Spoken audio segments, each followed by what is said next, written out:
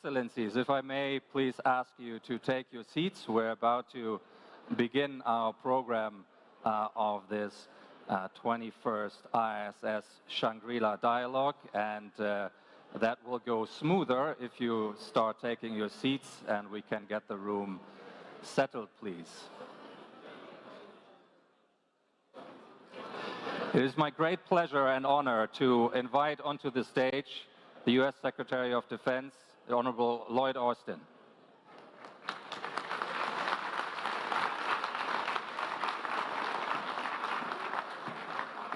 Secretary, thank you very much. I can ask you.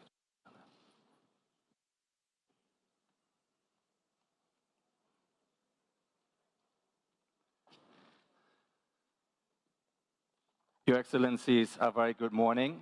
I'm pleased to see you all here, and I'm delighted to open the 21st ISS Shangri-La Dialogue, Asia's premier defense summit. I would like to begin by thanking Prime Minister Lawrence Wong for having hosted us last night for the opening keynote address. In the keynote address, President Marcos of the Philippines spoke about his vision for a strong and prosperous Asia-Pacific, and he made important points about the integrity of multilateralism and the rule of law. It's fantastic to see so many delegations here at the dialogue. It is fantastic to see so many ministers engaging in defense diplomacy. And in a minute, we will begin the first plenary session here at the dialogue on the United States strategic partnerships in the Indo-Pacific. A brief reminder that all the speeches, all the answers, but also all the questions delivered in these plenary sessions will be on the record. We are technologically enabled here at the ISS, so if you wish to take the floor to ask a question or make a comment, you will have noticed you have a microphone at your seat to do so. You will need your delegate badge, this little badge here, to activate the microphone. Altogether, there are 2 steps involved. I hope that should be manageable. The first one is to put your delegate badge into the microphone unit, which will activate the unit, and then once you seek the floor, you press the speak button. Then your microphone, once you've done that, your microphone will turn green and your name is added to my list that I have up here. When your microphone is green, it is not a hot mic. When I select you from the list that I have here, your microphone will turn red. And when it does so, it is very much a hot mic, and then you have an opportunity to ask your questions. As always, I'd like to encourage you to keep those questions short and crisp so that we can get to meaningful, insightful answers quickly and get through many of them as we can. There will be points when more people will be seeking the floor than I can get in the available time, and I'm sure you will all understand that I will need to be a bit selective so that we get a variety of perspectives in. So 2 steps, insert your badge, press the button, you're in the queue. And I'm delighted to now turn to Lloyd Austin, who is back at the ISS Shangri-La Dialogue. Many of you gathered here will know that Secretary of Defense Austin has traveled frequently to this region in the pursuit of U.S. strategic partnerships and in the pursuit of U.S. strategic priorities. Mr. Secretary, we're honored to have you back at the Shangri-La Dialogue, and this podium is yours. We're looking forward to your remarks, Mr. Secretary.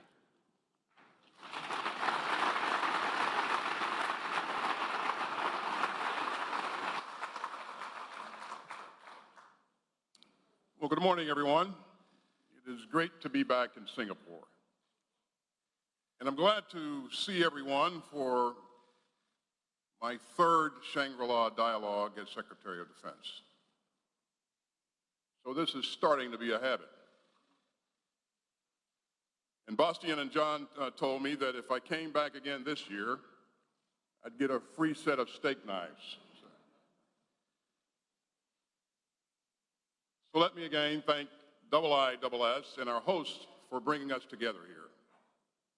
This is my fourth visit to Singapore as Secretary of Defense, and I've spoken at a IISS event every time. And there really is nothing like the Shangri-La Dialogue.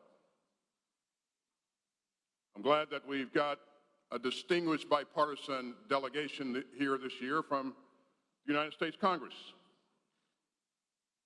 Let me thank Singapore for being such an outstanding host year after year.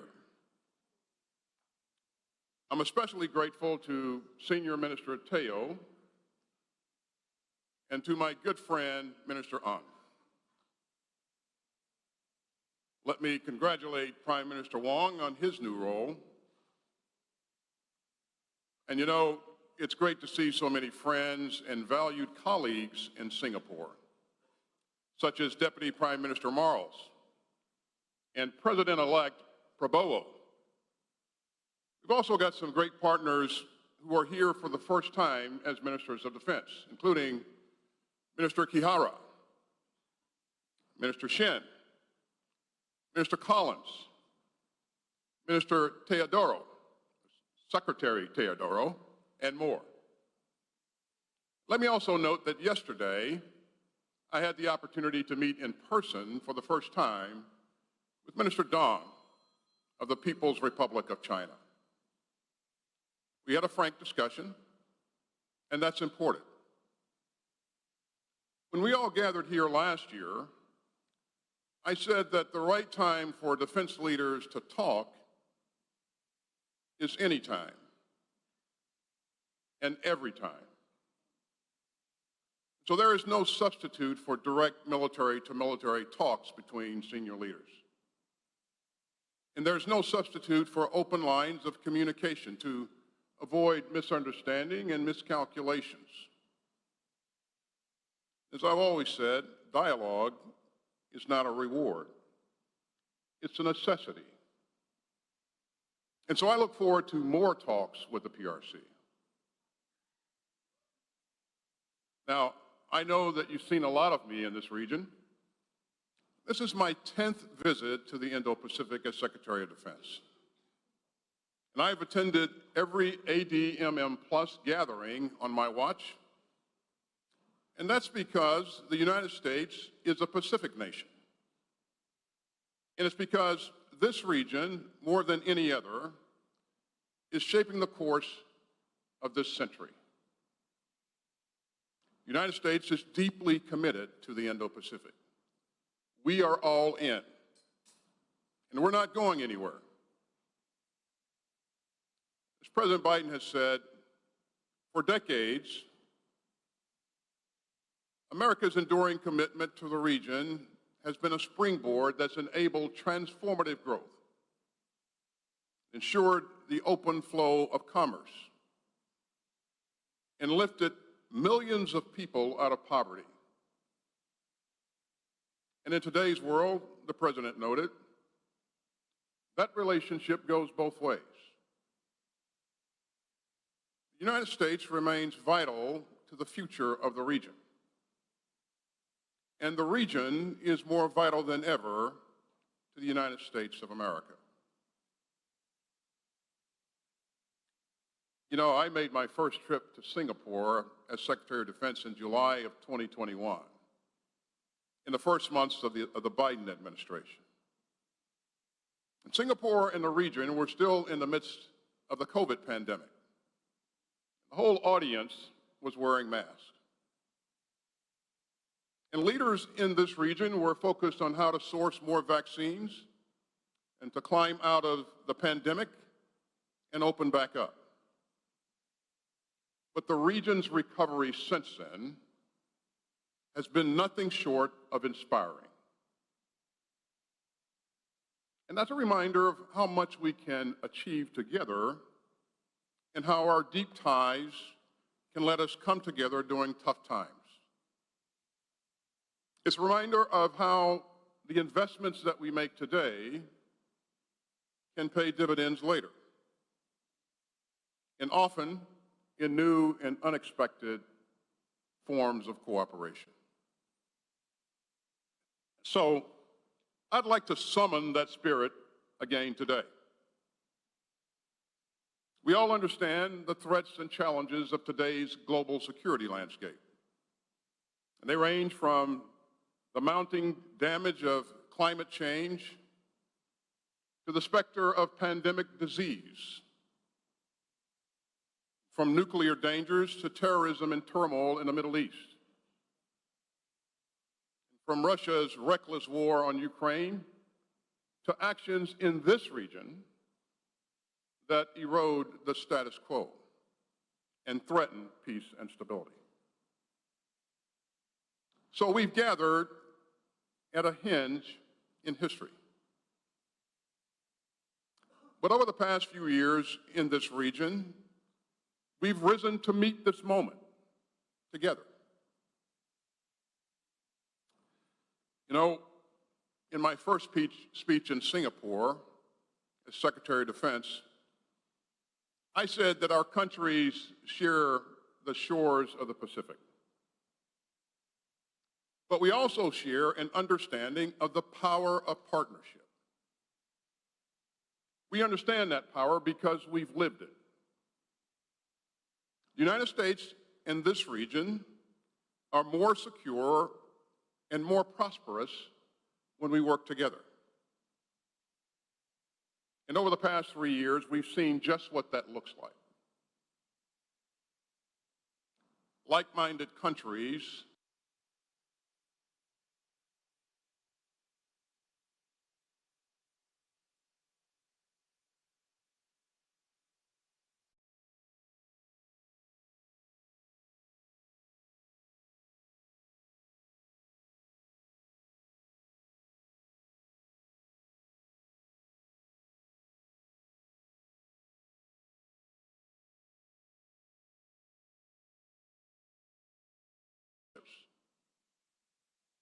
and that is defined.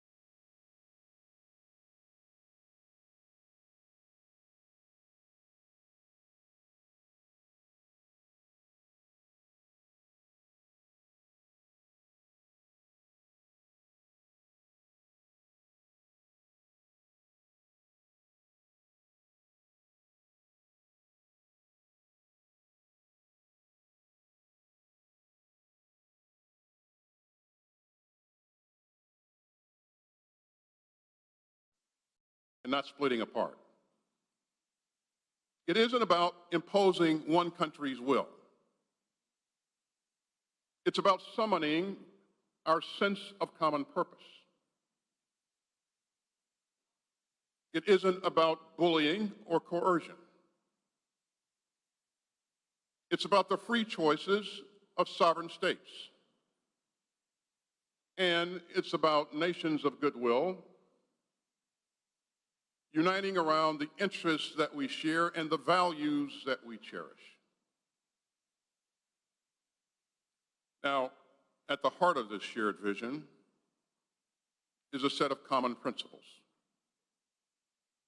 Countries across the Indo-Pacific, including the United States, are converging around these enduring beliefs: respect for sovereignty and international law, the free flow of commerce and ideas, freedom of the seas and skies, and openness, transparency, and accountability. Equal dignity for every person, and the peaceful resolution of disputes through dialogue and not coercion or conflict. And certainly not through so-called punishment. These principles are widely shared. They are vital. And we've all seen the consequences when states choose to violate them. In February of 2022, Russia's unprovoked invasion of Ukraine shocked the world and this region. And since then, Putin's war of aggression has provided us all with a preview of a world that none of us would want. It's a glimpse of a world where tyrants trample sovereign borders. A world where peaceful states live in fear of their neighbors, and a world where chaos and conquest replace rules and rights. But Russia's lawless invasion also reminds us that free countries can rally together to help the victims of aggression.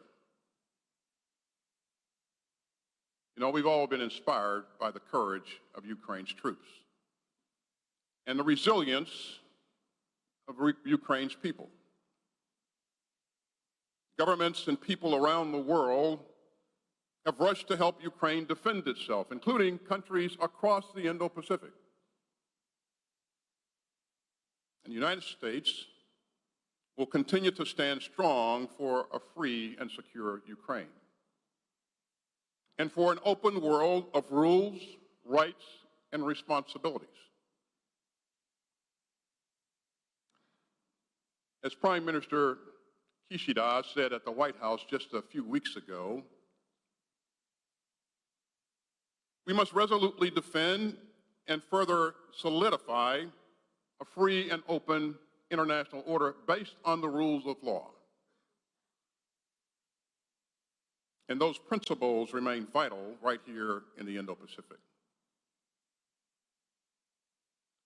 You know, President Marcos spoke eloquently last night about the rule of law in the South China Sea. And he's right. Every country, large or small, has the right to enjoy its own maritime resources and to freely sail and operate wherever international law allows. The harassment that the Philippines has faced is dangerous, pure and simple. And we all share an interest in ensuring that the South China Sea remains open and free. Peace and stability across this region are crucial for the whole world.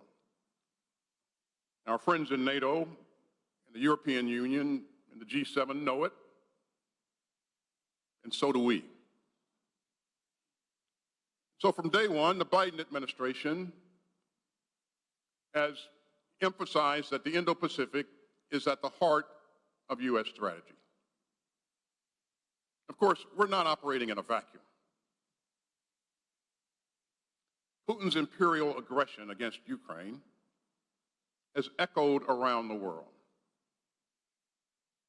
So the crisis in the Middle East, or so has a crisis in the Middle East after the vile October 7th Hamas terrorist assault on Israel, and the heartbreaking loss of Palestinian civilian life in Gaza since then.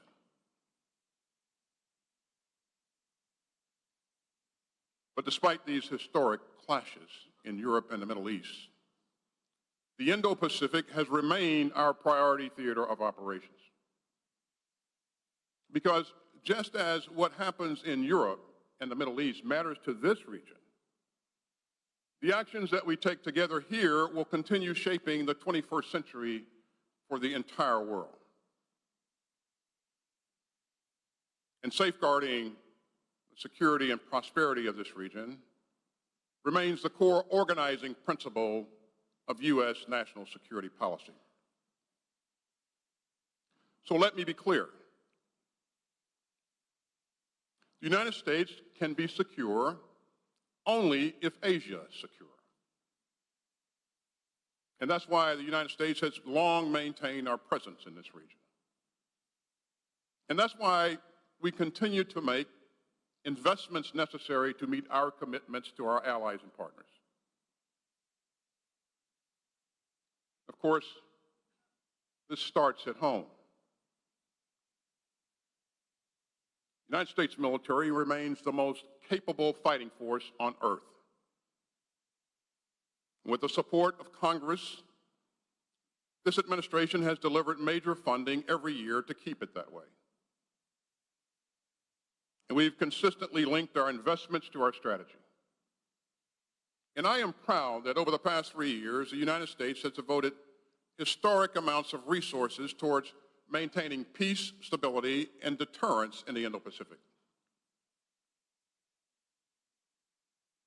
Over the past 3 years, we've worked together with our friends to make this region more stable, more secure, and more prosperous. So today, I want to talk not just about the principles that we share, but also about the results that we've delivered. The Department's National Defense Strategy calls U.S. alliances and partnerships our greatest global strategic advantage. And today, that's truer than ever.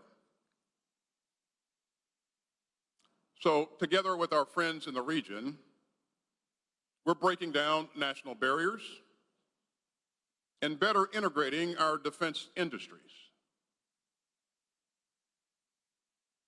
With Japan, we're developing a glide phase interceptor to counter hypersonic threats. With India, we've made historic progress on co-producing fighter jet engines and armored vehicles. Across Southeast Asia, we're using new technology and training to uphold freedom of navigation in the South China Sea. And that includes working closely with our allies in the Philippines to field maritime defensive capabilities and expanding maritime domain awareness across the region. And this spring, President Biden secured unprecedented funding for foreign military financing in the Indo-Pacific. We're moving quickly to get those funds to our partners. The recently passed National Security Supplemental also included major investments in our submarine industrial base to help strengthen our AUKUS partnership with Australia and the United Kingdom. We're also working together to fortify the shared capacity of the defense industrial bases of our allies and partners. And that's why so many countries, including the United States, are endorsing a statement of principles today to strengthen the resilience of the region's defense industrial bases. And so we are operating with our allies and partners like never before. And that part of the new convergence means more interoperability, more advanced capabilities, and more security. With Japan and the Republic of Korea, we have created a multi-year trilateral exercise plan. Its highlight is a new named exercise that will allow our countries to train together in unprecedented ways. With the Philippines, Australia, France, and more than a dozen observer countries, we just concluded the biggest Balikatan exercise yet. We're also making huge strides in two other major multinational exercises: Super Garuda Shield in Indonesia and Cobra Go in Thailand. Both now have higher participation levels than before the pandemic, and they're both getting larger and more complex. We've also secured a series of historic agreements with our allies and partners to transform our force posture throughout the Indo-Pacific. With Japan, we're forward stationing the most advanced formation in the United States Marine Corps. With the Philippines, we're expanding U.S. rotational access to 4 new sites through our Enhanced Defense Cooperation Agreement. With Papua New Guinea, we finalized an historic defense cooperation agreement last year. And with Australia, we're moving out on major posture initiatives in every domain. And so these agreements are historic. And they're just the starting point. We are on the verge of even more powerful changes to our posture and presence in the Indo-Pacific.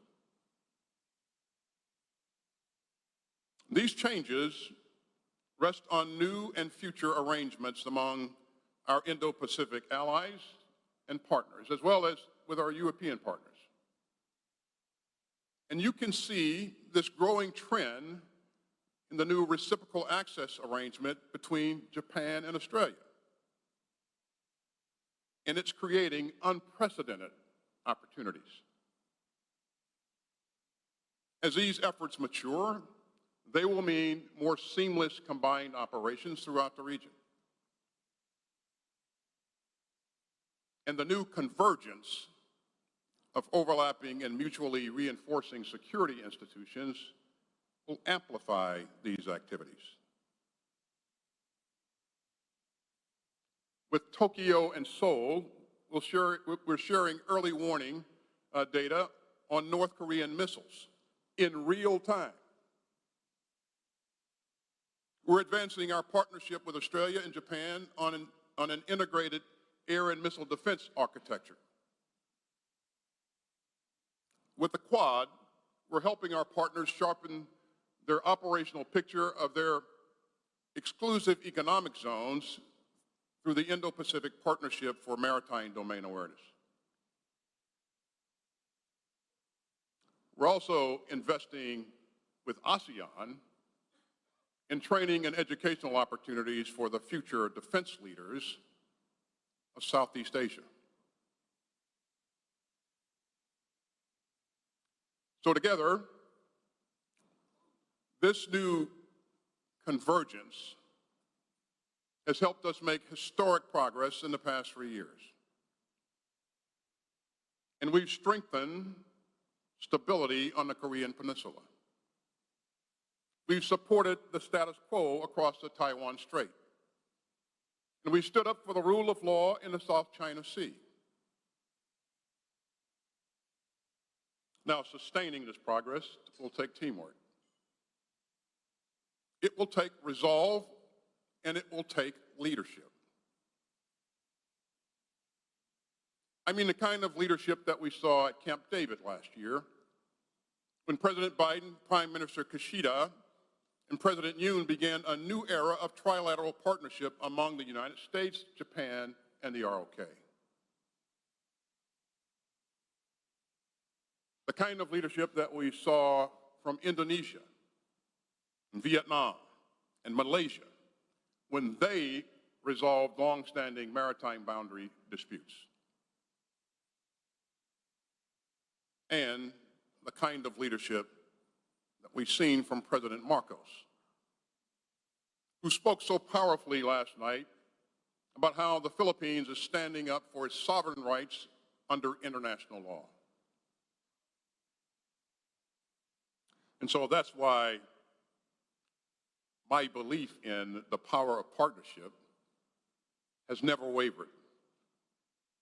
In fact, my belief has only grown after 41 years in uniform and more than 3.5 years as Secretary of Defense. Ladies and gentlemen, the progress that we've made together is built to last. Not just for the next year, but for the next decade and beyond. And America will continue to play a vital role in the Indo-Pacific. Together with our friends across the region that we share. In the United States, across the United States government, across our political landscape, you'll find a strong and bipartisan commitment to the Indo-Pacific.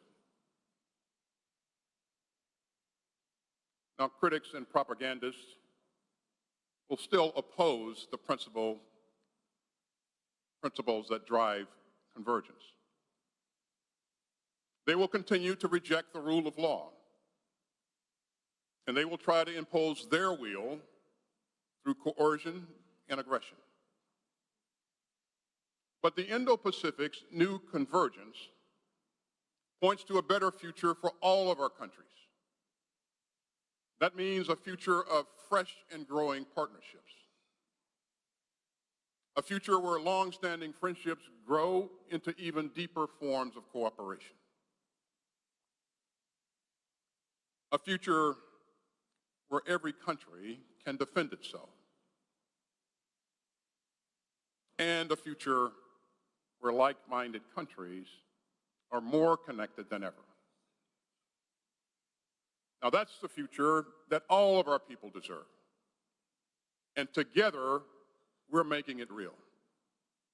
Together, we're investing in the capabilities that promote lasting security and stability.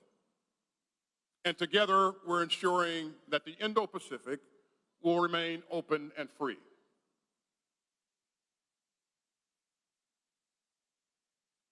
And so I am more determined than ever to build on these historic results of the past 3 years. I am more proud than ever of what we have achieved together. And I am more optimistic than ever about what lies ahead. Thank you very much.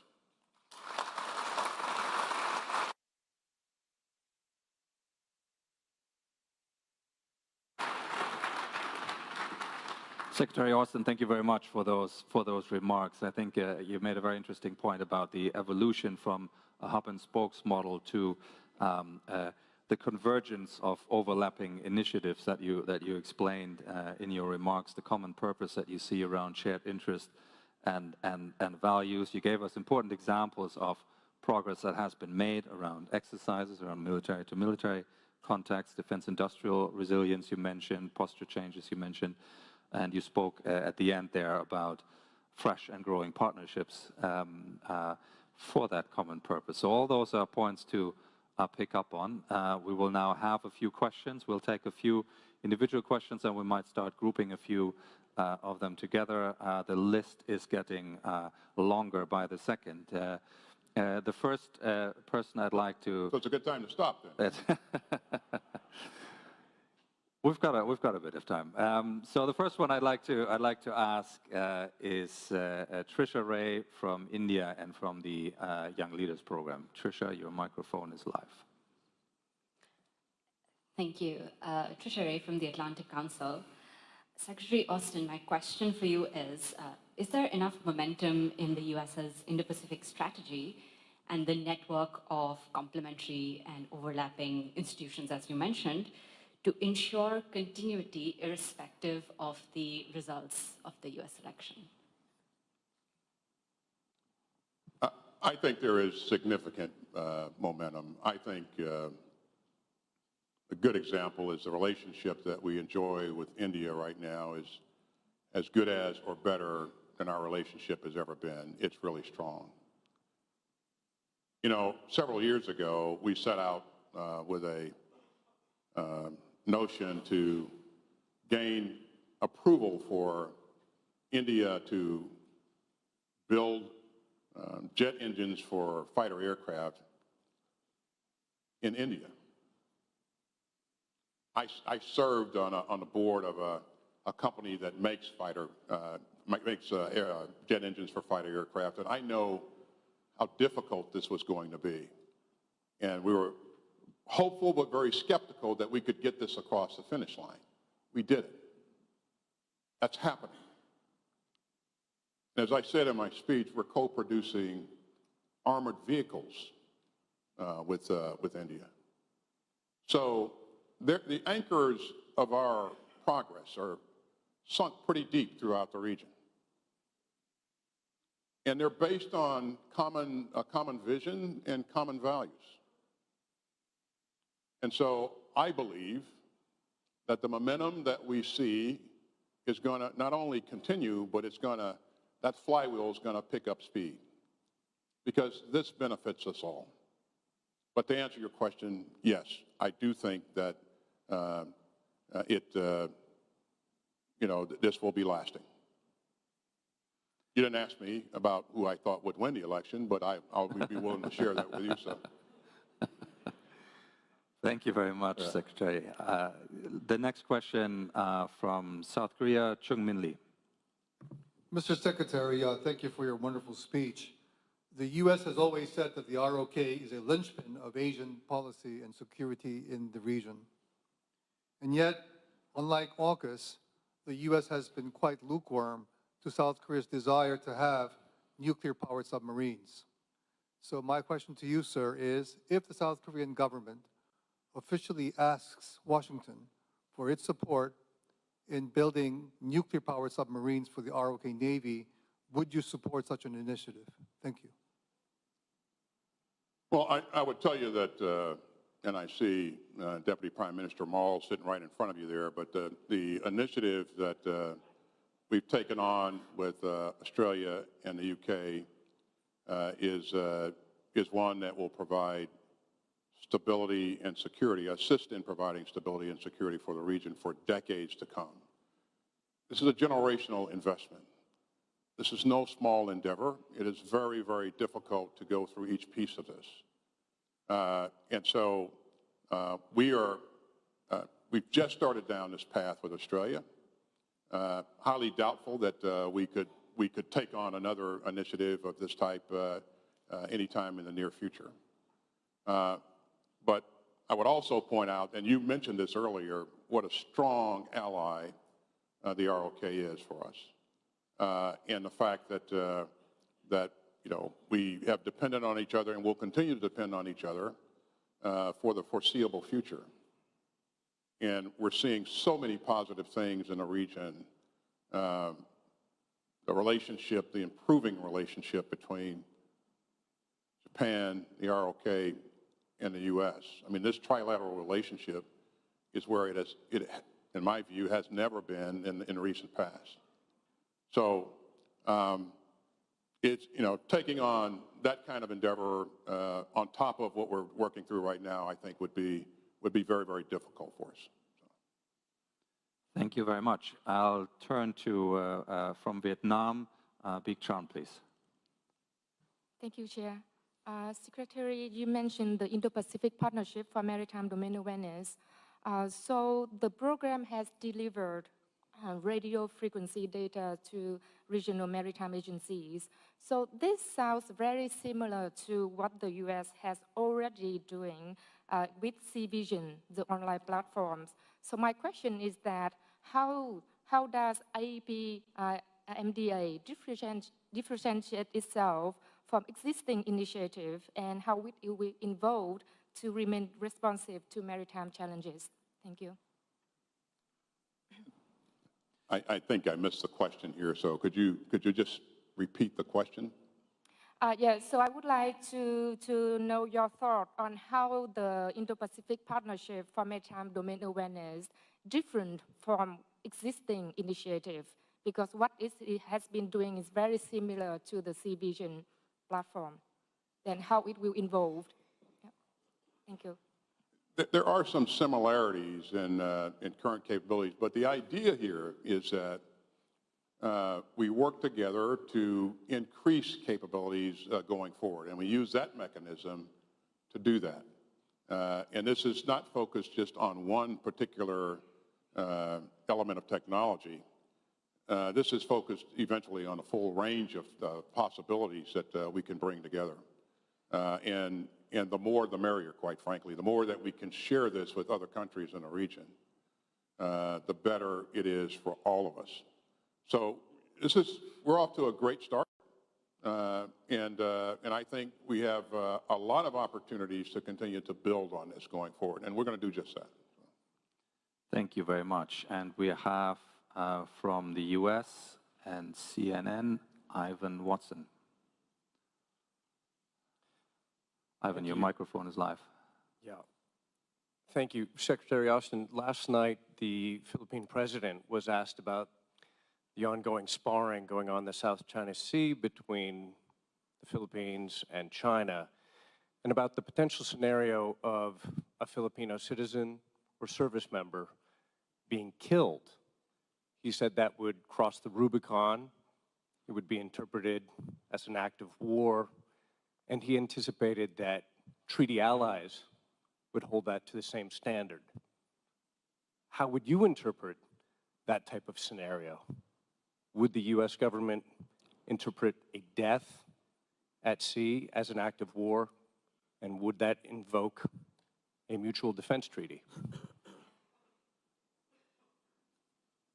Let me begin by saying that our commitment to the Mutual Defense Treaty is ironclad. No questions, no exceptions, ironclad. I won't speculate on any hypothetical situation. What I would say, though, is that what we are doing and what we continue to try to do is to make sure that that doesn't happen. And by increasing dialogue between major powers and making sure that countries are working together to promote freedom of the seas and freedom of the skies, that will narrow the possibility that this happens. There are a number of things that can happen at sea or in the air. We recognize that. But our goal is to make sure that we don't allow things to spiral out of control unnecessarily. And again, I will not speculate on any one thing or another. I will continue to emphasize that our commitment to the Mutual Defense Treaty is ironclad. Thank you very much. And we have a question from China, Senior Colonel Yan Zhong-Kao, please. Thank you, host. Mr. Secretary of Defense, as we know, the United States has the largest alliance system in the world, including NATO, and is pushing for further integration of its allies in the Asia-Pacific region. My question is the United States planning to build a NATO-like alliance system in the Asia-Pacific region? The eastward expansion of NATO has led to the Ukraine crisis. What implications do you think the strengthening of the U.S. alliance system in the Asia-Pacific will have on this region's security and stability? Thank you. Thank you very much, Secretary. I respectfully disagree with your point that the expansion of NATO caused the Ukraine crisis. The Ukraine crisis was...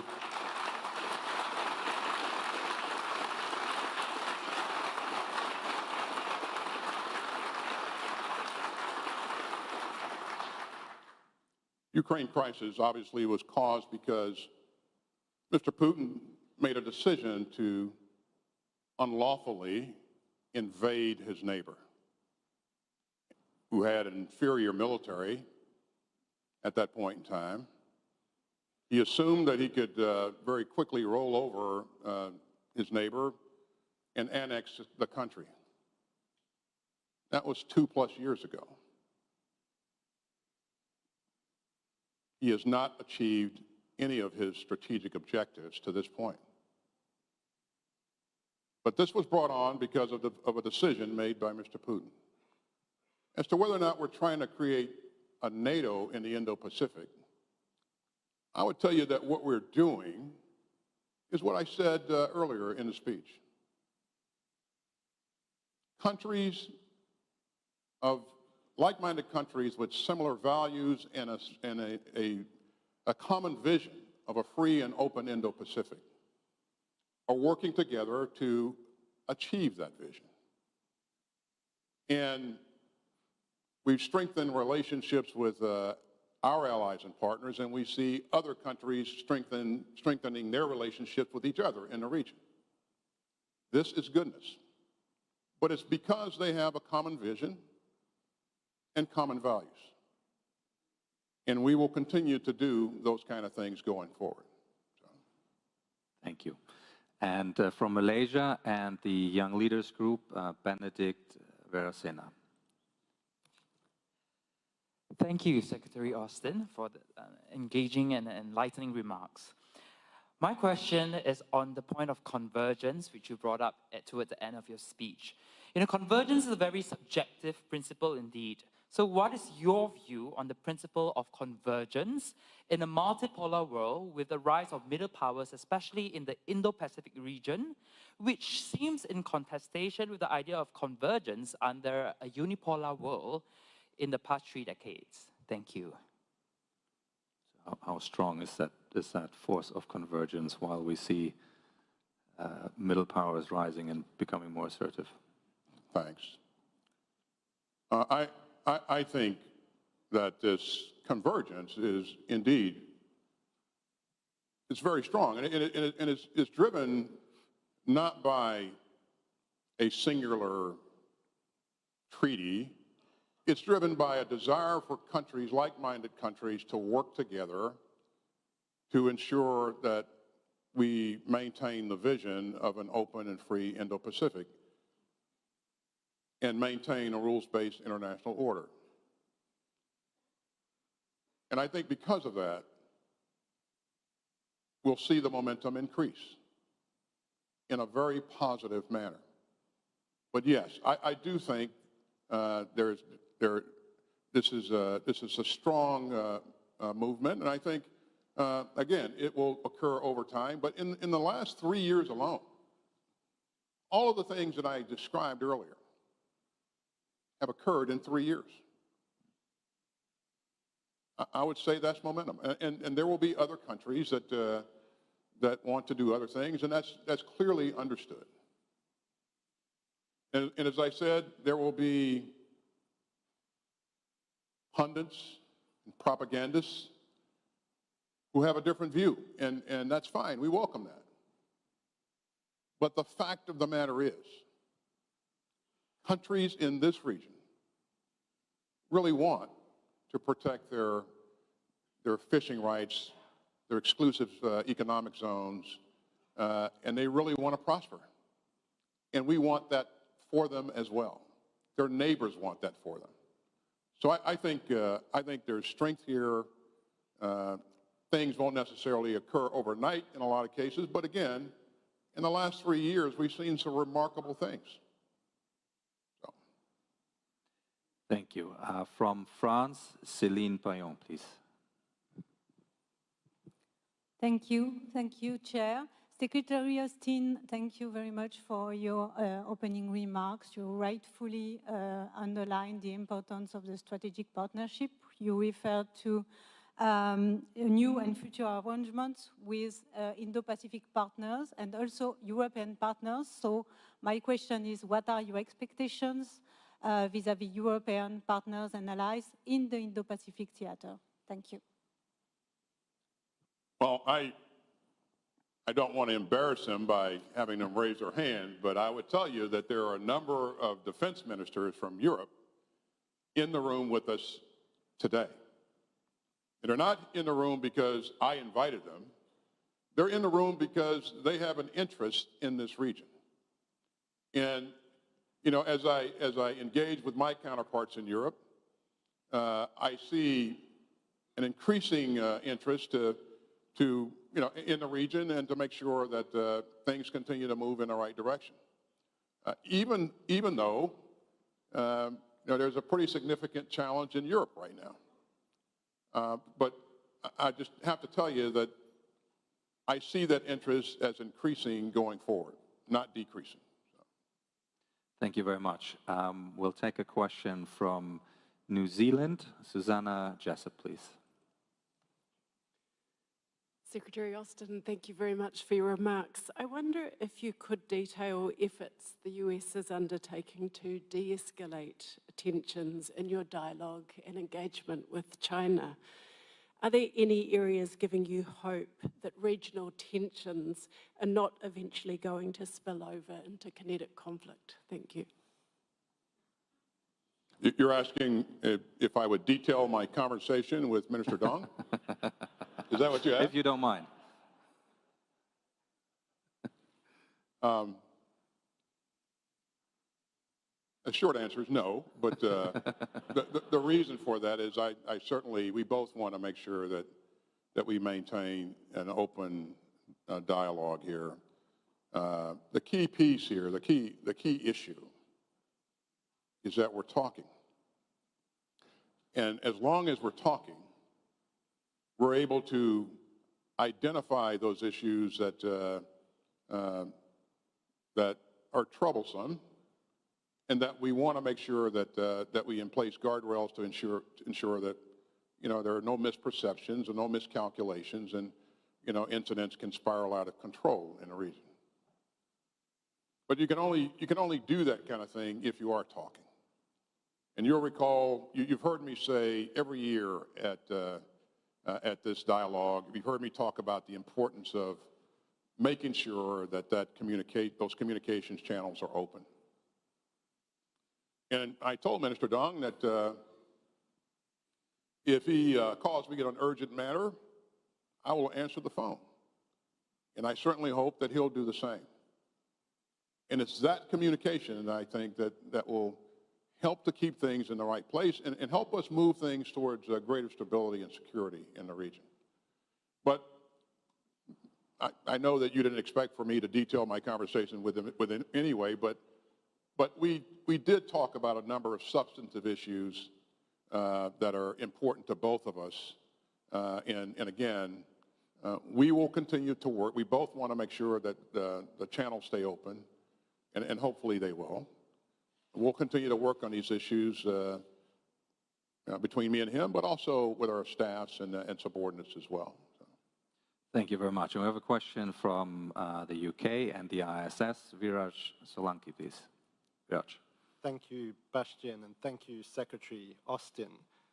Mr. Secretary, how do you see prospects for the Quad grouping of the US, Australia, Japan, and India? There's not been a leadership-level summit this year due to scheduling issues, and do you think the group needs to develop a more overt security-focused agenda to stay relevant, and how does it compare and contrast to the new quadrilateral grouping established, the so-called Squad of US, Japan, Australia, and the Philippines? Thank you.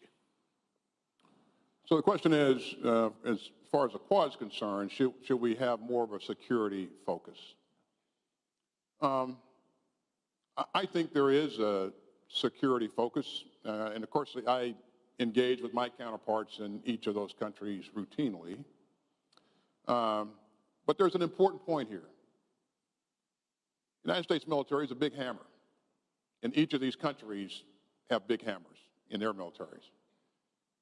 But that hammer is not the only solution to every problem, or it's not the only solution to most problems.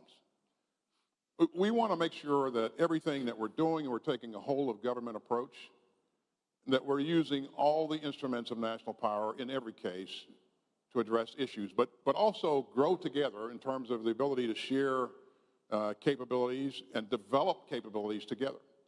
So I think this whole of government issue is very, very important. And quite frankly, we're hopeful that we see that in more places around the region as well. So that's like 100 questions now? Well, we'll take one last one, if you don't mind.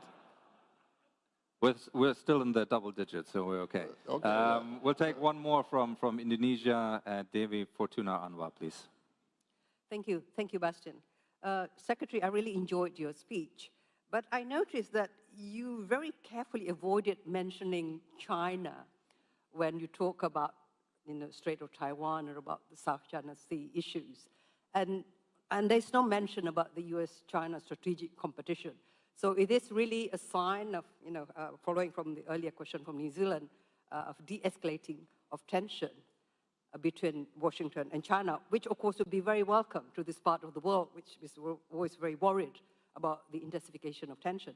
But on the other hand, if Washington and Beijing are talking closely to each other again, while at the same time coercive policies in the South China Sea continues, how will this, how will you manage this? Because we are also worried if you guys get too cozy, we also get trampled.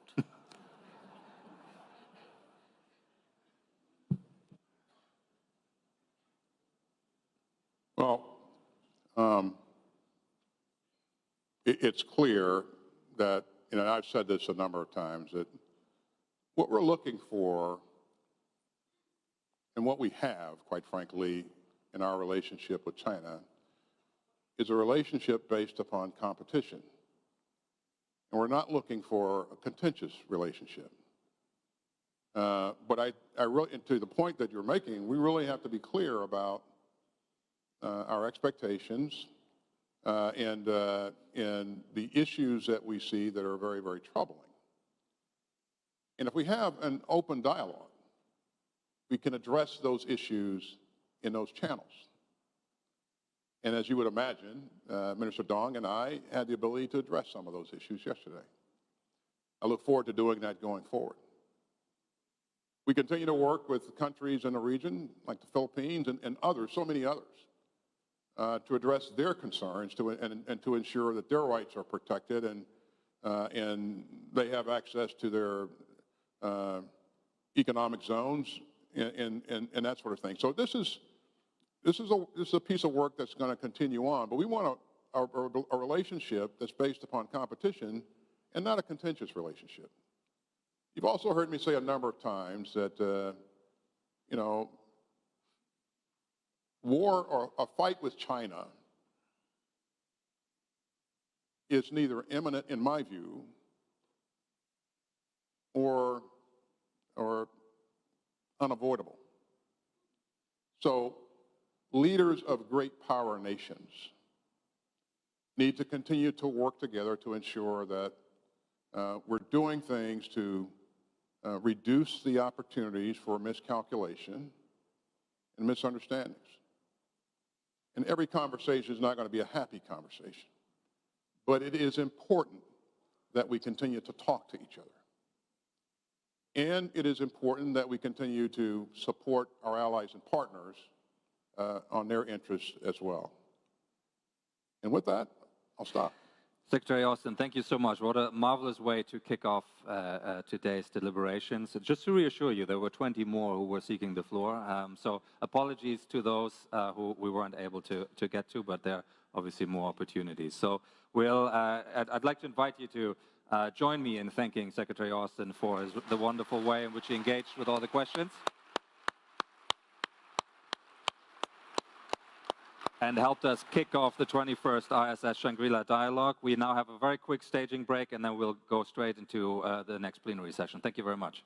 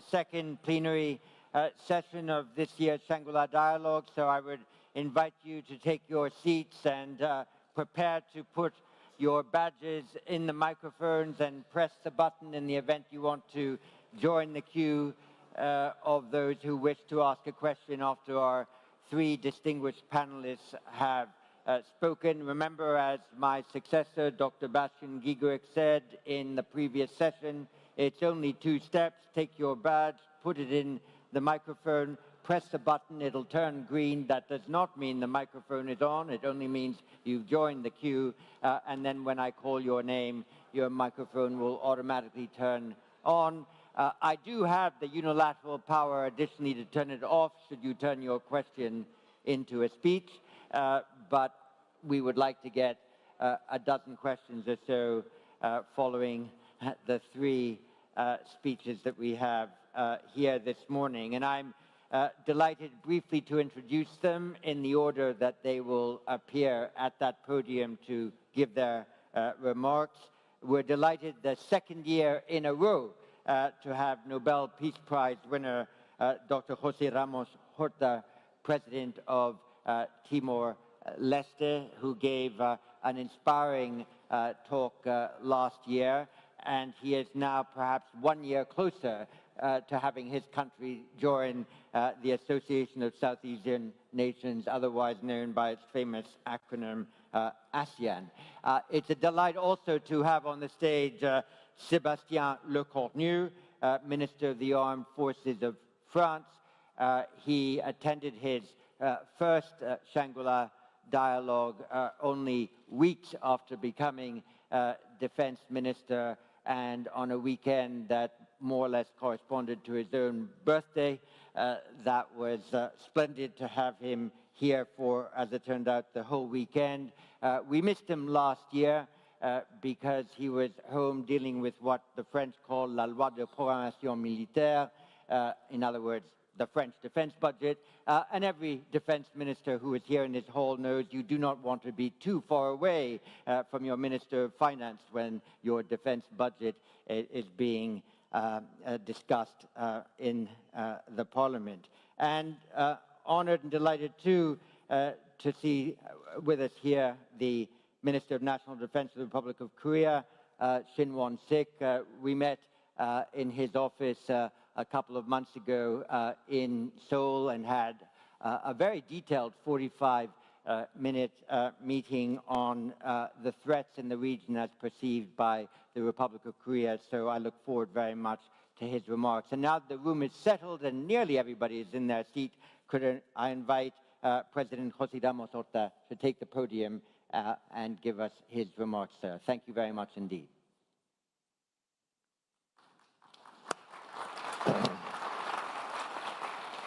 Good morning, Excellencies, warmest greetings to all. My profuse appreciation to Singapore authorities for the warm welcome, to IISS Secretariat for the flawless arrangements. In the midst of the heartbreaking stories of human suffering caused by the insanity of the wars in Myanmar, Gaza, Sudan, Ukraine, and as darker clouds are forming above us, I should share with you some good news of my country. In Timor-Leste, we are at peace, living in total tranquility with ourselves, with our neighbors, Indonesia and Australia, with whom we have active defense and security partnership.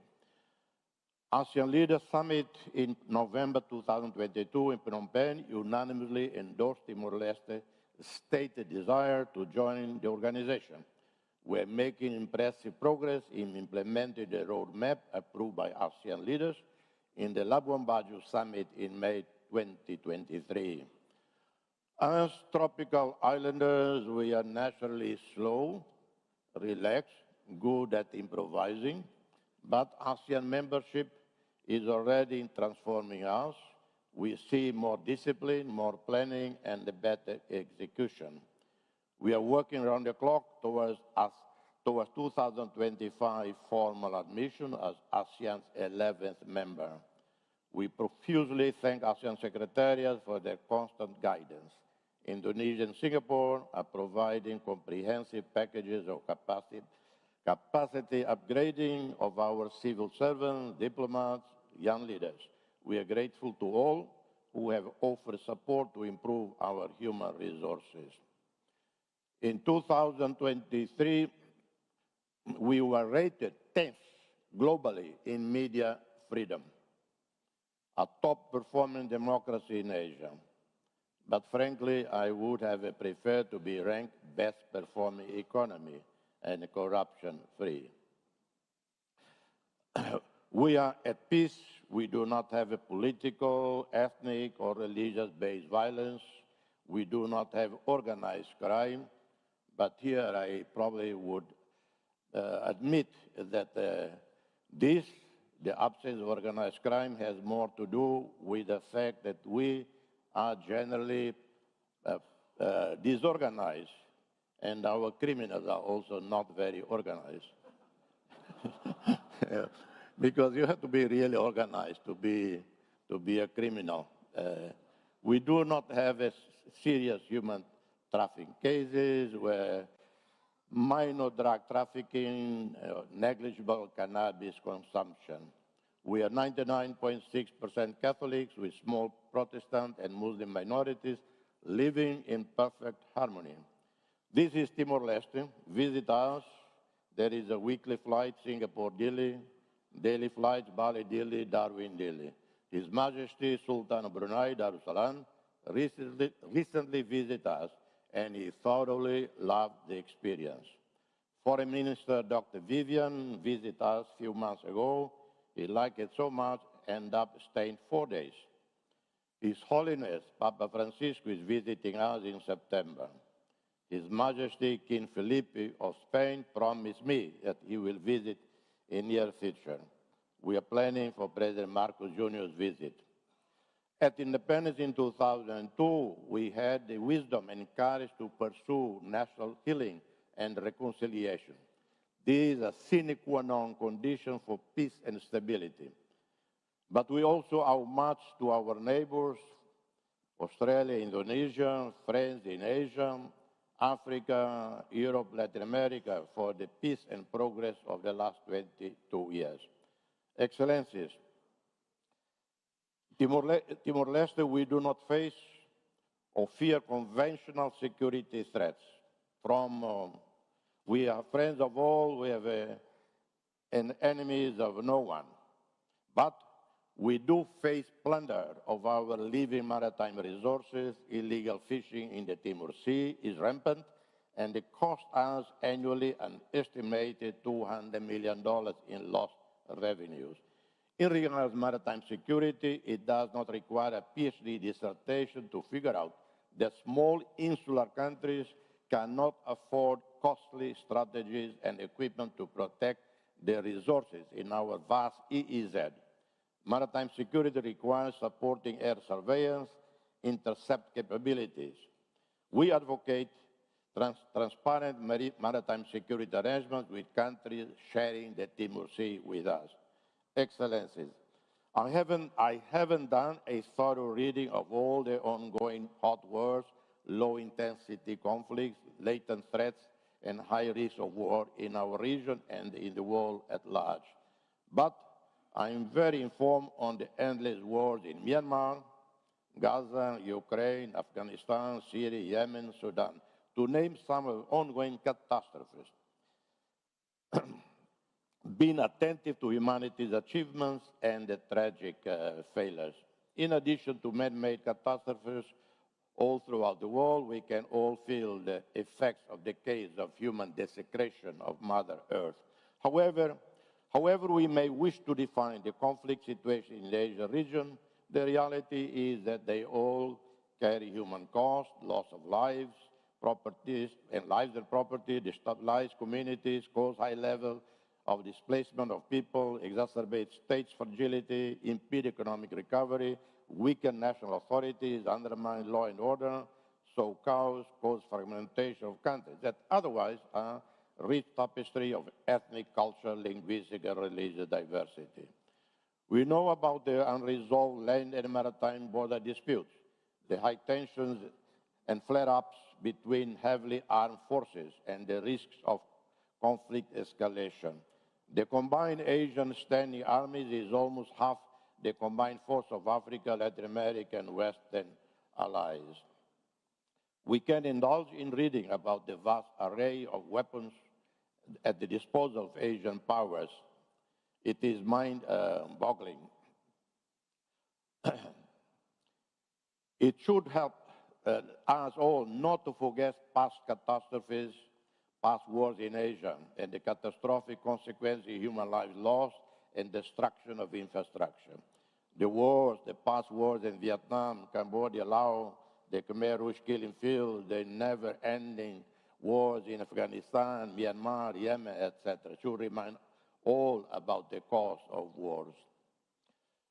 In our region, let's imagine scenarios of miscalculation in the Korean Peninsula or in South China Sea. Let's imagine a nervous pilot flying over and through contested South China Sea, firing missiles at a perceived hostile aircraft. Hopefully, there is a system of communication between military and political leaders that may be promptly activated to clarify and de-escalate the crisis. Consultations on the code of conduct in the South China Sea should be intensified.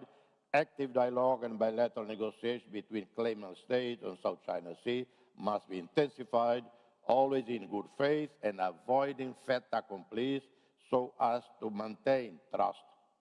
Ideally, in a romantic world, the South China Sea should be a zone of peace and fraternity, regionally managed and free of permanent military installations. I wonder if, in the euphoric days of the dismantling of the Berlin Wall and the Warsaw Pact, NATO planners dealing with extreme and understandable pressures from the newly liberated Soviet captive states demanding to join the EU and NATO, did ask themselves how far, how deep NATO can encroach into Russia's legitimate security arc. I wonder if, when considering a response to NATO's audacious eastward movement, was President Putin thoroughly briefed about the state of his armed forces, the state of Ukraine's armed forces, equipment, manpower, leadership, and the potential catastrophe unleashed by an invasion of Ukraine? Obviously, we know that considerations of the UN Charter international law are mere details. They never really enter into the reflection and debate within military political circles when considered to invade or launch some military operation. Often we overestimate our own forces, preparedness, our sustained capabilities, underestimate the other side. This has been a historical mistake. Napoleon, Hitler regretted their decision to invade Russia. Leaders of the defunct USSR surely regretted their temerity in invading Afghanistan in 1979. I'm sure US and NATO allies regret not to have retained the Afghanistan lessons of history when they went into Afghanistan 20 years ago. We all know about how countries often react to the suspicion when a neighbor requires new advanced military equipment or sign on defense agreements with a particular neighbor. Dialogue, consultation, transparency are part of conflict prevention syllabus.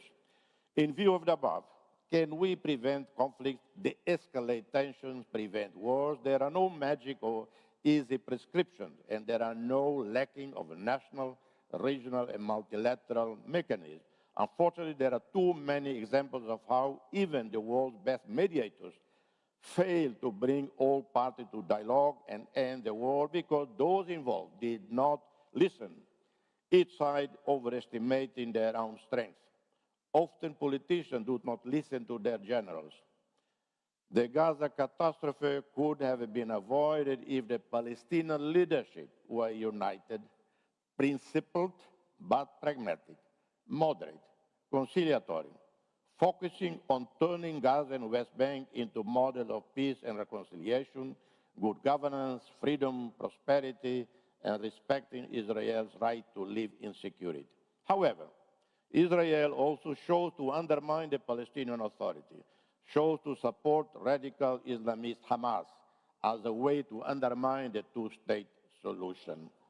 And Hamas, supported by Iran, waged a vicious campaign against the Palestinian Authority, expelling it from Gaza, and used Gaza as a springboard to continue to harass Israel. There has to be a way forward. Israel has the right to live in peace and security within the pre-1967 borders. A sovereign Palestinian state is built on the Saudi Arabia peace plan. Iran desists from destabilizing Arab neighbors. Myanmar is another case of failed conflict prevention, but as the Tatmadaw faced real risk of implosion, there is a unique opportunity for a mediated resolution that would prevent the conflict from spiraling out of control. The only valid, still workable proposal on the table is the ASEAN 5-point consensus. We must all seriously reflect on the international community abysmal failure in preventing the current conflicts, and we must rethink conflict prevention and mediation mechanisms, both regional and the global level, so we can do better in the future. For the ongoing wars, those involved must pause and ask themselves, when will we stop all this death and destruction? Are we going to continue this madness, the further destruction of our cities and the death of our people? Or all sides should agree to a humanitarian pause of at least 6 months to care for the dead, wounded, orphans, reunite families, restart school, reactivate essential services and the economy and international trade.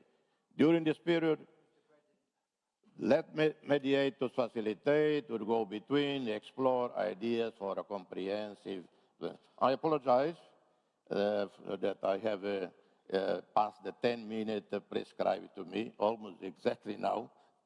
Thank you, and I apologize that I don't think I have contributed much to guide you out of the dark tunnel into a beautiful, shining day. Thank you. Thank you. Thank you, Mr. President. Well, there'll be a variety of questions asked about that, and I want to certainly ensure that people pick up your call for the so-called intensification of the Code of Conduct discussions. It has been well over a decade since those began. I hope there will be a good idea on exactly how you intensify it and whether the code as presently drafted can actually serve the purposes that it was initially intended to do. With that, could I invite Minister of the Armed Forces of France, Sébastien Lecornu, to take the floor. Thank you very much, sir. Oui, oui.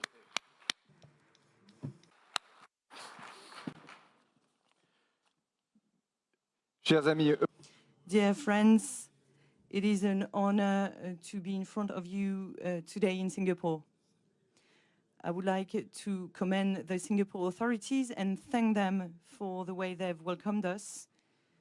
And also warm thank you for the organizers of this indispensable meeting. And thank you very much to John as well, who is enough of a friend to facilitate this roundtable. Last year, indeed, I had to skip this meeting to get 413 billion euro for the French defense, and I had missed the meeting, so I hope you will accept my apologies. Improving crisis management with increasing competition. I know for a fact that when speaking, most speakers forget about the main topic and speak about something different. But if you'll allow me, I will try and stop for a few minutes on the topic you've picked for today. It is not a current one, and I think it feeds lots of worries. Maybe, John, you could have been even more careful by suggesting that in this very competitive context, we're able not to hinder what already exists when it comes to crisis management.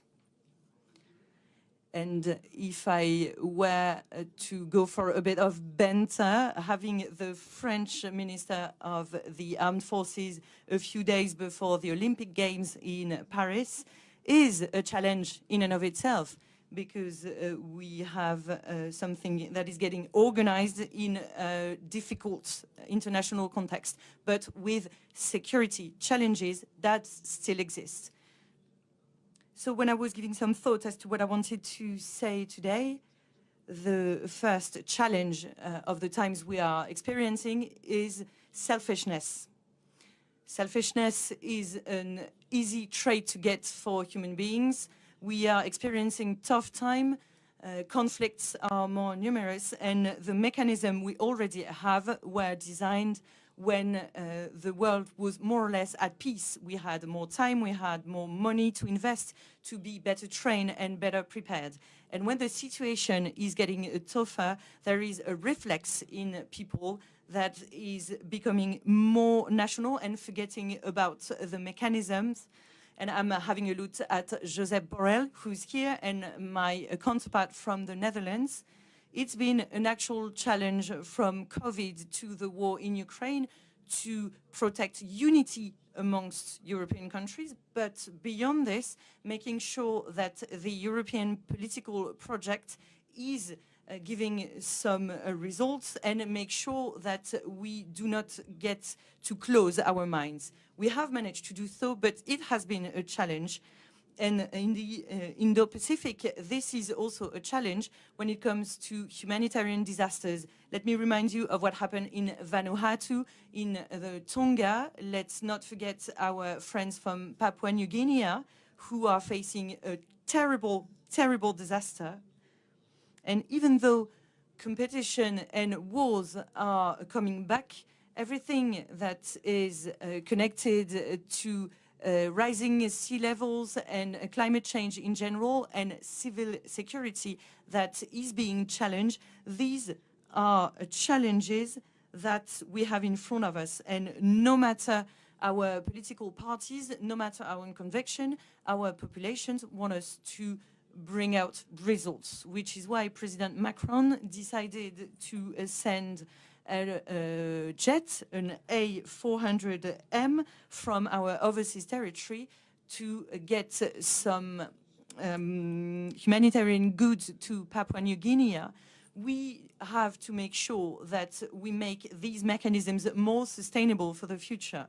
And you'll see in the future that very punctual decisions we made are going to become more sustainable and are going to become mechanisms.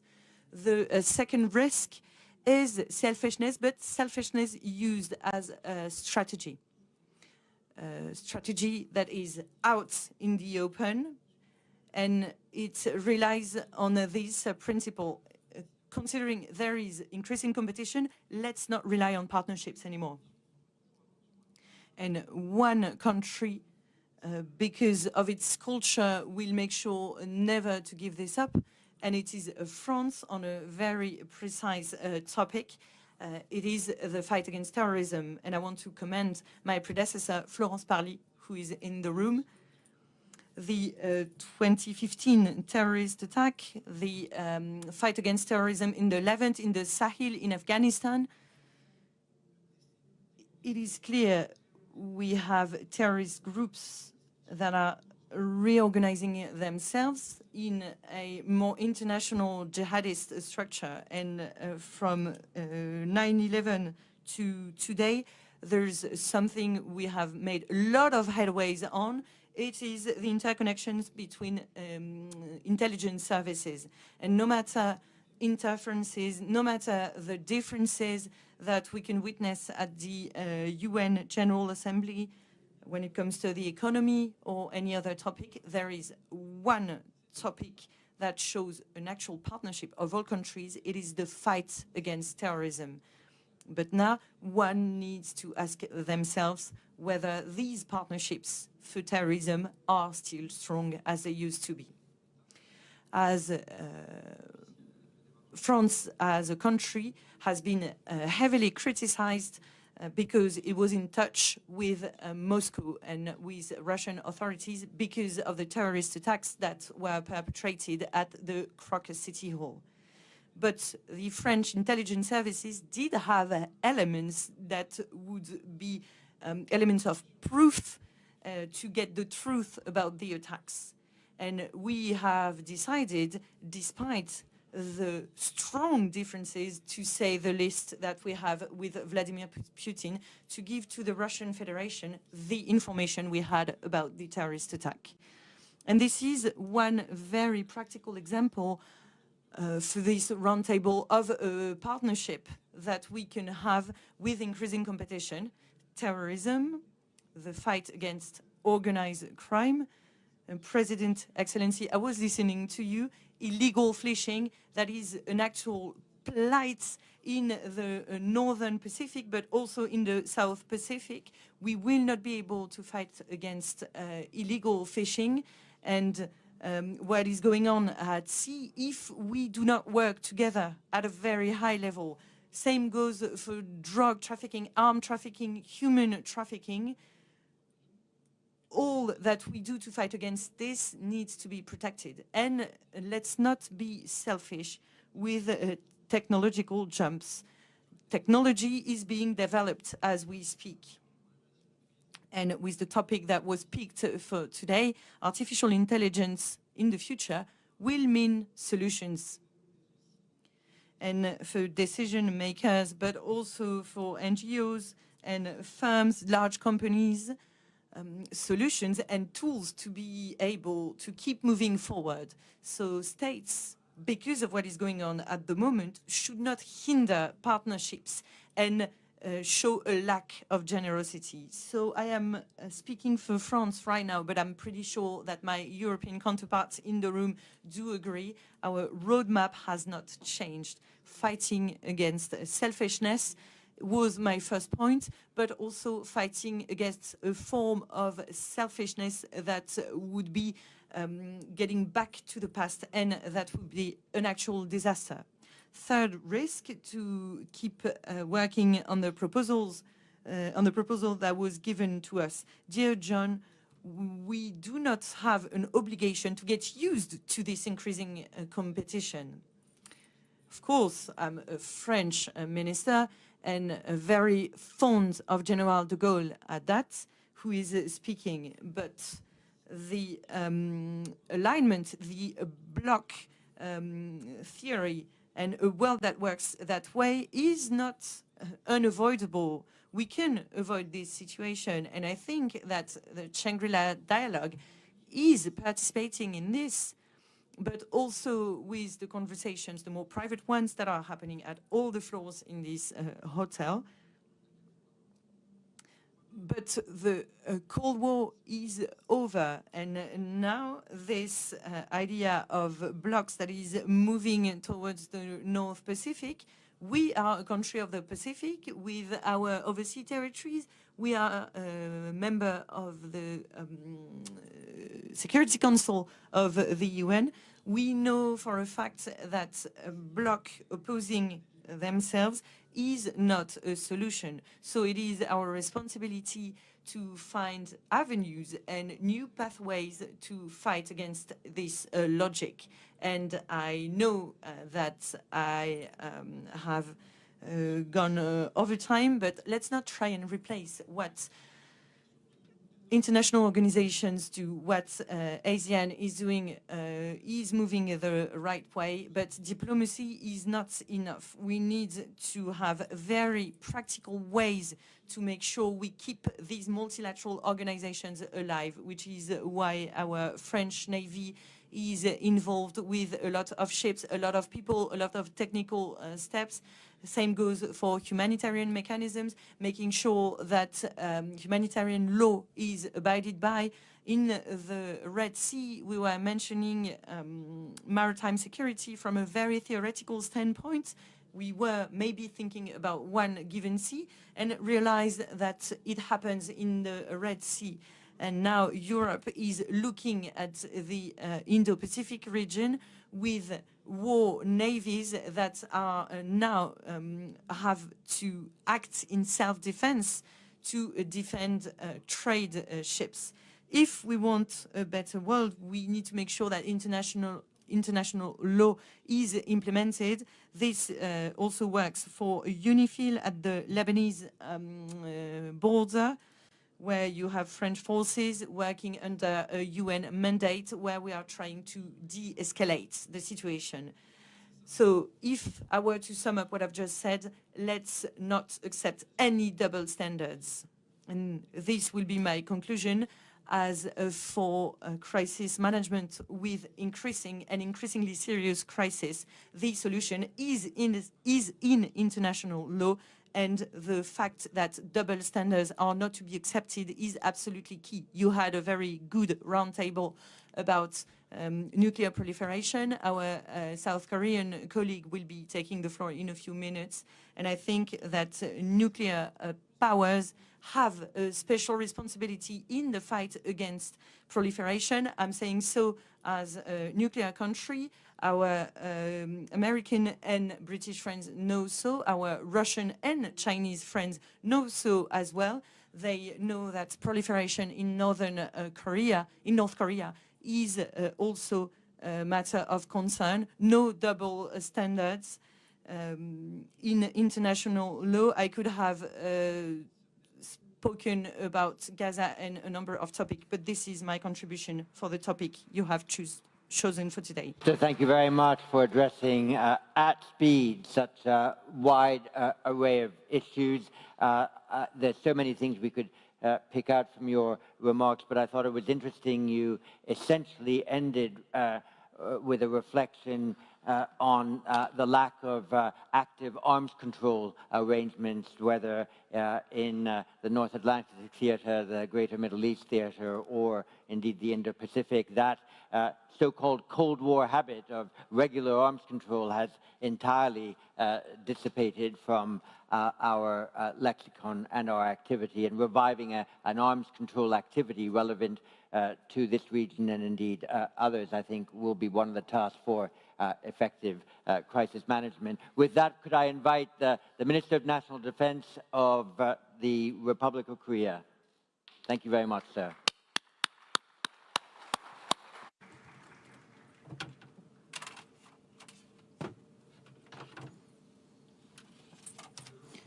Good morning. This is the Minister of National Defense of the Republic of Korea. First of all, I'd like to extend my congratulations to the 21st anniversary of the Shangri-La Dialogue. It is my great pleasure to deliver my speech here at the internationally recognized Shangri-La Dialogue, the largest security conference in Asia. Allow me to offer my special congratulations and thanks to Executive Chairman Dr. John Chipman, Chief Executive Bastian Gigrich, and the staffs of the IISS, as well as to Senior Minister, His Excellency Teo Chi-hyun, Minister of Defense, His Excellency Ng Eng-hen, and government officials of the Republic of Singapore. Distinguished guests, recently, the international community is facing complex security crises. The sense of international security crisis is escalating as the war in Ukraine and the Israel-Hamas armed conflict become protracted.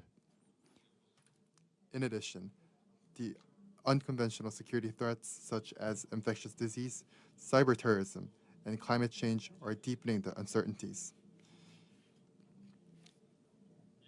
The Indo-Pacific region is no exception to these situations. The intensification of strategic competition and escalation of regional security concerns are strengthening the convergence within blocs and exacerbating conflict composition. Furthermore, conflicts and disputes stemming from historical and geopolitical factors are weakening the will and motivations of the countries in the region to cooperate with each other. Ladies and gentlemen, unfortunately, the situation on the Korean Peninsula is even graver. Despite the strong opposition from the international community, North Korea is continuing to advance its nuclear and missile capabilities. They are developing various missiles that can be used as nuclear delivery measures and have already had 12 missile launches this year alone. On top of that, they launched a rocket using ballistic missile technology that violates UN Security Council resolution, claiming that it was a reconnaissance satellite. North Korea's reckless development of nuclear and missile program, which can strike all the countries represented here, poses an existential threat to us. And as such, it is a direct challenge against the peace in the Indo-Pacific region and the world. Meanwhile, North Korea's development of nuclear and missile program is aggravating the human rights situation in North Korea. The Kim Jong-un regime, obsessed with the development of its nuclear and missile program, is aggravating the lives of its people who have long suffered from food shortage and economic crisis. The human rights crisis and nuclear and missile issues in North Korea all arise from the same root of continued dictatorship. And they are in an inseparable relationship like two sides of a coin. Distinguished guests, today, we see more evidence that the weapons used by Russia to attack Ukraine were illegally imported from North Korea. As a permanent member of the UN Security Council, Russia should serve as a guardian of global peace. Yet, they are receiving weapons from a regime that violates numerous UNSC resolutions. It is an unimaginable extreme self-contradiction and betrayal against the international community. Furthermore, North Korea is expected to accelerate the reinforcement of its military power with the money and technology it received in return for such arms trade. This reckless behavior not only degrades the authority of international rules and norms, but also exacerbates conflict and puts the entire region in danger. The arms trade between Russia and North Korea is a clear violation of UN Security Council resolution and must stop immediately, as it severely threatens the peace on the Korean Peninsula and in the international community. Military cooperation between Russia and North Korea, brought by the war in Ukraine, is not only escalating tensions on the Korean Peninsula by advancing the nuclear and missile capabilities of North Korea, but also affecting the battlefield in Europe. This means that the crisis on Korean Peninsula is no longer a problem limited to the Korean Peninsula, but rather a problem for all of us. The complete denuclearization of North Korea, in accordance with the international non-proliferation regime, is an essential measure to protect the stability not only in the Korean Peninsula, but also of the entire world. All countries should condemn North Korea's illegal actions in one voice and faithfully implement UN Security Council resolutions agreed upon by the international community. A few days ago, North Korea dispersed over 260 waste balloons into our territory under the pretext of responding to Republic of Korea's civilian organizations' humanitarian aid balloons to the north. It is an unimaginably petty and low-grade behavior for a civilized nation. It constitutes inhumane behavior as well as clear and significant violation of the armistice agreement. I take this opportunity to strongly condemn such an action and urge for its immediate cessation. I request the international community's empathy and proactive support in addressing the North Korean issues. Distinguished guests, looking back, the international community has been on a journey since the end of World War II to prevent war caused by unilateral use of force and to protect peace and freedom. And at the heart of this journey was the establishment of the United Nations. The United Nations played a decisive role in founding a free democracy, the Republic of Korea, and in overcoming North Korean invasion, a crisis that was hanging by a thread. The first meaningful task the United Nations carried out for world peace was the approval of the Republic of Korea as a legitimate government and the establishment of the United Nations forces to defend its freedom. Thanks to such efforts from UN and the international community, the Republic of Korea became the one that was most successful among the countries that won independence after World War II in developing the economy and democracy. In this sense, the Republic of Korea today is an exemplary and living proof of cooperation and solidarity, which were the purpose of establishment of the United Nations. Distinguished guests, in December 2022, the ROC government announced a free, open, and prosperous Indo-Pacific strategy and expressed its will to actively promote rule-based international order.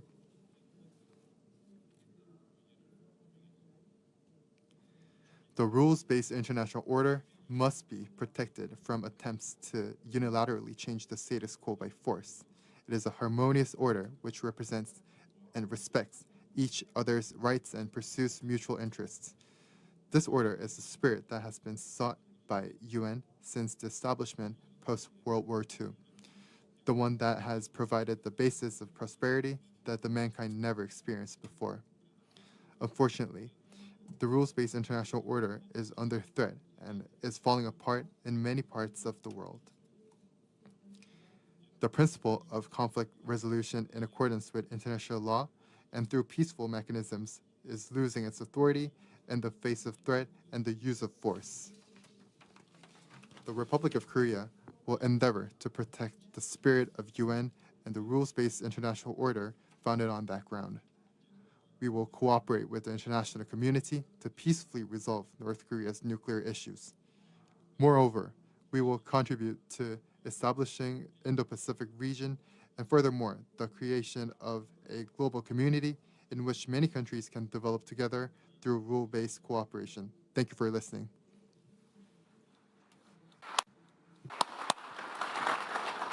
Thank you very much, Mr. Minister, and we all noticed your remarks about the way in which the DPRK was assisting Russia in its prosecution of war in Europe.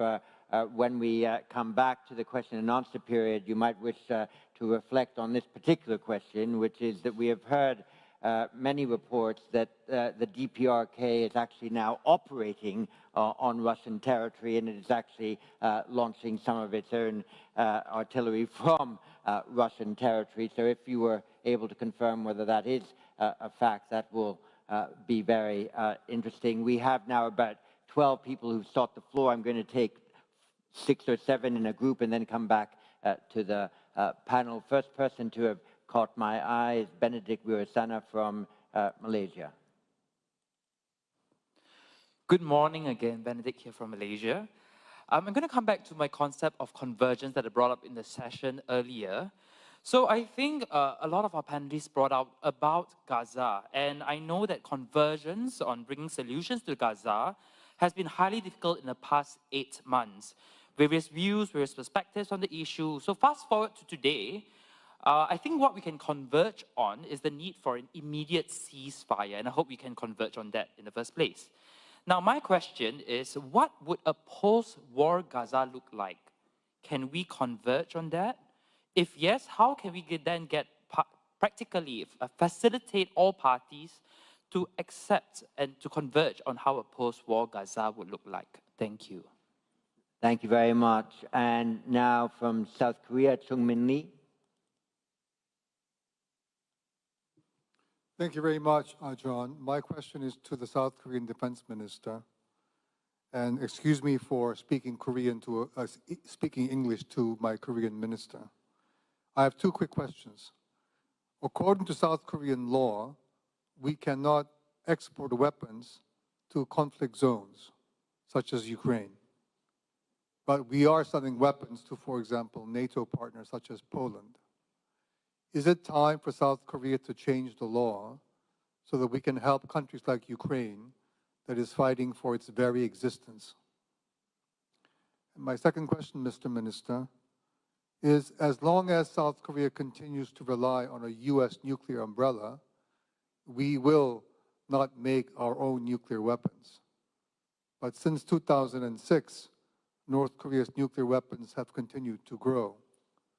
Do you believe that as Defense Minister, that at some point in time, South Korea should seriously consider whether it should have its own nuclear deterrent?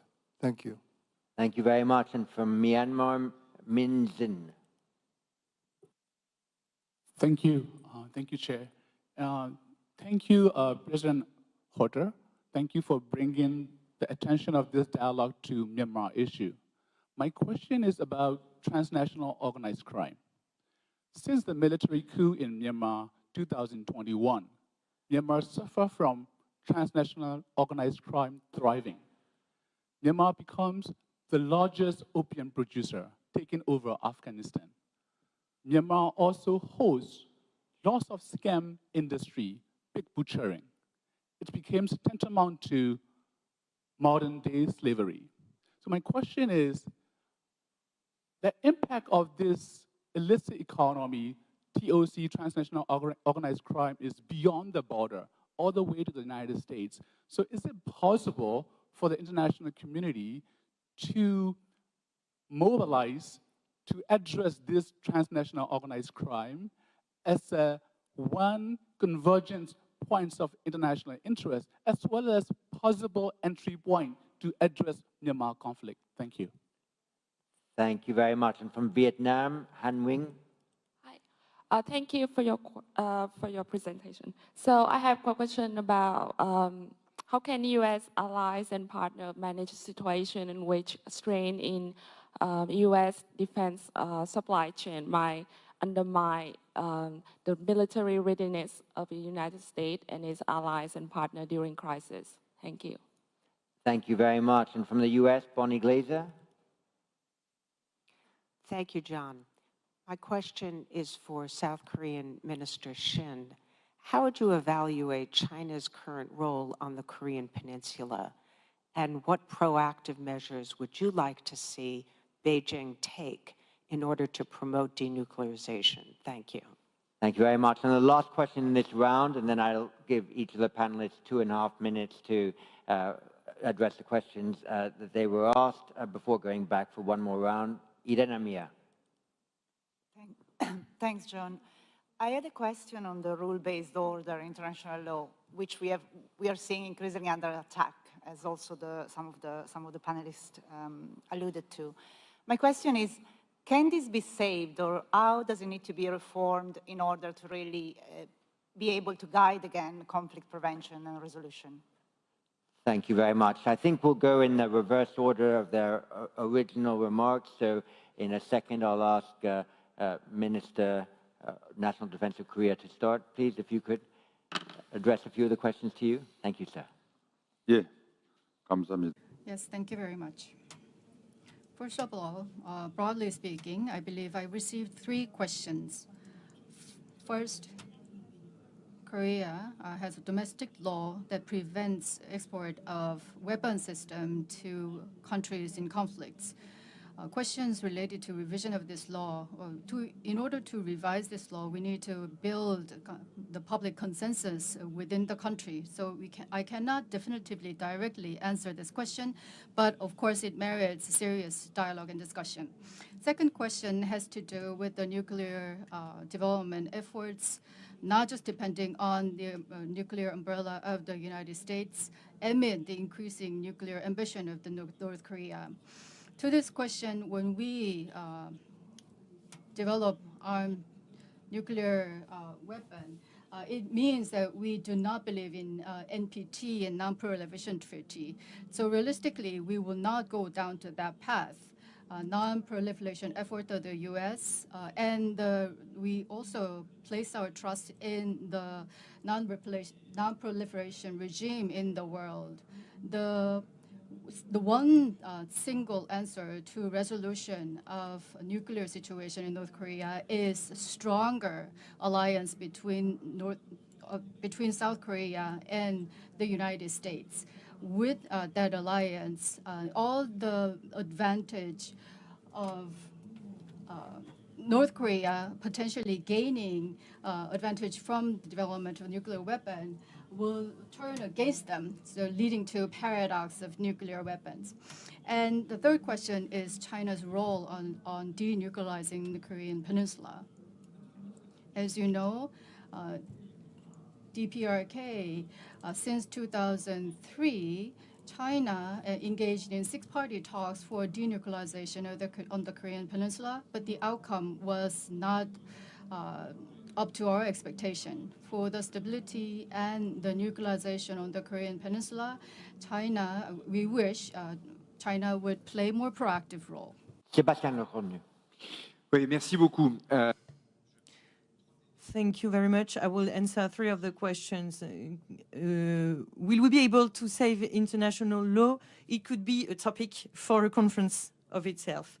But for us French citizens, we will be celebrating on the D-Day beaches and celebrate the liberation of our country, but also the whole continent.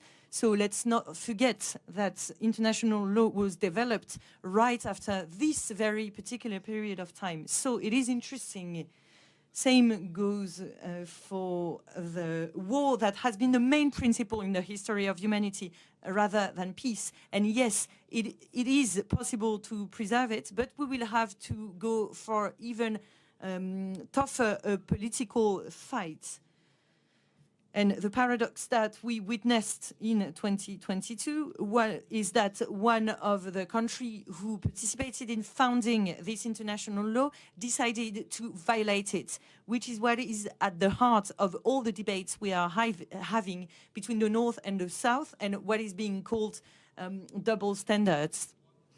So law is to be transformed, law is to be improved. So is it possible? Yes, but this will call for a tough political fight. Quickly, the organized crime that is transnational, that could get some countries to find convergence.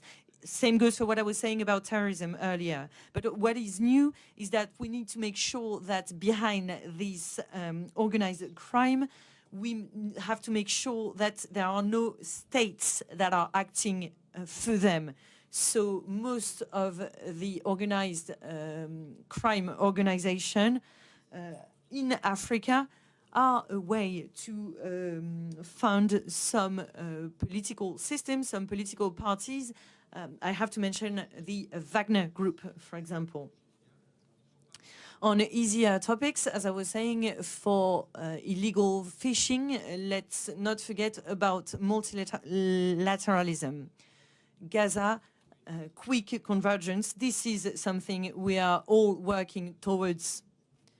But actually, France has lost some French citizens during the 7th of October attack by Hamas in Israel. And France was amongst the first countries to state that self-defense for Israel was absolutely essential. But France was also the first country who invested a lot of means and tools to heal and to take care of people who were injured in Gaza, because the law is essential, and President Macron was amongst the first to ask for a fast break and then a ceasefire. We are working very hard with our counterparts, our American friends, because we know for a fact that what is going on in the Middle East can have repercussions for the rest of the planet. We all know this for a fact. AI, artificial intelligence, in your remarks. There are now a number of commercial companies that are developing with AI instruments to predict geopolitical crises. There's one I know who claims that they were only about 36 hours off in predicting Russia's invasion of Ukraine. Can you imagine artificial intelligence being an aid in crisis management and conflict resolution, or could it be an unfortunate agent provocateur of conflict if it isn't properly used? What's your instinctive reaction to that thought? Les deux. Well, actually both. Whether you are working in the offensive or the defensive situation, AI for defense is going to be one of the deepest and the most violent breaks in the coming month and years. As much as the use of nuclear energy for military purposes between 1945 and the 1960s.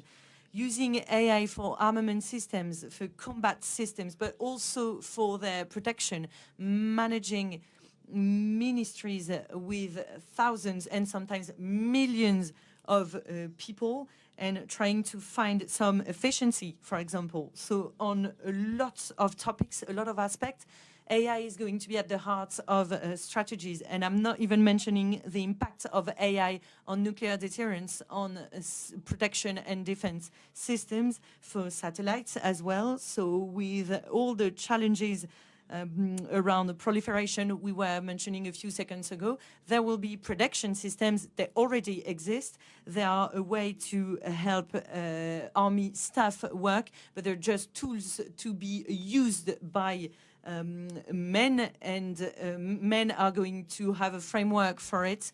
And I think they will be at the heart of the next Shangri-La dialogue, because there will mean solutions, but they will also mean new challenges, and they will reinforce hybrid, the hybrid aspect of it. Your response to a couple of questions. Well, I refer to Myanmar, a situation that I know well for about 30 years, following it. Know many people from Myanmar, been there many, many times, before the military regime, in the democracy spring with Suu Kyi, and since I've been following. And we all know it is one of the most complex state in Southeast Asia, with its multitude of ethnic groups, ethnic nationalities that for many, many years fought their own battles within their ethnic-based territories and so on. And we know from experience, Afghanistan and many others, when there is conflict, there is instability, there is lack of law and order breakdown, many people participate in illicit activities, drugs. In Myanmar, it's not only drugs, illegal logging, illegal export of jade, etc., etc. This is the first time in the history of the Myanmar that the military are not winning and will not win this conflict. They are losing. And the problem is whether NLD, the African armies, NUG, they will be capable of taking over and be an alternative. That's a question mark. Therefore, I have urged,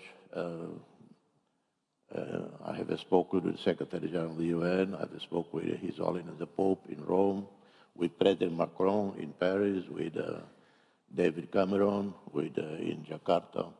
Efforts have to be intensified to mediate this conflict. Otherwise, it gets out of control, a spiral out of control.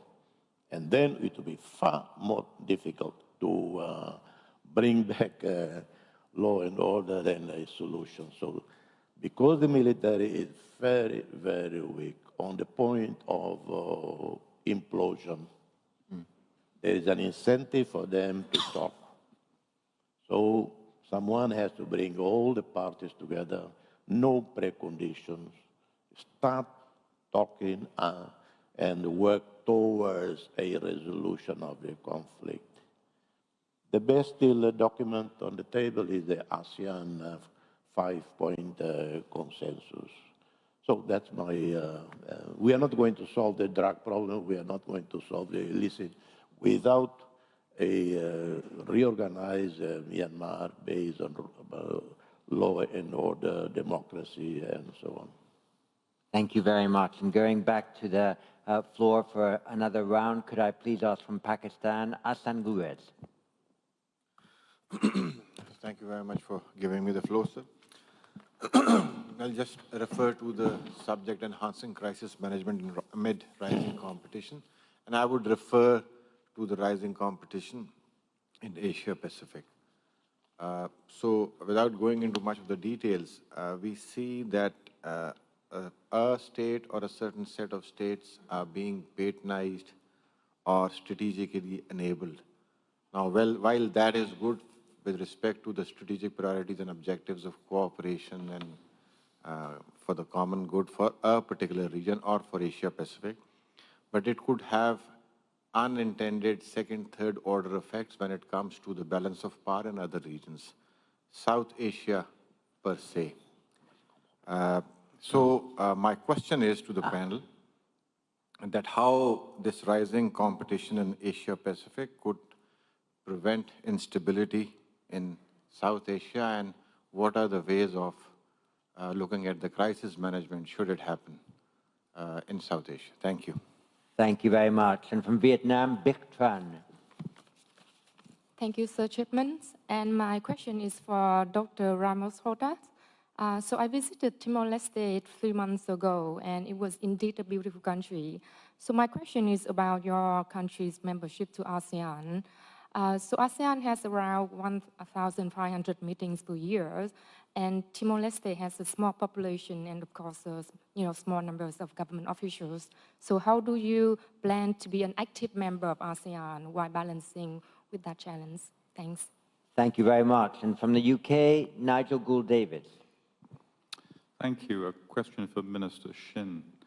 You drew attention to how closely Russia and North Korea are now cooperating. The value of that cooperation for Russia is clear to us in Europe.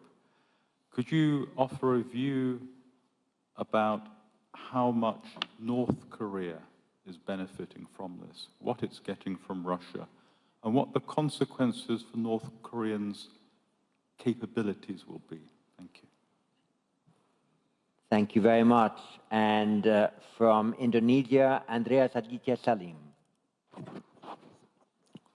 Thank you, sir, for the opportunity. Excellencies, allow me to draw your attention to the biggest crisis that we are facing at the moment, which is climate change. According to the IPCC, its special report on ocean, there are 5 big phenomena, which is density stratification, deoxygenation, ocean acidification, weakening of ocean current and circulation, also the marine heat wave, that will bring us to the annihilation of world marine resources, and that's where the crisis will happen.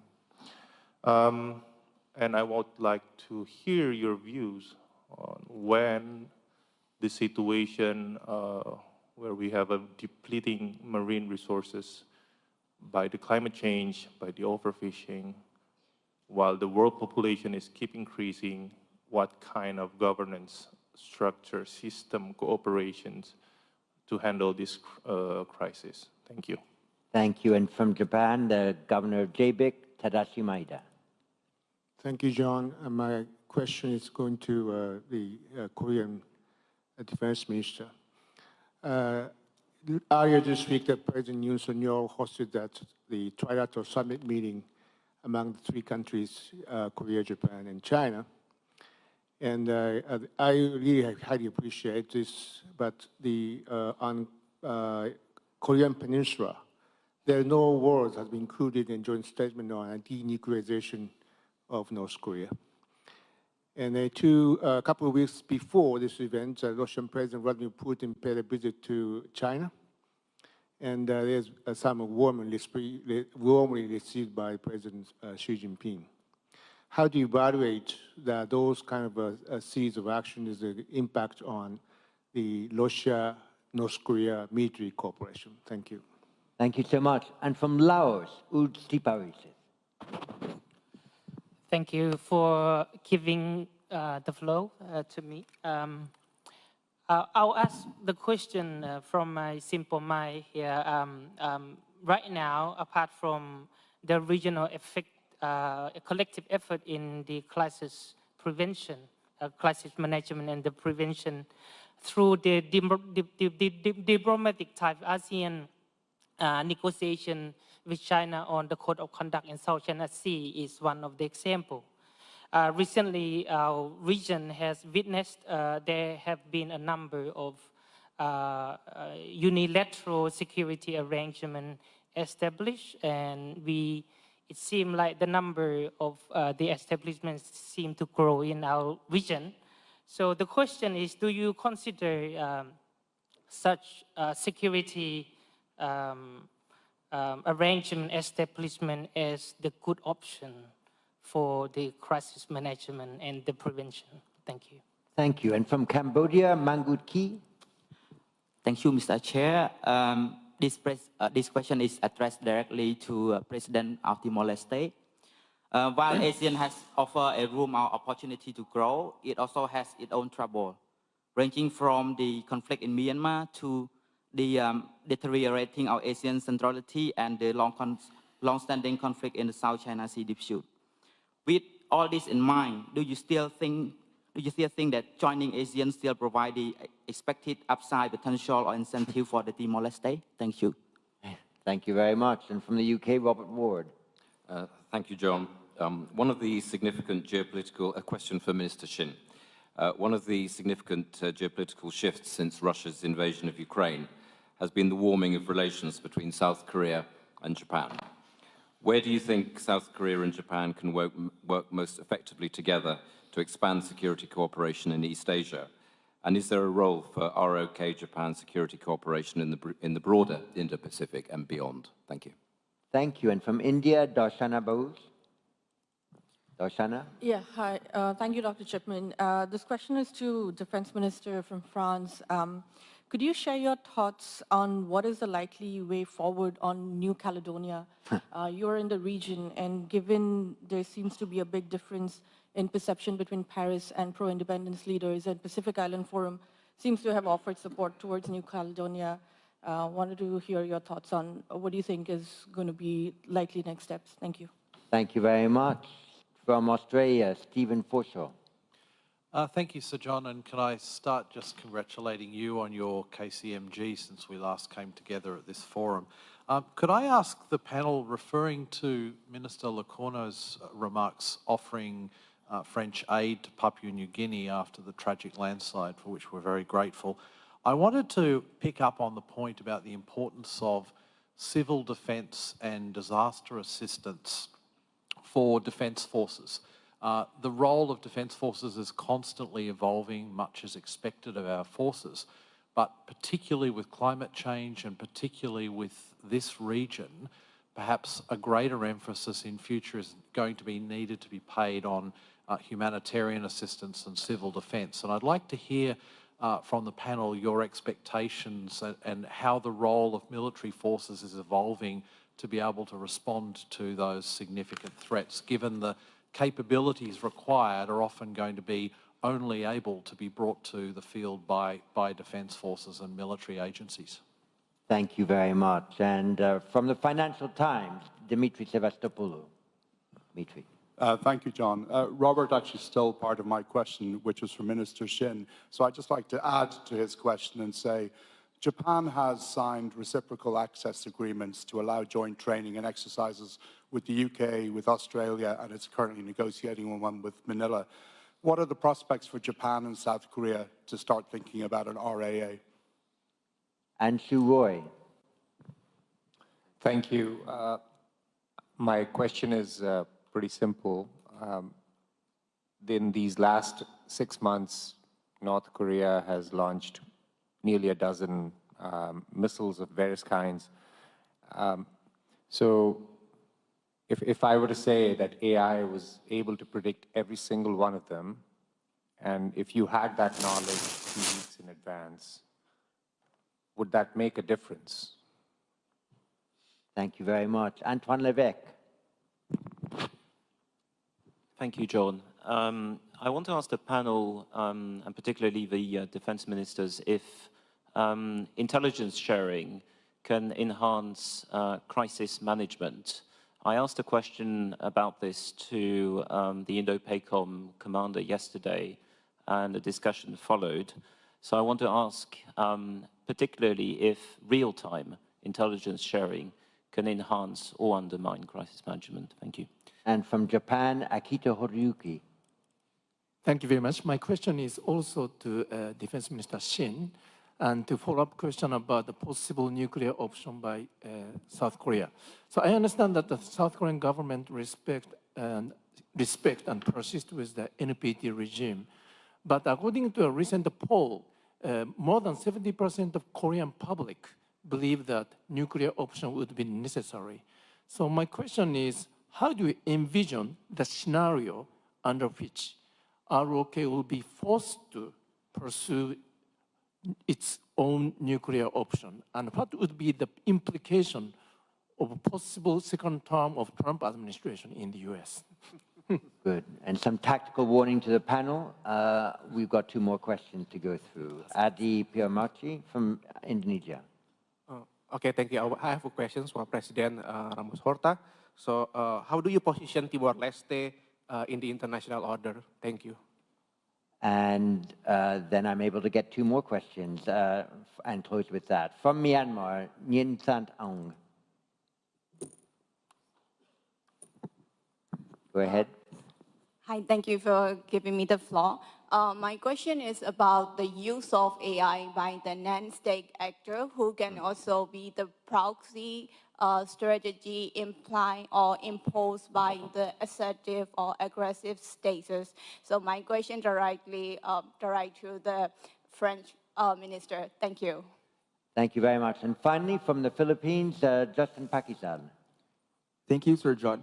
This is a question for Minister Shin of Korea, and a practical one. How do we conduct crisis management with countries that don't instinctively resort to mechanisms such as these or are playing hardball? North Korea has had a habit of quickly dismantling diplomatic channels whenever tensions are high. In the Philippine case, we could say the same for China, which does not answer Coast Guard to Coast Guard hotlines in recent months. What conditions make obstinate countries more amenable to dialogue? Thank you.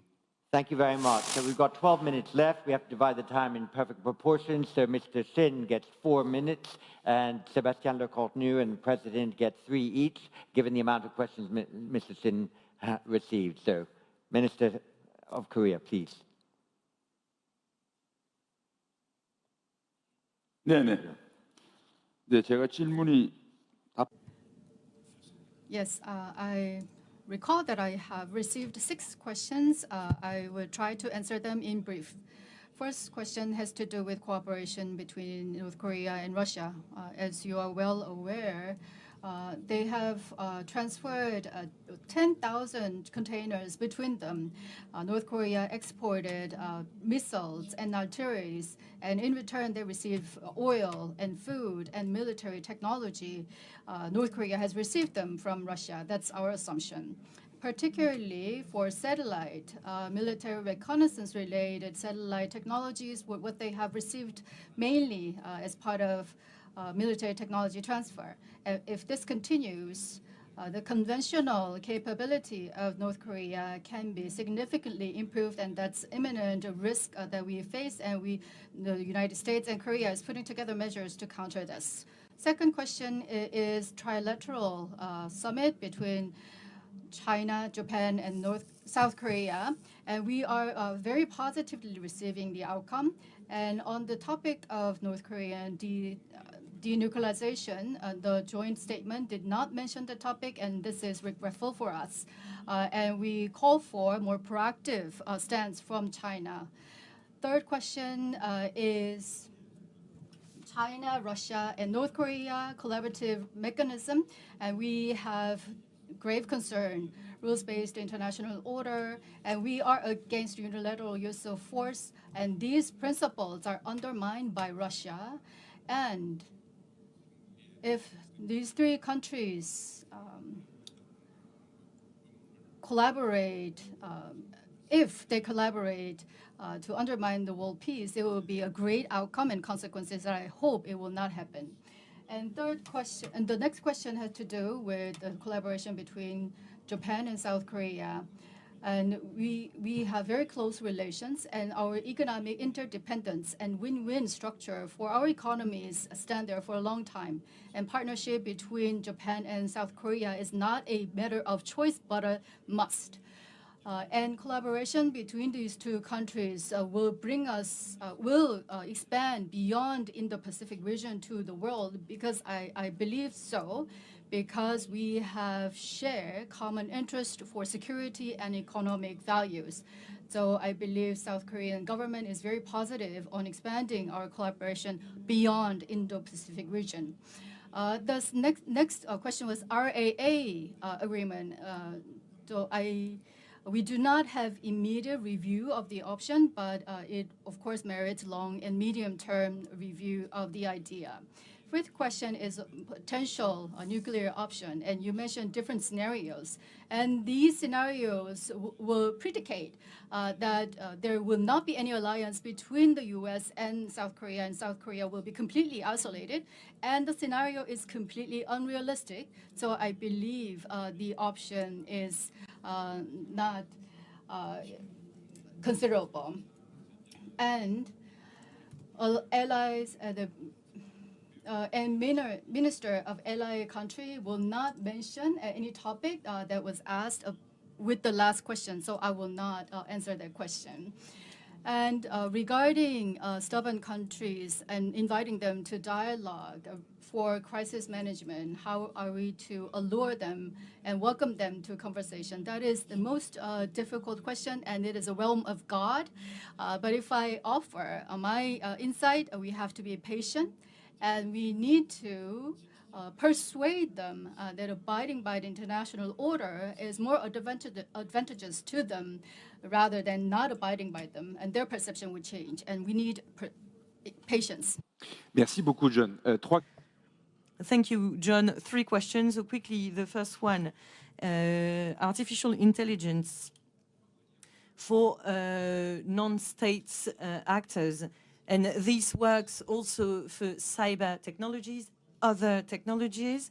The proliferation of these conventional technologies is witnessed with non-state actors. So far, we've witnessed organized terrorism that has been armed with relatively weak armaments, mass killings, or individual killings, but never have they used dirty weapons, chemical weapons, or massive cyber attacks. But this is something we need to be prepared for, because attacking one hospital is one thing, but attacking 200 hospitals at the same time for services to be actually interrupted on the same day in a number of hospitals is a whole new form of terrorism. So far, we've been able to control these technologies, whether with the state or in a commercial relationship with companies. But we can see that increasingly states will give to proxies some elements of technology. I'm not talking about terrorism here, but about the idea of proxies, how organized they are when they can produce complex missiles in the Middle East, something that was absolutely inconceivable 20 years ago. So these technologies do not belong to the sovereignty of a state only anymore. This is something we need to understand, and they will probably be proliferating. I think this is something, a word we can use from another one. I've been asked about climate change twice, including by our Australian friends. We are witnessing the effects of climate change, and we already have to tackle them. So beyond all the efforts we are making to mitigate the impact in the future, actually, South Pacific is the continent that in the future will have to manage the most and increasingly violent climate disaster and phenomena. And we know this because our French population in the Pacific region are already suffering from this. This is something we tackled a lot as the SPDMM, the South Pacific Defense Ministers meeting we had in New Caledonia in December. Richard Marles was there, by the way. We know that our systems are not working that well together. We know that we manage one crisis at a time well, but when they're simultaneous, this is proving harder. And faced with today's reality, it is becoming increasingly normal to manage several crises at a time. Third point, new technologies are not developing fast enough to help our island country friends. Observation satellites for weather prediction, but also for protection and fight against illegal fishing should be a way to go further. Drones, of course, are a way to improve civil security, and in a much more basic way for the head of Airbus, Guillaume Faury, in this water continent, maritime and air interconnection are central, and same goes for crisis management. We have to be able to fly elements for civil security. The agreements we have between countries are very good, but we need to have actual means to be able to implement them. New Caledonia is a territory that I do know very well. I've been there about 10 times. It is a territory that became French after colonization, but in an extraordinary way, France approved a decolonization plan through several steps in the 1980s and the 1990s. In the 1990s, we found a way to find a solution to this issue, both for the political aspects and for the living together aspects.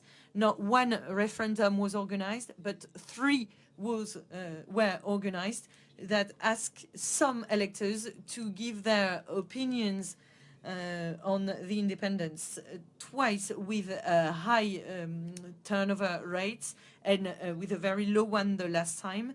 The electors that were called to vote refused the independence. New Caledonia has changed a lot. 2 provinces out of 3 are managed by independentists. About 20 town halls are on the independentist hands. The independentists have won the elections, and we have members of the Senate in Paris, the higher house, who are independentists. We are not in a colonial system anymore, and the Republic was up to the promises it made. Today we are witnessing violence. In a lot of countries it is the same. We have a young generation that is bored, that has problems with drugs, with alcohol, and that are sometimes manipulated by other countries who are hidden in the world, and they are fostering violence to try and get independence through a different way. It is quite spectacular, and it has to be condemned. All of you should condemn what is going on in New Caledonia at the moment, because they are not part of our system of value, and I do not know any country amongst you, ladies and gentlemen, who are not experiencing any social or political domestic issues. So please be very careful in considering ours. Thank you. On to Timor-Leste ASEAN membership, our capabilities, we have been evaluated numerous times under the 3 pillars of ASEAN, and the conclusion is we are very much on the right track to join ASEAN. We have already participated in all the summits and the ministerial working groups, expert level in every field. So we don't really have a much problem in meeting the challenges of meetings, which we know more than 1,000 meetings. But we're used to it. There are hundreds of UN meetings throughout the year, and we are members of other organizations like CPLP, Portuguese-speaking communities. We are members, founder of the Fragile States. We are active in the LDCs, in the Small Island Development States. So we are used to that. ASEAN is actually one of the most effective organizations in the world. And if you look around the world, the African Union progressed enormously over the last 30, 40 years.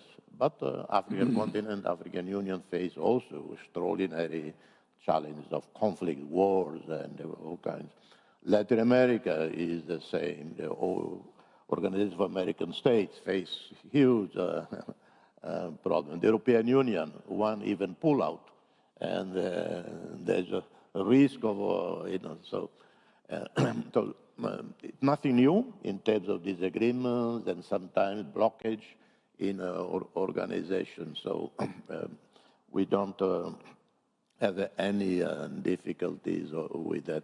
We will contribute to the extent that we can. We call upon to strengthen ASEAN, to help ASEAN defending ASEAN centrality in issues of the region like South China Sea, Myanmar, and so on. We will be guided by the more experienced leaders of ASEAN, the more elder statesmen, And together, I believe that we can have a small contribution to a better region, I think. Well, thank you very much indeed. And can you join me, please, in thanking our three very distinguished panelists for leading such a wide-ranging debate. You all deserve a coffee break, and please come back at 11:30 for the third plenary. Thank you very much indeed. Thank you.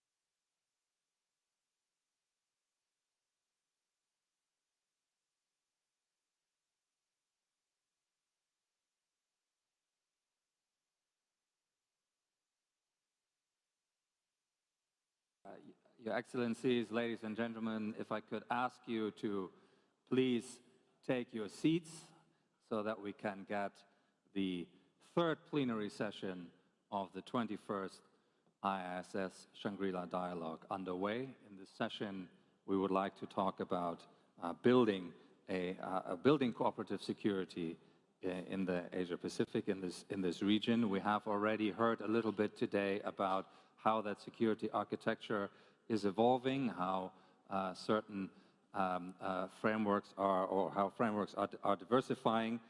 We've begun to discuss the different perspectives on those themes, and I'm delighted to welcome to the stage our three distinguished speakers, General Atea Seha, the Deputy Prime Minister and Minister of National Defense of Cambodia, and we will hear from him first. We will then hear from Richard Marles, Deputy Prime Minister and Minister for Defense of Australia, and last but not least, I'd like to also welcome the High Representative for Foreign Affairs and Security Policy and Vice President of the European Commission, Josep Borrell, who will be the third speaker. So welcome to this panel.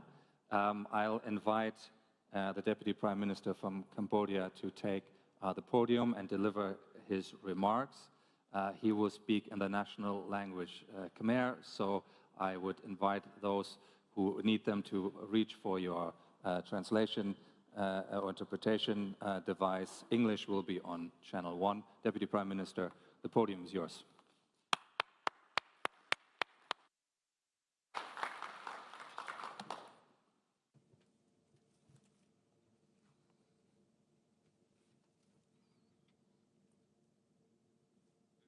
Dr. Bastian Gigerich, Director General and Chief Executive of IISS. Excellency, distinguished delegates, first and foremost, I would like to convey my most sincere appreciation to the International Institute for Strategic Studies for providing me the opportunity to share my perspective on building cooperative security in the Asia-Pacific.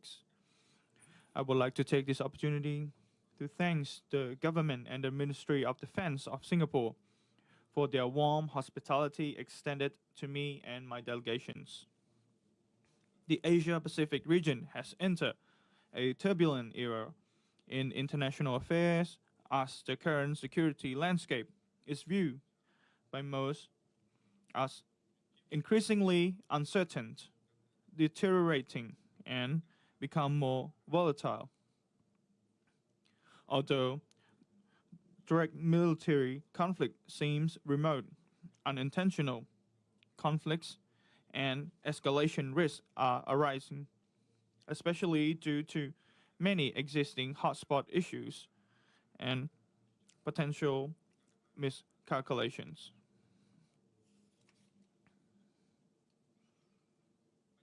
Immediate security concerns remain long and troubling, including a growing set of non-traditional and human security vulnerability related to transnational issues such as climate change, water resources, and food to energy and disease, terrorism, drug trafficking, human trafficking and smuggling to risk of traditional security threat, including heightened geopolitical competitions, unresolved territorial disputes, and the continued proliferation of arms race and unregulated technologies, among others.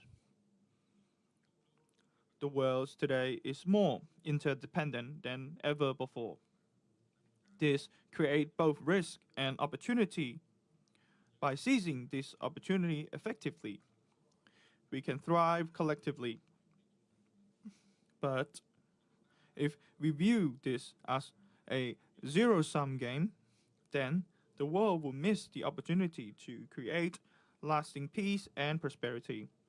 Interdependence also means that security is interconnected and that the threats to one country can have implications for others. What happened at one corner of the world will inevitably affect other regions on the other side of the globe. Evidently, what happens in Ukraine and the Middle East also affected the livelihood of the world population. The energy price has risen, and also the price of the food and other commodities. This has resulted in hardship for many people around the world. Excellency, distinguished delegate, ladies and gentlemen, the concern that I have raised and the threat that have been enumerated above are not new, but what I want to highlight on this panel today is how small and medium country like Cambodia view these problems from our angle. In general, small and medium country lack of the capability of influencing. As a result, we also have a different perspective. Instead of prioritizing coercion and confrontation, we support dialogue and consultation instead of tit-for-tat action, and prefer compromise to seek a win-win solutions.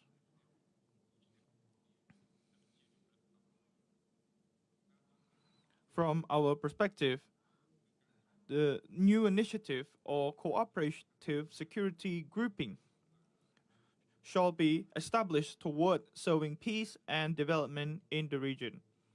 We are fortunate in our region for having ASEAN as a driving force and synergy mechanism to deal with problems following our unique value and perspectives. When our partners and other countries are interested in our region, ASEAN was able to come up with its own ASEAN outlook on the Indo-Pacific, which prioritizes peace, development, and prosperity based on the principle of mutual respect, dialogue, and consultation. While the situation in Myanmar remains one of the most concerning issues, we still agree on the 5-point consensus, which remain the aspiration to resolve the problem. The South China Sea issue is another difficult topic, but ASEAN ought to be positively viewed as it's sustaining the effort of maximizing self-restraint, peaceful solutions, and the construction of an effective code of conduct. Obviously, advancements in these matters are not as rapid as desired.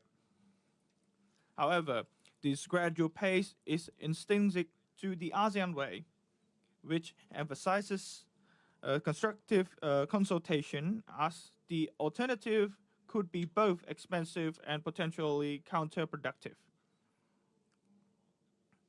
We urge all partners to be patient and work together with ASEAN to resolve the problem and prevent it from escalating or worsening. While not acknowledging that building cooperative security is important for peace and security, advancing existing multilateralism such as ASEAN-centered regionalism in the Asia-Pacific should be a priority. We should strengthen and leverage the convening power of ASEAN to help promote trust and confidence, as well as solidarity and cooperation in the region.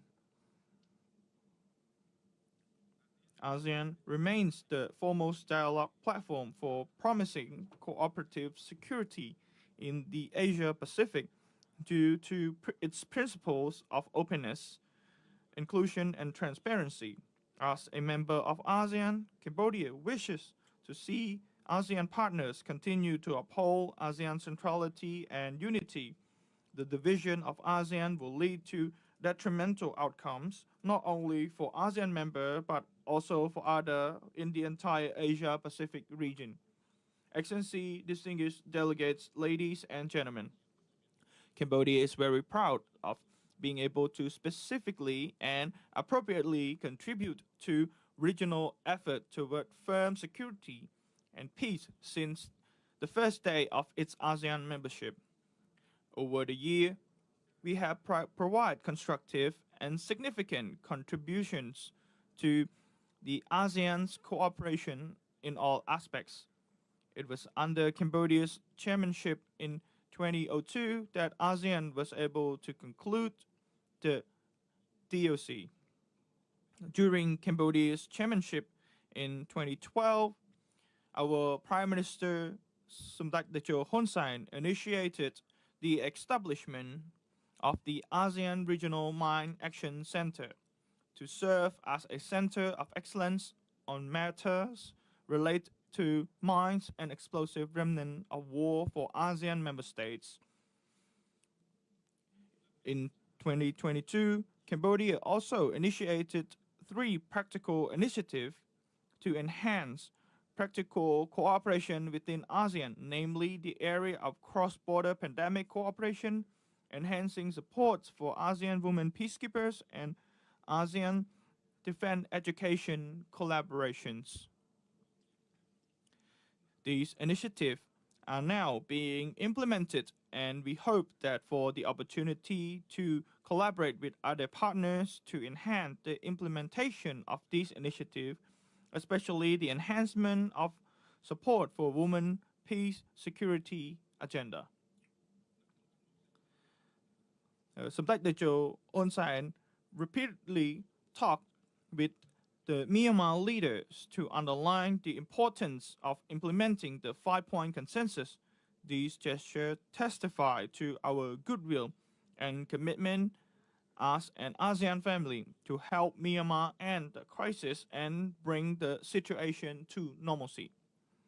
Furthermore, Cambodia's contribute to cooperative security is primarily through leveraging the United Nations framework and ASEAN-led mechanisms.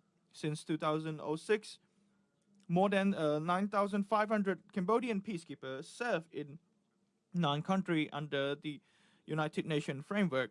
Currently, 639 Cambodian troops out of the 124 are women are deployed to South Sudan, Lebanon, and the Central African Republic. We also have our officers serving as UN staff in Democratic Republic of Congo and UN Interim Security Force Abai. In terms of women peacekeeper, Cambodia ranked number 1 in ASEAN and number 11 among all troop contributing countries.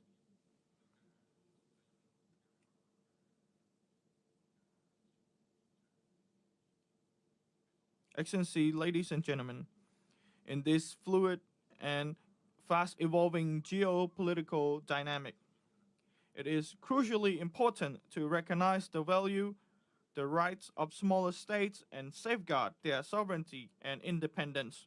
Cambodia emphasizes and supports the significance of multilateralism through the framework of international and ASEAN-led organizations to ensuring that we all can achieve cooperative mechanisms that produce common benefit.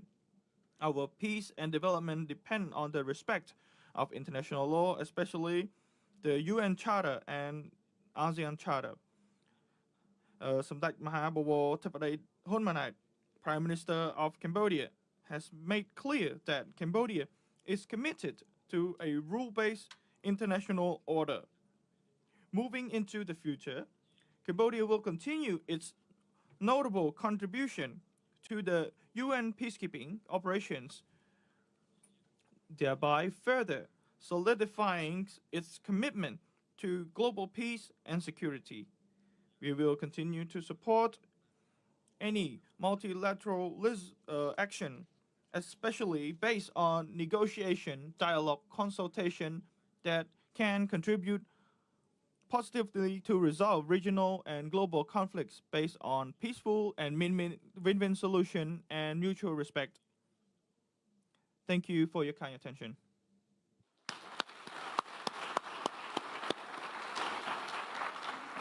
Minister, thank you very much for those remarks and for outlining your perspective on the wide range of challenges that you touched upon and the importance you attach to ASEAN and other mechanisms to safeguard rights, sovereignty, and help build trust and solidarity. I think those are points that people will want to come back to in our Q&A. May I invite Mr. Marles, please, over to you.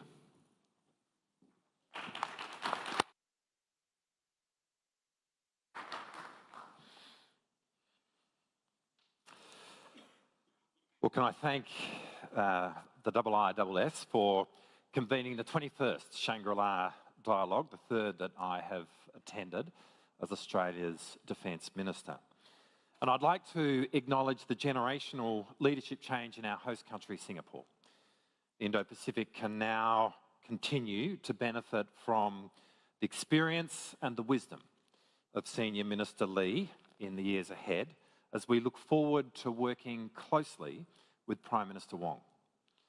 And we do this as next year, Australia prepares to mark the 10th anniversary of the Australia-Singapore Comprehensive Strategic Partnership. There is a new era of strategic competition that is reshaping our world and our region. Commentators have framed it in many different ways. East versus West, North versus South, democracy versus autocracy. These frames obscure more than they clarify. At the centre of this competition is quite simply the global rules-based order. There are those that are sceptical about this order, that at times it has broken under the pressure of human contest is a fact Southeast Asia understands better than most. And yet, for all its failings, we are far better off with it than without it. Our challenge is not to discard the imperfect, but rather to make the promise of an ideal better. Because if we let it go, the world will deeply regret its disintegration. The global rules-based order is not just a device, as some would cynically suggest, to protect the prerogatives of great powers and to prevent the rise of new ones. Rather, at its core is a 200-year project to build a global system that is open and inclusive, an order that is based on rules as much as it is on power, and which seeks to balance the concepts of sovereignty and territorial integrity with the ideas of liberty and equality. And the global rules-based order is not just a Western project. Many thinkers from China, India, Africa, and from across the global South have been central to its formation. Despite its imperfections, this order has come to oversee human activity around the world, as diverse as nuclear non-proliferation, managing global financial risk and international transport by sea and by air.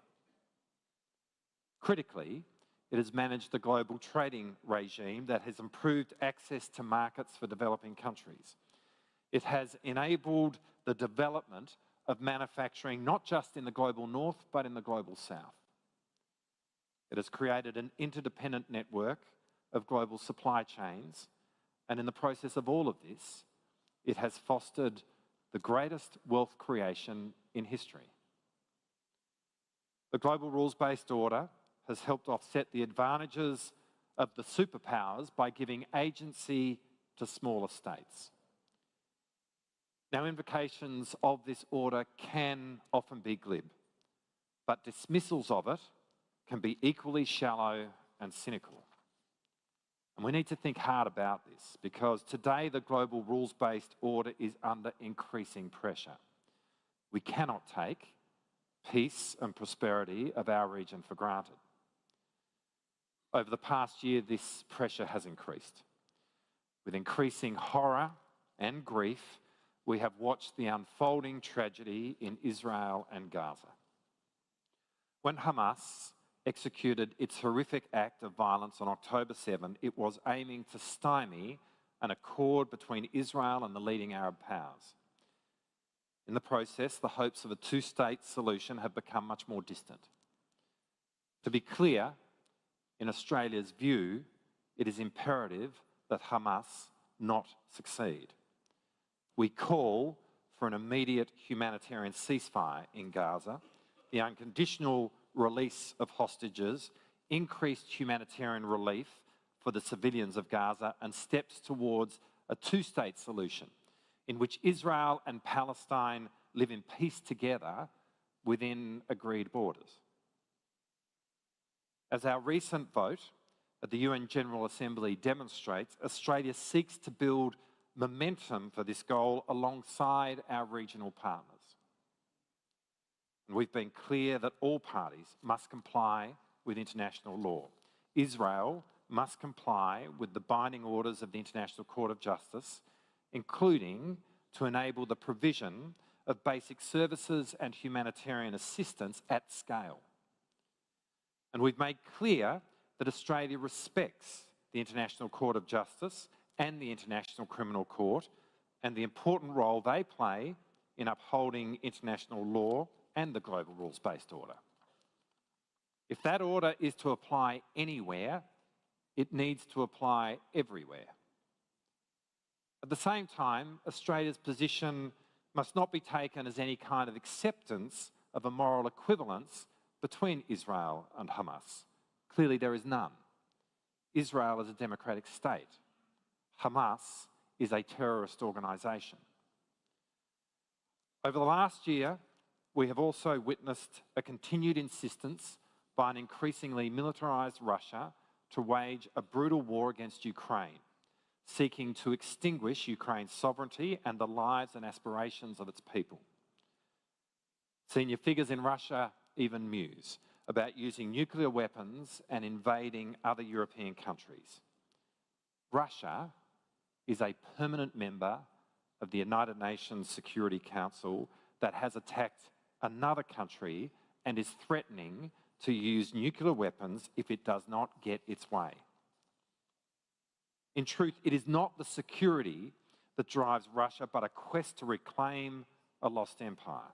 It aims to reverse the post-Cold War security order in Europe and, by extension, refashion how the world operates. It aims to shift the global rules-based order from one that seeks to strike a careful balance between sovereignty and liberty, between rules and power, to one that is based on power alone. Russia wants to take us back to a world where spheres of interest reign, where only great powers are truly sovereign and their actions are above any law. That North Korea and Iran have chosen to become Russia's strategic partners in this mission is perhaps not surprising. Both are internationally isolated for their profoundly disruptive behaviour, not least their persistence with nuclear programs in defiance of multiple UN Security Council resolutions. But the deeper question is the implications of China's strategic partnership with Russia, given Russia's current malign and violent path. Vladimir Putin's actions have made Russia a pariah. But China is the world's second largest economy and the major trading partner for Europe and for the United States. It's a great power whose culture, innovation and drive benefits the world in so many ways. Beijing aspires to regional and global leadership. Chinese officials now staff and increasingly lead multilateral institutions that perform the core functions of the global rules-based order. At the same time, China is building a military capability, including a nuclear weapons force that seeks to be on par with the United States. So China's support for Russia raises important questions. about the role that it intends to play as a global actor. As China steps up to a larger role, it must accept, like all great powers, that there will be much greater scrutiny on the way it uses its strength and which countries it chooses to partner with. Acceptance of such restraints is the key to any successful and durable international order. Russia has made clear it accepts no restraints. So it is important China sets out a counterexample, that the exercise of Chinese power exhibits the characteristics necessary for our shared prosperity and security: respect for agreed rules and norms, where trade and investment flow according to agreed rules and binding treaty commitments, and where disputes among states are resolved via dialogue and in accordance with international law. There has been a view, sometimes expressed by Chinese officials, that its strategic partnership with Russia is a necessary buffer against anti-China hostility. That is totally wrong. The economic rise of China has raised hundreds of millions of people out of poverty. In the process, it has been a source of economic prosperity for many countries around the world, and that very much includes Australia. There is no indelible hostility to China. It is about how we build a safer world and a safer region. China making clear, in word and deed, that it does not support the invasion of a sovereign country in violation of the UN Charter, consistent with China's own long-standing commitment to the Charter's founding principles of sovereignty and territorial integrity, would be a huge vote of confidence in Chinese regional and global leadership. And the importance of this can't be overstated. Confidence and indeed trust in Chinese intent will be the single most important ingredient to the maintenance of the global rules-based order. And by extension, it will be at the heart of building a stable and prosperous Indo-Pacific region. A stable and sustainable regional order won't be possible unless all countries, but especially big ones, pursue their strategic objectives in a manner that respects the sovereign rights of our neighbours and the obligations imposed by international law. And that's why we must pay attention to China's strategic behaviour and the signals that it sends. Actions by Chinese vessels in the West Philippine Sea, such as the use of water cannons and the ramming of Philippine vessels, are a serious escalation of tensions and inconsistent with UNCLOS and the final and binding 2016 South China Sea arbitration ruling. China's behaviour towards Taiwan creates similar concerns. PLA exercises that practice attacks and blockades of Taiwan do not inspire confidence that China prioritises or is planning for a peaceful settlement to the status of the island and its 22 million people.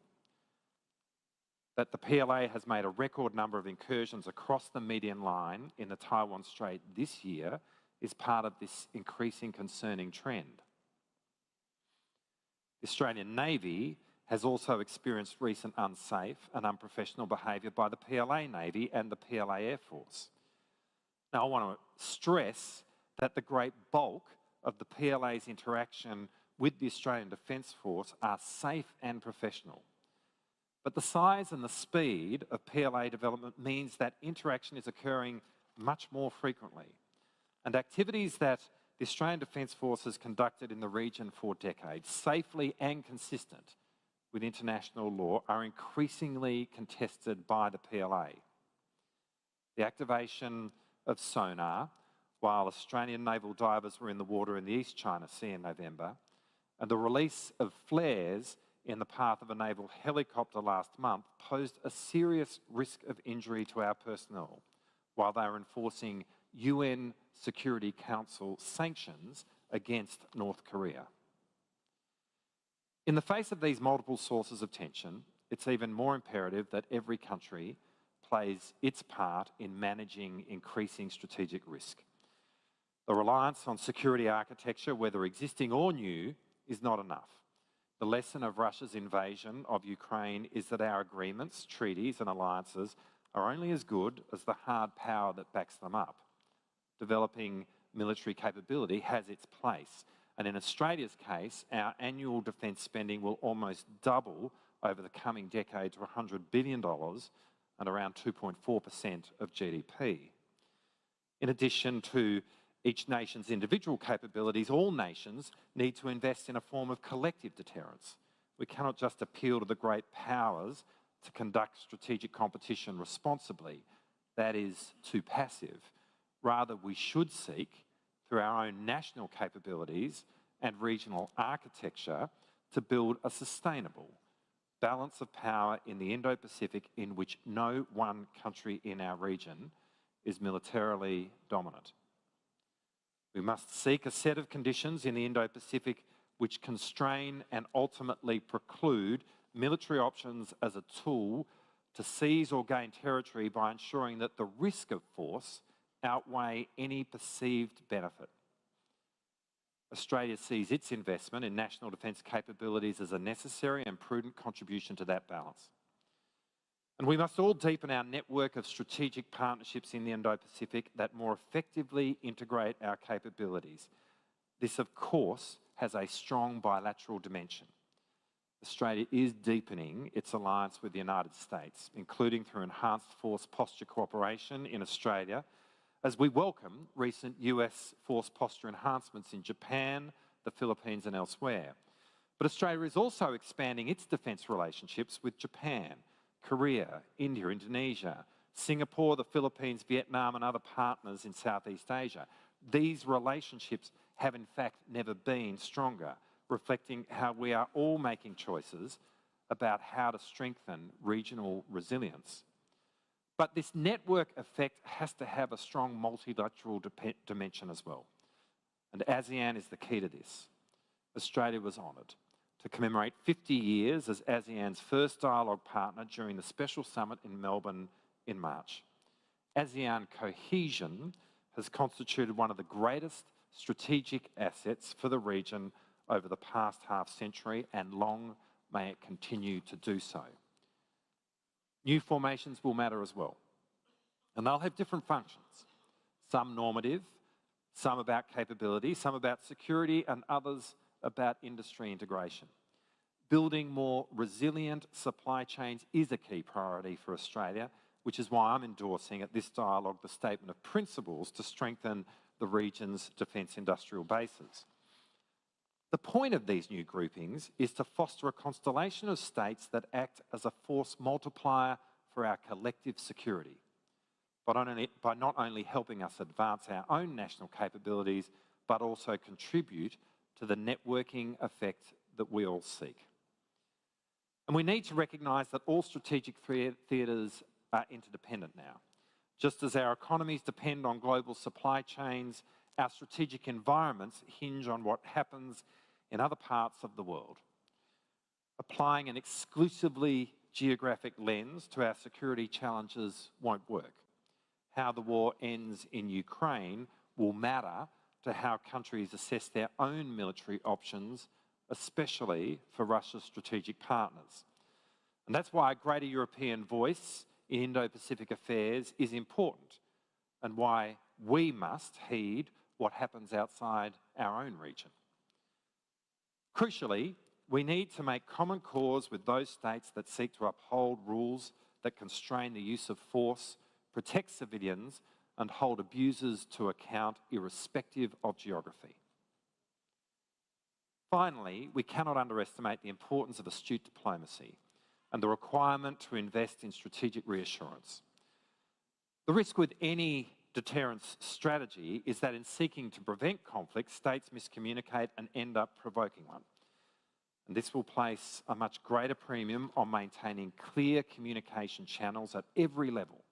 We cannot afford a lack of clarity in strategic intent. So let me be clear about Australia's intent. A stable and sustainable strategic order in the Indo-Pacific cannot be contingent on the internal order of states or on illegitimate concepts such as containment. But equally, that order cannot develop in a strategic environment where sovereign rights and international law are ignored, especially by great powers. We must commit to the work of norm building that allows us to navigate this high-risk period without conflict or coercion, where all countries are free to pursue their national interest and where disputes are resolved through dialogue and in accordance with international law. This is the essence of the global rules-based order, and its maintenance must be the collective mission of us all. Thank you.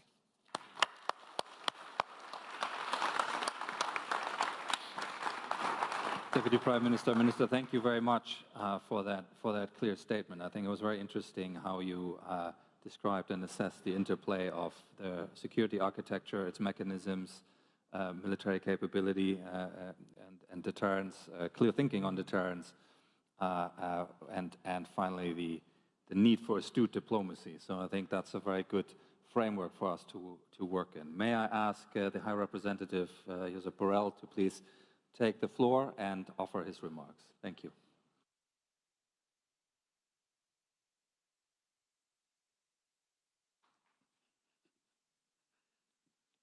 Thank you.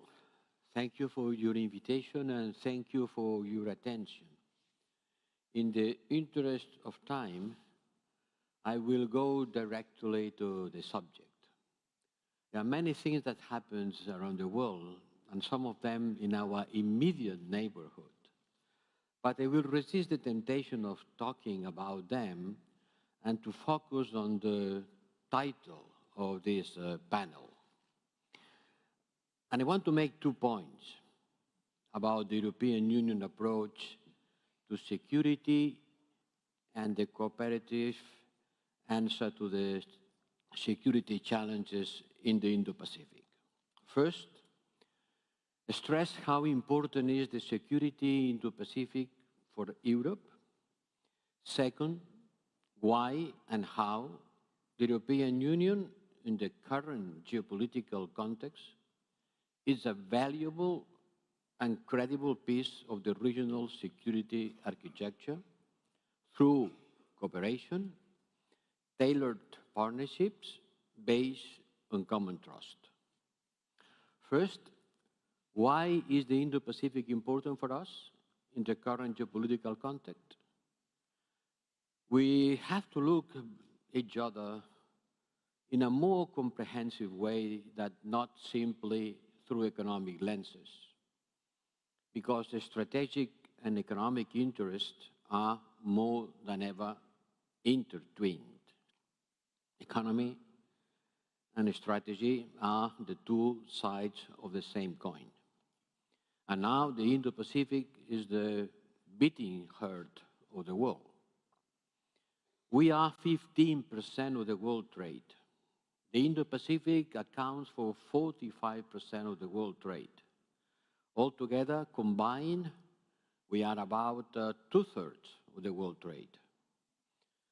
The security in Europe and in the Indo-Pacific are increasingly interlinked. Your security is an important part of our security. The China's so-called no-limit partnership with Russia, although everything has limits, and the military support of the Democratic People's Republic of Korea to Russia's invasion of Ukraine shows the direct impact on European security with the prolongation of Russia's war of aggression against Ukraine. 40% of our trade passes through the South China Sea. That's why avoiding tension in South China Sea or the Taiwan Straits are of the utmost importance for us. And here, today, I've been listening to different approaches to and different evaluation of these tensions in the South China Sea, but certainly they are. All this happens in an international context in which we are confronted by the return in both Europe and Asia to a challenging interstate rivalry, which is taking place through different modalities, from war, interstate war, high-intensity conventional war, as the Russian war of aggression against Ukraine, where one country is trying to crush its neighbor in a blatant violation of international law. I do agree that it is not the only place where international law is being violated. It's not the only one. And that's why we need to be consistent with our principles and prevent the practice of double standards. Yes, in Gaza we have a clear situation where we have to avoid double standards. And if we applaud when the International Criminal Court acts against Putin, we should be able to do the same thing when the same court acts against other actors in the Middle East. Second, there is the just economic rivalry with the weaponization of trade, including strains on global shipping and on supply chains, which are vital for both Europe and Asia. And third, just interstate political rivalry, which leads to political realignment and certainly heading strategies. The second issue is, in face of all this, how we are adjusting our strategy and our offer to the region, what the European Union are offering to the region in order to build a cooperative approach to security. We are a geopolitical actor with no hidden agenda, with a strong commitment to security based on international law and the United Nations Charter, and we have a significant experience on conflict and crisis management. That's why I think we can offer a unique contribution to the security on the Indo-Pacific, and we presented a strategy on that issue on 2021.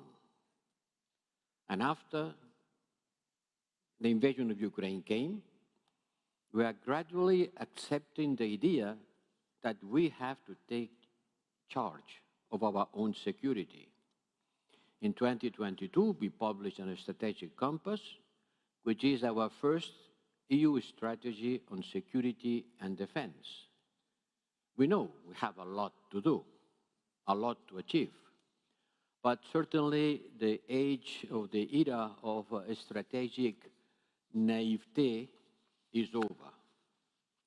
And that's why we are multiplying our partnerships with the region, and more precisely, security and defense partnerships that are currently being negotiated with two key partners, as well as the important memorandum of understanding signed last week with Australia on critical raw materials. Yes, it has been this morning, your security is also our security. That's fully true. And in regard to all this, I would like to convey three messages from Europe. We are a credible and committed partner in security and defense. Last year I said, I want to repeat this year, that we are a smart security enabler. This means that the European Union has a know-how and added value in non-traditional security domains, and we are willing to build close cooperation on these areas. In cyber, in disinformation and foreign interference, in the maritime domain, where we launch several Navy operations, Aspides in the Red Sea to protect American vessels, in Atalanta in the northwestern Indian Ocean, and we contribute to maritime security awareness. We also develop cooperation in economic security, on non-proliferation and disarmament, on counter-terrorism, and in space. And second, Europe is the principal entity. We believe in some basic principles, and we try to be consistent with them. We are far from being perfect, and certainly important questions are being put about what's happening in Ukraine, in Gaza, and in the South China Sea. The important thing is not to say that people have to abide to international law and to fulfill the humanitarian law when they are at war. The question is, what happens if they don't? What's happening when they don't? And in some cases, it's clearly they are not doing. This is the real question that the international community has to be able to answer. We will look at the better way of doing that, building cooperation and avoiding confrontation. Our member states rarely opposes major resolutions at the United Nations Security Councils. And those who have a veto power do not use it. And third, last one, Europe has to learn from Asia. You know how much this region is innovating and creating value. I am always interested by the views of the ASEAN, and in particular of the Singapore friends. When they talk about Asia, it's because they have the capacity of carrying an Asian vision of the world, the coming world, while remaining closer to the West, to us, to the Europeans. So let's work together and learn from each other. Thank you.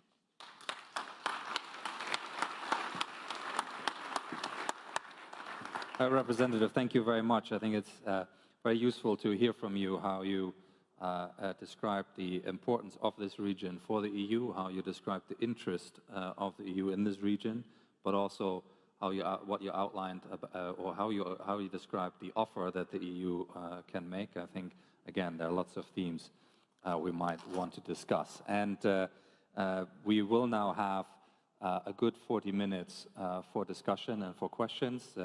Just a reminder, two-step process, insert your delegate badge, press the button, you will get into the queue, which is already at a good size here, so we can get going. We will take a few questions and group them together. Maybe we'll take a few in a go before I return to the panel for some answers, and then we'll get a second group of questions in. I'll start with a question from Josh Rogan of the United States.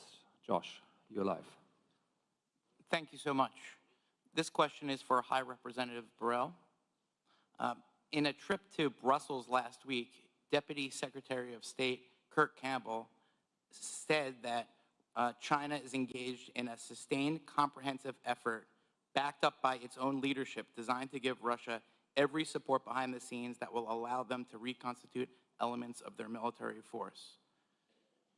He also said that the Chinese were surreptitiously abetting the most destabilizing war in Europe since the Second World War. As you know, the European Union has listed 4 Chinese companies in a package of sanctions in February. But since then, by all accounts, Chinese dual use and other support for Russia's military has only increased. Is the EU prepared to respond to these developments with more sanctions, perhaps during the NATO summit next month in Washington? Is the EU response slowed by the threat by China of economic retaliation? And can China and the EU maintain a normal relationship under these circumstances? Thank you. Josh, thank you very much. We'll take a few more questions, but our representative will have taken note of that specific angle there. Can I please ask from Australia and the Young Leaders Group, Jennifer Parker? Thank you. My question is for the Deputy Prime Minister of Cambodia. Thank you for your talk. You spoke a lot about ASEAN cooperative security, and you really couched some of the regional challenges in the view of strategic competition. There's also been a theme of international law, so I'd like to ask, what is Cambodia's position on whether the 9-dash line claimed by China in the South China Sea is consistent with international law? And if it's not consistent with international law, why haven't we seen a broader statement from ASEAN on this point? Thank you very much for that question. And we'll go next to, from the UK and the IISS, Fenella McCarthy, please. Thank you, Bastian. My question is for the Australian Minister of Defence. It's related to how the role that defence industrial development plays in the ongoing cooperative efforts. So as countries look to bolster their capabilities, which you welcomed in terms of bolstering deterrence, does it present opportunities for greater collaboration or perhaps challenges as countries will increasingly compete with each other for programs going forward? Thank you. Thank you very much. And from China, Senior Colonel Han Wen-ge. Your microphone is live. Oh, thanks a lot. Yes. I have some questions for the Australian minister. And if I'm not wrong, since 1980s, there were a lot of expressions of China's threat. Even at the time, China's military expenditure just equal to 5 or 6% of Americans. The fact is, since the end of Cold War, China has never waged war against its neighboring countries. On the contrary, China cooperated with local partners to get mutual understanding and economic prosperity in the last 40 years. Of course, as a sovereign country, China has the natural rights to defend its national security, including territorial integration and the maritime privilege, according to historical facts and international law. Today, I think we talk too much about the possibilities of personal death, 1 or 2, maybe, who knows, in the South China Sea, but ignore the genocide happening in Gaza. Thousands of women and children are dying. And China also put forward global security initiative years before. But would you like to listen? Thank you. I have no problem. Thank you. Thank you very much for that comment. We'll turn now to, from Brunei, Hafiz Hashim. Hi. Thank you to, great. My question is to the Australian minister. So how can Australia strengthen the AOIP and enhance its commitment to the AOIP and bolster ASEAN's role as a regional facilitator in maintaining global order and resolving disputes? Thank you. Can you just repeat the first bit of your question that didn't come through really clearly? Me? Oh, okay. How can Australia enhance its commitment to the ASEAN outlook on the Indo-Pacific and bolster ASEAN's role as a regional facilitator in maintaining global order and resolving disputes? Thank you. Now we got it. That's great. Thank you so much. I'll take one more, and then we'll return for a first set of answers to the panel, and then we'll get more questions in after that. I'll take one more from the UK and the ISS. Nick Charles, please. Thank you, Bastian. Again, a question for the Australian minister. In the context of building cooperative security and with reference to the AUKUS relationship you and the UK and the US have, how much of a priority and how quickly do you see AUKUS developing in terms of becoming more open and inclusive, as you described the international rules-based system? You've just issued a statement of exploring possible increased cooperation with Japan. How quickly and how much further do you think that should go in terms of the AUKUS relationship? Thank you. Thank you very much. So let's take these. Since you got most of the questions, I'll ask you to go first, Mr. Marles, and then I'll turn to the High Representative and then the Deputy Prime Minister from Cambodia. So do you want to tackle some of these? So thank you for those questions.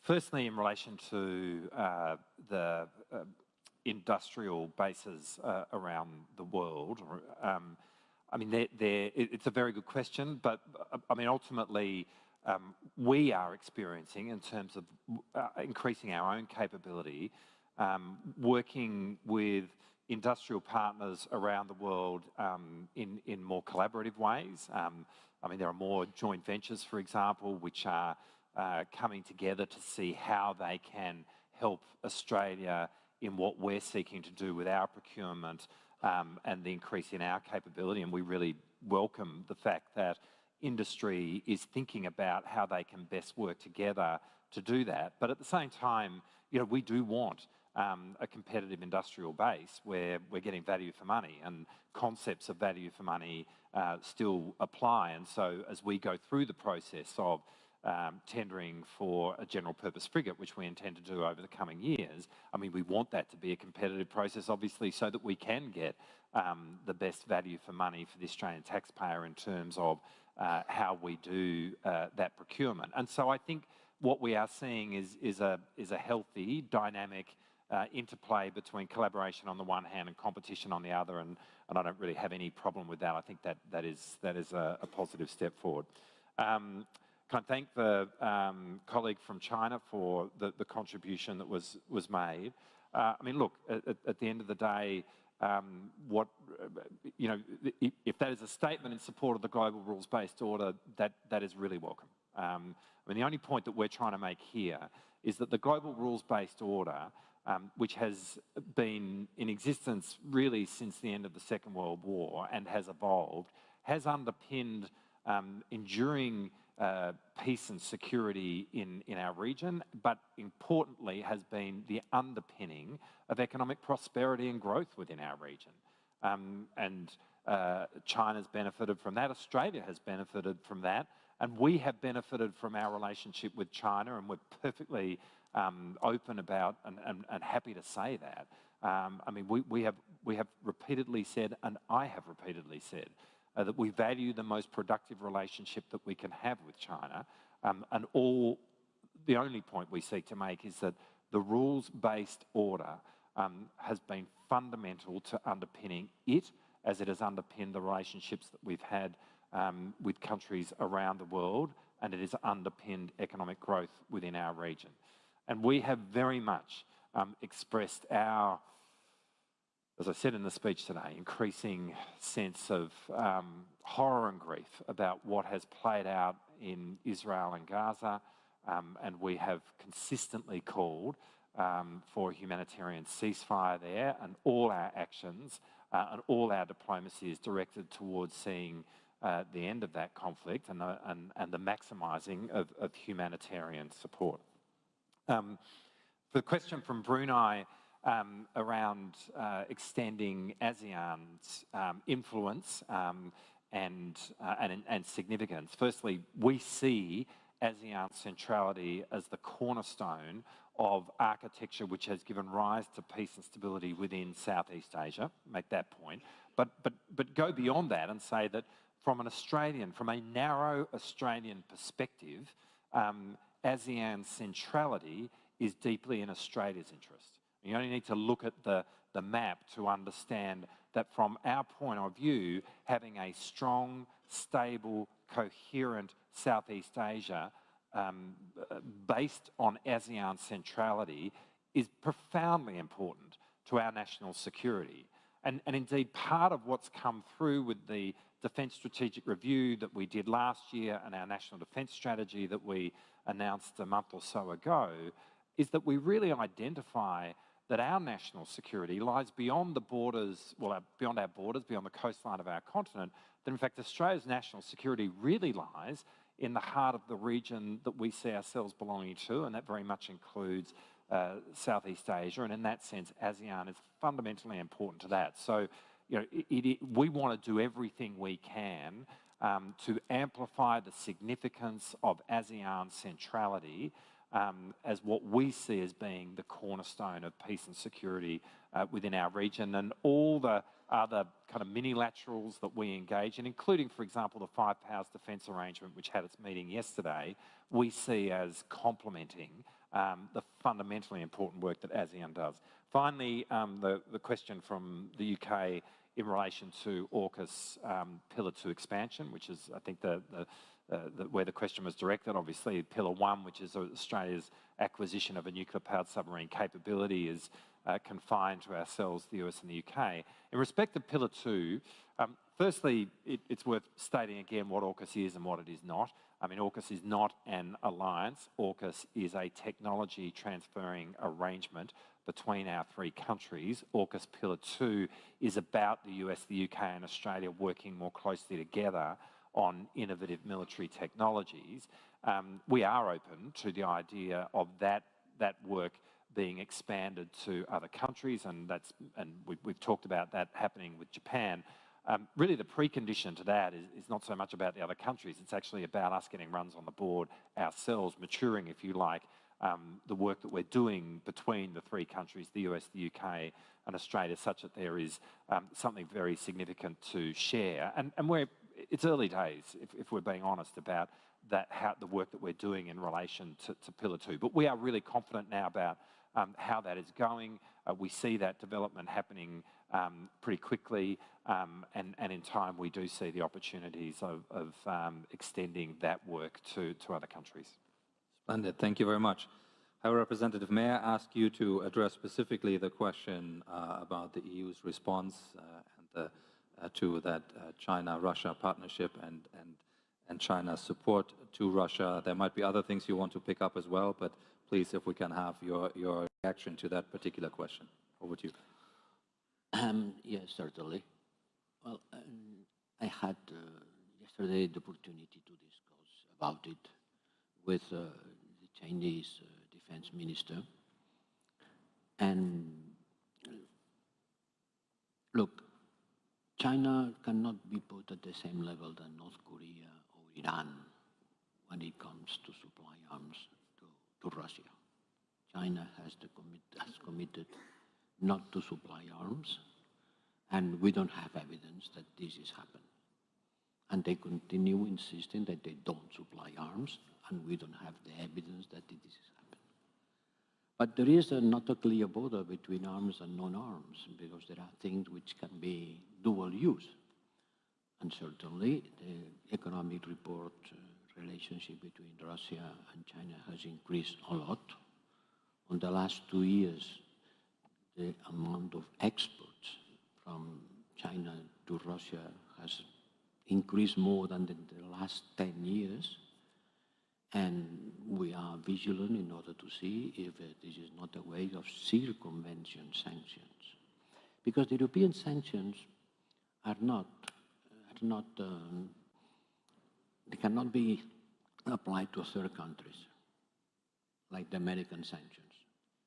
So the issue is not an issue of applying our restrictive measures to China, because we cannot, neither China to any other country in the world, but looking at the circumvention. And yes, some Chinese firms has been limited their capacity to trade with our European firms because they were suspicious that this could be a way of circumventing sanctions, and we remain vigilant for that. But the problem is not only China. When you do the autopsy of a Russian tank destroyed, you see inside such a big number of components that are being produced in the West, in the US or in Europe, or the UK, that the question is who and how these things, these components, which is not an arm on itself, but is being used to produce arms, reaches Russia. By which way?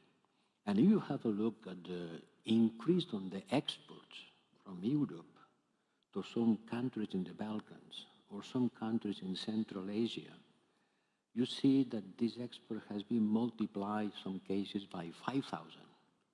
Well, this strange appetite for importing more from Europe, from countries that are not directly related with the war, is quite strange. And one can imagine that this big import has been redressed to Russia. We have to be vigilant, whatever it happens. And in the case of some Chinese companies, we have taken restrictive measures. And we will continue looking at that. And we continue asking China to use their influence in Russia, and certainly they have a lot of influence, in order to push for Russia to stop its aggression to Ukraine. This is about your direct question. Other issues has been discussed here. One of the most important, apart from the war against Ukraine, which for us is an existential threat, certainly for Ukraine more than for anyone else, but also for us Europeans. And we invite all of you to attend the Peace Summit in Geneva on the 15th, couple of weeks from now. But there is the other big conflict in our neighborhood, which is the Israeli-Palestine and the current attack of Israel against Gaza. And on that, I think that it's important to say that an international law has to be fulfilled, and humanitarian law has to be fulfilled, especially at war. And it's very much important if we believe on the international rules-based order, that is going to be applied to anyone, not only to the people that we don't like.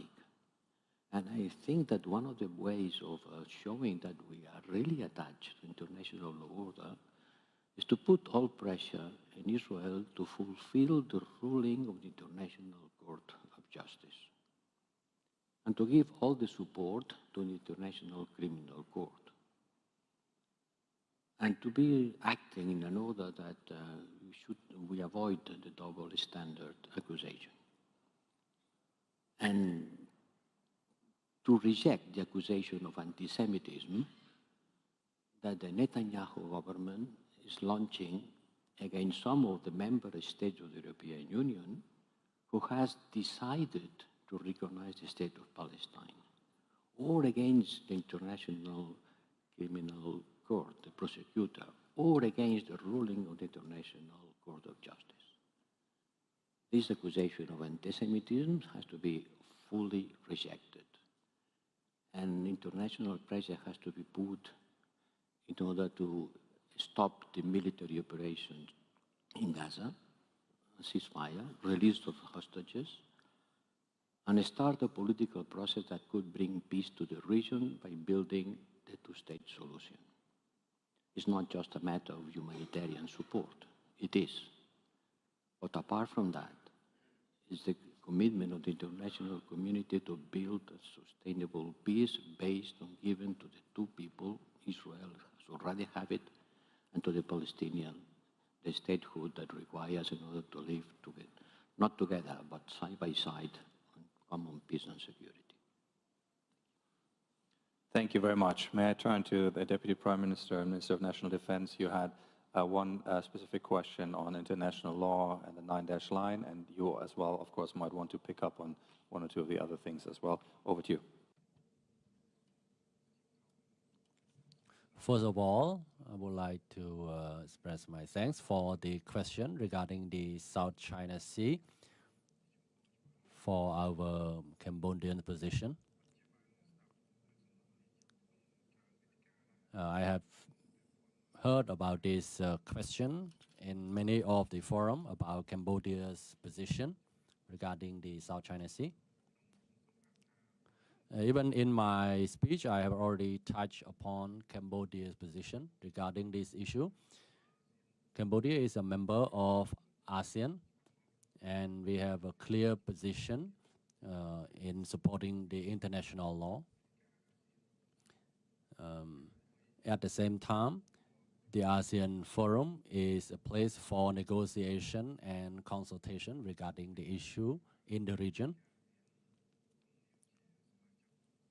As a member of ASEAN, we have always raised many issues to discuss with each other, and we always follow the soft approach to resolve the issue.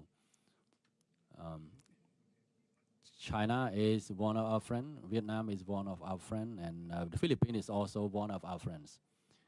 We do not want to see any conflict in the maritime space, and we do not want to see the tension and conflict between our friends, and we do not want to see any escalation in any other places.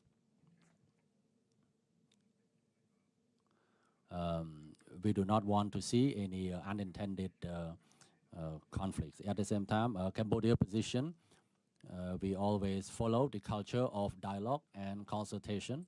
We always want to get the issue for discussion and consultation, and I think that this patience will be the answer to the question about Cambodia's position regarding the South China Sea. Cambodia continue to support international law. Especially, I believe that ASEAN is currently resolving this issue.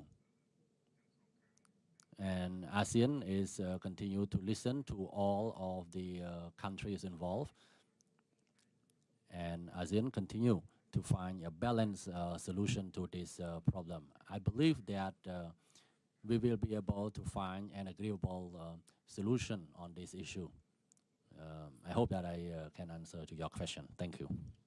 Thank you very much. And just one quick note to say that if you're speaking while you have your headphones in, you hear yourself quite loudly, but you might end up speaking quite softly. So when you are speaking into the microphone, it's best to take your headphones out so that we get good audio for everyone. Let me take a couple of more questions, and so we'll do a second round, and again take 5 or 6 or so. And I will start with from Myanmar, Nyan Tantong, please. Thank you for giving me the floor. My question is about the role of private military and security companies, PMSC, which has a visible presence in internally unstable country, especially in the mainland Southeast Asia, and also which those countries are particularly within the areas of BRI projects. Given the historical vulnerability of the region to non-state threats, including terrorism, it is imperative to assess the risks posed by these entities. In light of this, what policy measures and cooperative intelligence framework should regional stakeholders consider to effectively address the threat posed by those private military and security companies existing in the regions? Thank you. Thank you very much. And we will go to, from Vietnam, Hong Sam Nguyen. Well, thank you very much for giving me the floor. My question goes to the Deputy Prime Minister of Cambodia. I'd like to thank you for raising the awareness on the security challenge posed by water resources, food and energy security, as well as climate change in the region. This very pertaining security issues to the Mekong region, which is so important to Cambodia and so important to Vietnam as well. The question is, what is the preferred cooperative mechanism to deal with this question by Cambodia? And if ASEAN can play a role in that, what is the role that Cambodia would like to see ASEAN play in the Mekong region? Thank you very much. Thank you for that question. Colin Clark, please. You caught me unawares. 1 second, please. This is for Minister Marles. Sir, have you had a chance to speak directly to the Chinese about some of the examples of unsafe conduct that have occurred in the South China Sea recently? Sorry, that didn't come through. Did you get it? Yeah? Okay, good. All right, okay, good. Excellent, thank you. I had trouble hearing that correctly, but I think we got it. And then can we please go to a question from China? Jiaqiao Zhu, please. Your microphone is live. Thank you, Chair. And I have a short comment and a short question to Minister Marles. I'd like to pick out at least 2 mistakes from your narrative. The first is that you mentioned the drill of PRA last month. And the drill aims to deter a few separatists and not the Taiwanese. And more Taiwan people welcome PRA to protect them. And Taiwan is one province of China. And we will not endanger Taiwan people's security and life. Secondly, and you mentioned that China used a water gun to Philippines, but you didn't mention that the Philippines, their ship intentionally to collide with the China's Coast Guard ships. And one question, and from last night to this morning, and top leaders mentioned that the rules of law. And I think the rules of law is a very important concept. China sticks to the rules of law based in UN Charter. But more people may wonder that the rules of law you expressed in your speech may express your own security concern based in small groups, small cycles, or especially military alliances by violating or eroding other countries' national security or national interests. How do you persuade the whole world to believe that the rules of law, what you mentioned, is the real rules of law? Thank you. Thank you very much. And we'll take two more in this round, and then we'll return to the panel for a set of responses to those. And next is Antoine Levesque, please. Thank you, Bastien. My question is for Mr. Borrell. The EU launched a couple of months ago the European Defence Industrial Strategy. My question is whether this has an impact, and if so, which, on the EU's emerging security and defence partnerships in the Indo-Pacific. The strategy found a mention, for example, in a meeting which took place last month in New Delhi. Thank you. Thank you, Antoine. And from Japan, Ken Jimbo. Thank you, Bastien. My question goes to Cambodian Deputy Prime Minister Tay. Cambodia conducted the military drill recently with China and joined by the two ships that was docked in the Ream Naval Base in the Sihanoukville. I wonder that this exercise will be regularized in such way that China may access to the Ream Naval Base in a much more regular basis. And how do you respond to the speculation that the Ream Naval Base will become the permanent outpost for the Chinese Navy? Thank you very much for that question. So again, we've got a few points on the table that are addressed to our different speakers. What I might do is ask them to address them in the reverse order that they spoke from the podium. So I will start, High Representative. I will start with you. I'd take your headphones out. I think that'll help. Thank you. That's okay now? Yeah, very good. Okay. Yes. Thank you for referring to our will and need to increase our defense capacity, starting with the industrial technological base of our defense capacity. Since the Euro crisis, 2008, 2009, until 2011, Europe went to a silent process of disarmament. Yes, let's call it like this. Reducing military capacities and not investing enough on our industrial capacity to produce the arms that we need. Just to give you one idea, since the starting of the war in Ukraine, the purchases of military capacity from our armies, 60% of them, or more than 60% of them, has been done out of Europe. We have been looking for our needs to rearm out of Europe. So it's clear now for Europeans that we have to increase our technological and industrial base of our defense. And for that, we will have to invest much more, not only on military. I'm not referring to the 2% NATO standard for military expenditures, but something more basic, which is industrial capacity to produce the weapons that we need for us and to support Ukraine.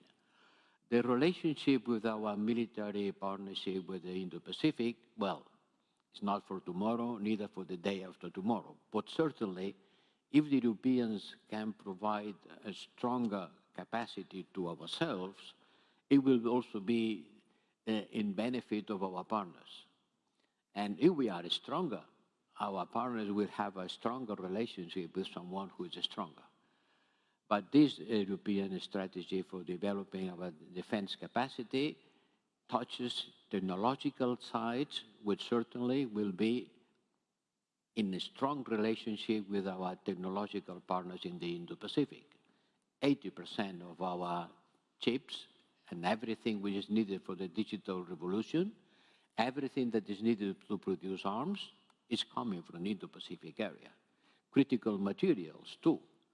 So our development on the industrial side to boost our defense capacity will have a positive consequences for our partners in the Indo-Pacific, certainly. Thank you very much. Richard, may I turn to you to address some of these, take maybe 3 minutes or so to tackle these. Well, firstly, if I could address the question from the US delegate. Australia has had direct contact with China in relation to the unsafe incidents which we have described. In respect of the, again, the contribution that was made by our Chinese colleague, perhaps the way to address that is to say this. In every relationship that Australia engages, and every relationship that Australia seeks to build, that includes with countries in the region, it includes our alliance partnership with the United States, but it also includes the multilateral relationships that we engage in. All of them, a precondition is that they are directed to supporting the rules-based order. That what we seek to do in the way in which we engage on a bilateral and a multilateral basis is to create relationships which support the rules-based order. And as I said, in doing that in this region, we very much see that at the cornerstone of regional architecture is ASEAN centrality, and that the way in which ASEAN operates also supports the rules-based order. Now, we get that there are going, well, in large measure, those rules are well understood, but we get that there are going to be occasions where there are different views about what the rules are internationally. We have mechanisms for working those through. There are international arbitral rulings which have clarified those in the past. They have meaning. But ultimately, that needs to be worked through with dialogue at its heart. But having said all of that, when we assert the rules-based order, as we do in a lot of our naval activity and asserting the UN Convention on the Law of the Sea, we need to be ensuring, notwithstanding whatever our views of those rules are, that the way in which our navies and our defence forces interact is professional and it is safe. Now, I made clear in my opening remarks that the vast bulk of the interactions that the Chinese Navy and Air Force has with the Australian Defence Force is both professional and safe. I made that clear. But it is important that it's not just the vast bulk, that it's every interaction needs to be professional and safe, and that is all that we are simply calling for. Thank you very much. Deputy Prime Minister, if I may ask you to address the 2 points that were put to you, please. For the first question, I would like to thank the Vietnam participant regarding the Mekong River. For Cambodia and the Mekong River, normally we do not really have any major issue. Cambodians always respect the right and the riverine country, including Laos and Vietnam. Vietnam and Laos have also developed part of the Mekong River in the territory, and Cambodia supports all these development of our friendly neighbor nation. At the same time, I think the question may have related to the Phunon Dachau Canal of Cambodia that is currently under development. I have seen a lot of concern in the some of the Vietnamese media regarding the some of the issue like fishery or food security regarding the Mekong River. I would like to emphasize that the development of the riverine country Cambodia would support. At the same time, in our Funan Canal, we have carried out careful study over the years, and until 2024, we have the capacity to develop our own canal, and that would benefit a lot of Cambodian people, as well as resolve the flooding issue in Cambodia. I support our Vietnam friend that what ASEAN can do or cooperate to resolve this. I support the role of ASEAN to study, and maybe it can resolve some of the issue or some of the uncertainty that is still misunderstood regarding the Mekong River. So I support the role of ASEAN for the discussion and to see how can we use the Mekong River in the best possible way. And I believe that the Vietnamese and Cambodian expert, as well as the foreign expert, can look at this development on these all countries that are related. So I think the our Funan Dachau Canal will be inaugurated soon. Thank you. Regarding the second question, regarding our Japanese participant, regarding the recent military exercise with China, we have already completed it. And some of the misunderstanding and suspicion that at the Real Naval Base that we have two warship from China, and there are some personnel on Cambodian territory. I would like to clarify again to the meeting that this issue had already been raised in numerous times, and the question has all been raised since the time of Samdech Pichai Sena, as well as Samdech Chapadai Hun Manat, the Prime Minister of the Kingdom of Cambodia, and Cambodia have unequivocally clarified that we do not and will not have any foreign military base on Cambodian territory, and it is clearly stated in our constitution, and we have clarified this in many other forums that China has come to assist us in the military modernization.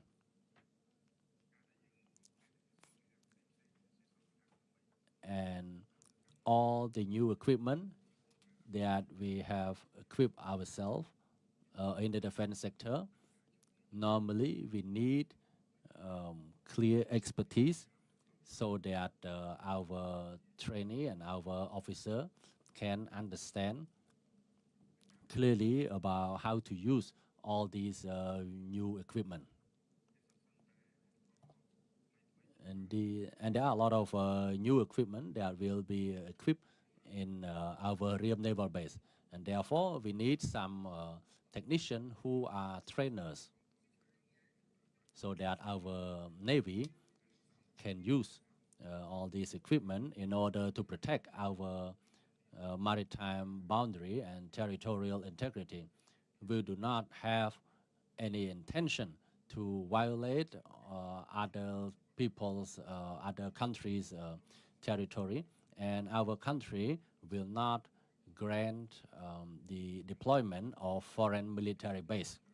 And in many of the interviews that I have given out for this military exercise, there is no permanent Chinese military base in our Real Naval Base. Therefore, I would like to seek your understanding that our military need modernization and training, and therefore not just China, but any other country that want to assist us in training and joint exercise, they are fully welcome. We will continue to organize other military exercise from year to year, and all of the military exercise from 2023 to 2024, we want to increase the military exercise with friendly nations. After the completion of the Ream Naval Base, there's nothing to hide for friendly countries. At the same time, we seek your understanding. Normally, the Ream Naval Base belongs to the Royal Cambodian Navy. Therefore, some of the area are exclusive to the Royal Cambodian Navy. Therefore, we cannot totally open everything for all the country to come and see. But for the port that had been completed, I have answered to many diplomats that have come to talk to me with the same question, that Cambodia have nothing to hide regarding the Ream Naval Base. And I would like to clarify once again that we would not authorize any foreign military base on Cambodian territory. Thank you. Thank you very much, Deputy Prime Minister. This concludes our third plenary session. Thank you very much to the three excellent speakers for guiding us through these complicated issues and the answering the many questions that were posed. We're now breaking for lunch. We have a very important special address here in this room at 2:45, so it's important that you're back in your seats at 2:41 so that we can get ready. Enjoy your lunch, and we'll see you in a little while. Thank you very much.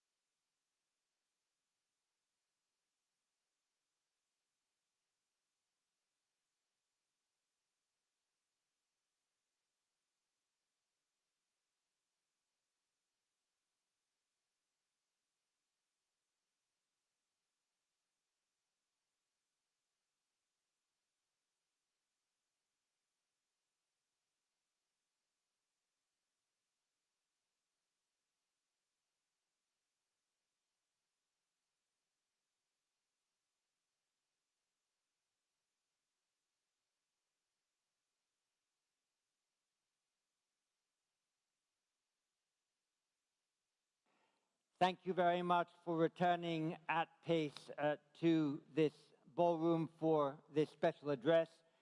As all of you know, on October 2019, Bapak Prabowo Subianto became the Defense Minister of Indonesia, and almost to the day, 5 years later, on the 20th of October 2024, he will be the President of Indonesia.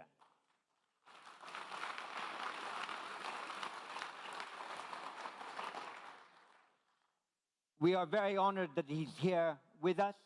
He's attended IISS Shangri-La Dialogues, IISS Manama Dialogues, a IISS Riyadh Defense Forum, so he's a very faithful supporter of the art of defense diplomacy. It's a delight that we have him here to deliver a special address, and I'd invite him to take the podium and speak in the special address to the 21st Shangri-La Dialogue. Bapak Prabowo. Thank you very much.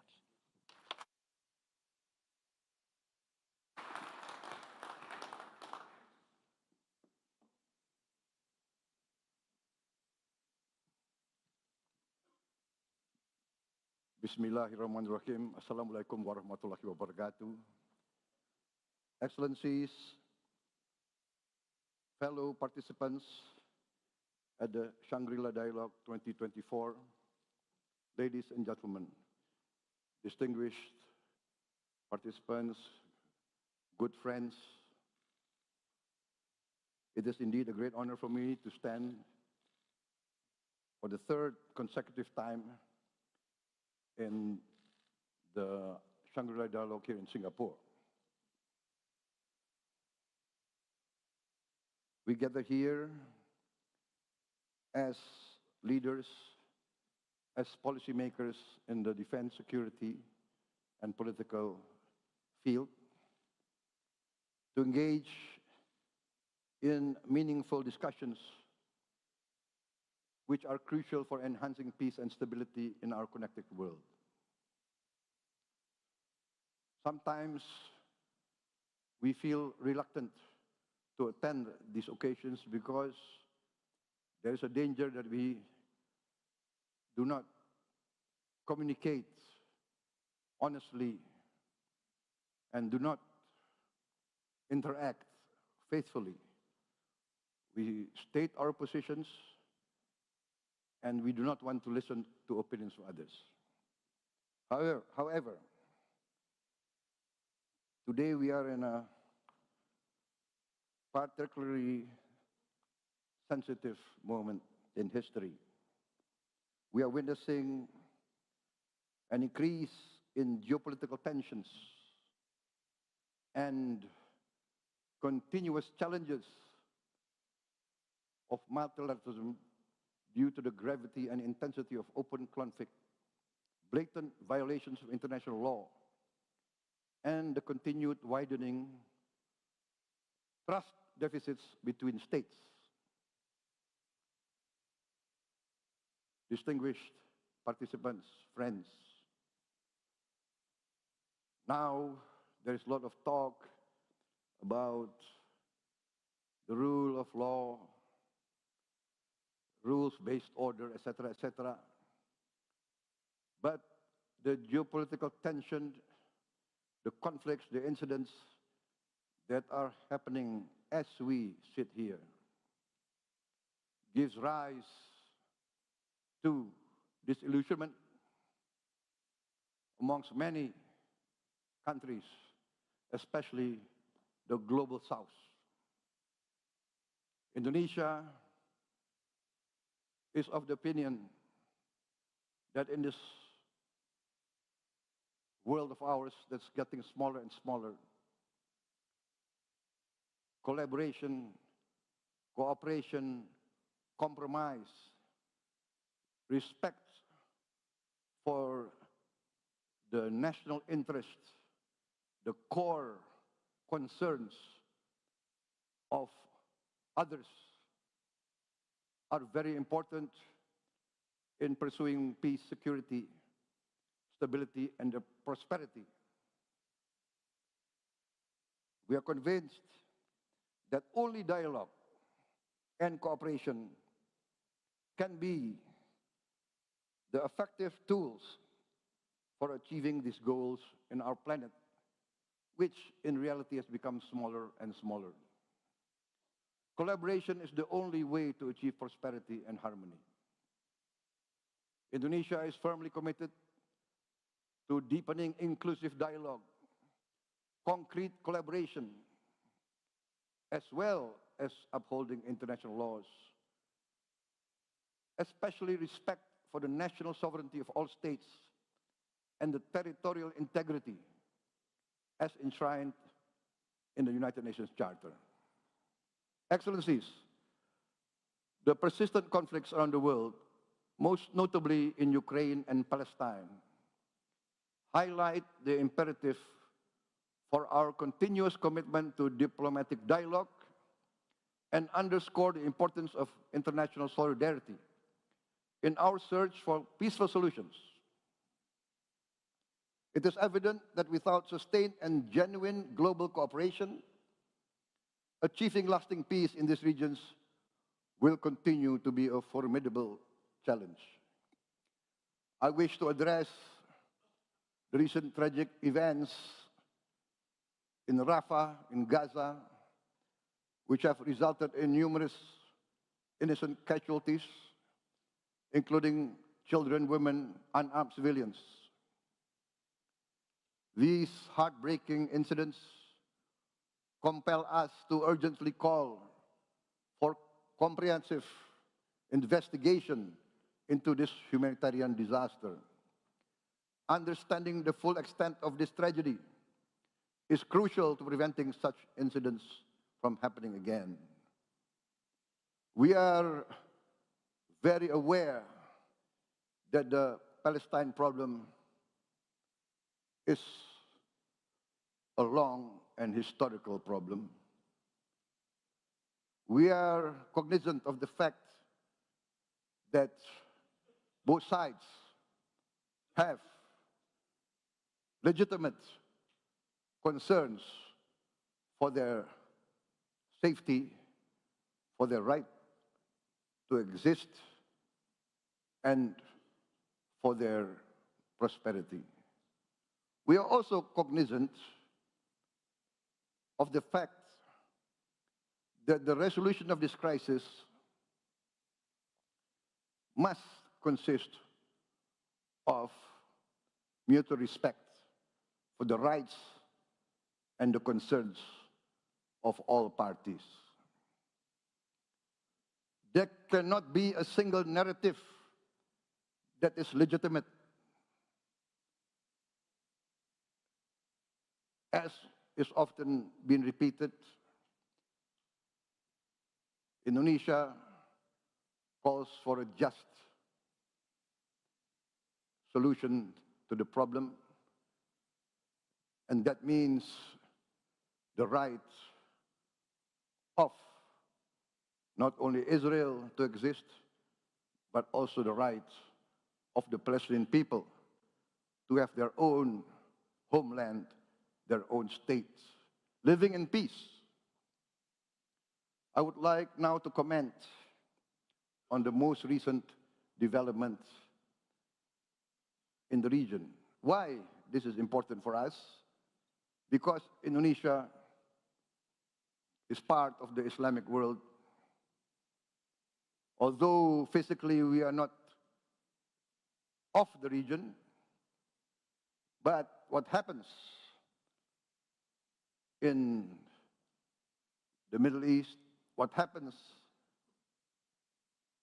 in Gaza affect the concern of the Indonesian people. Regarding the most recent development that we have just noted, that we have just heard,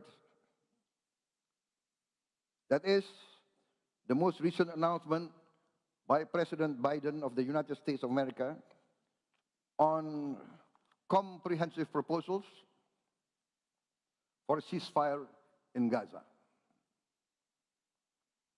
Although we have to further study the details of this proposal put forward and announced by President Biden, we do view this proposal as an important right step in the direction that we have to go. We view this as an important step forward. We are very pleased of news reports that representatives of Hamas has also voiced a positive response to these proposals. I would like also to express today Indonesia's commitment to support a comprehensive and permanent ceasefire as an important step towards a real and lasting solution, towards real peace between Israel and Palestine, and thus real peace in the region. It has been our conviction, along with many other states in the world today, that the only real solution to a lasting peace and security for both Israel and Palestine is a two-state solution. Indonesia supports all efforts and all measures that can fasten the progress towards that final two-state solution.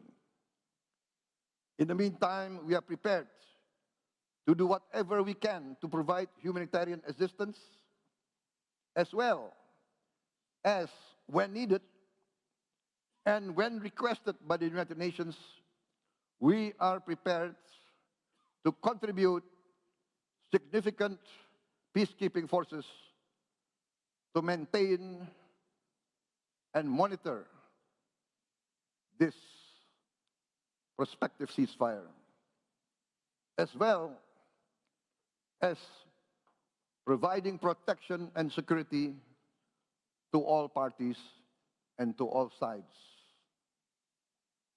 We are also prepared to immediately send medical personnel to operate field hospital in Gaza with the consent and agreement of all sides. We are in discussions with our partners to expedite the deployment of this medical personnel. Indonesia also is very willing to evacuate and treat wounded Palestinian civilians and those needing hospital care in Indonesian hospitals.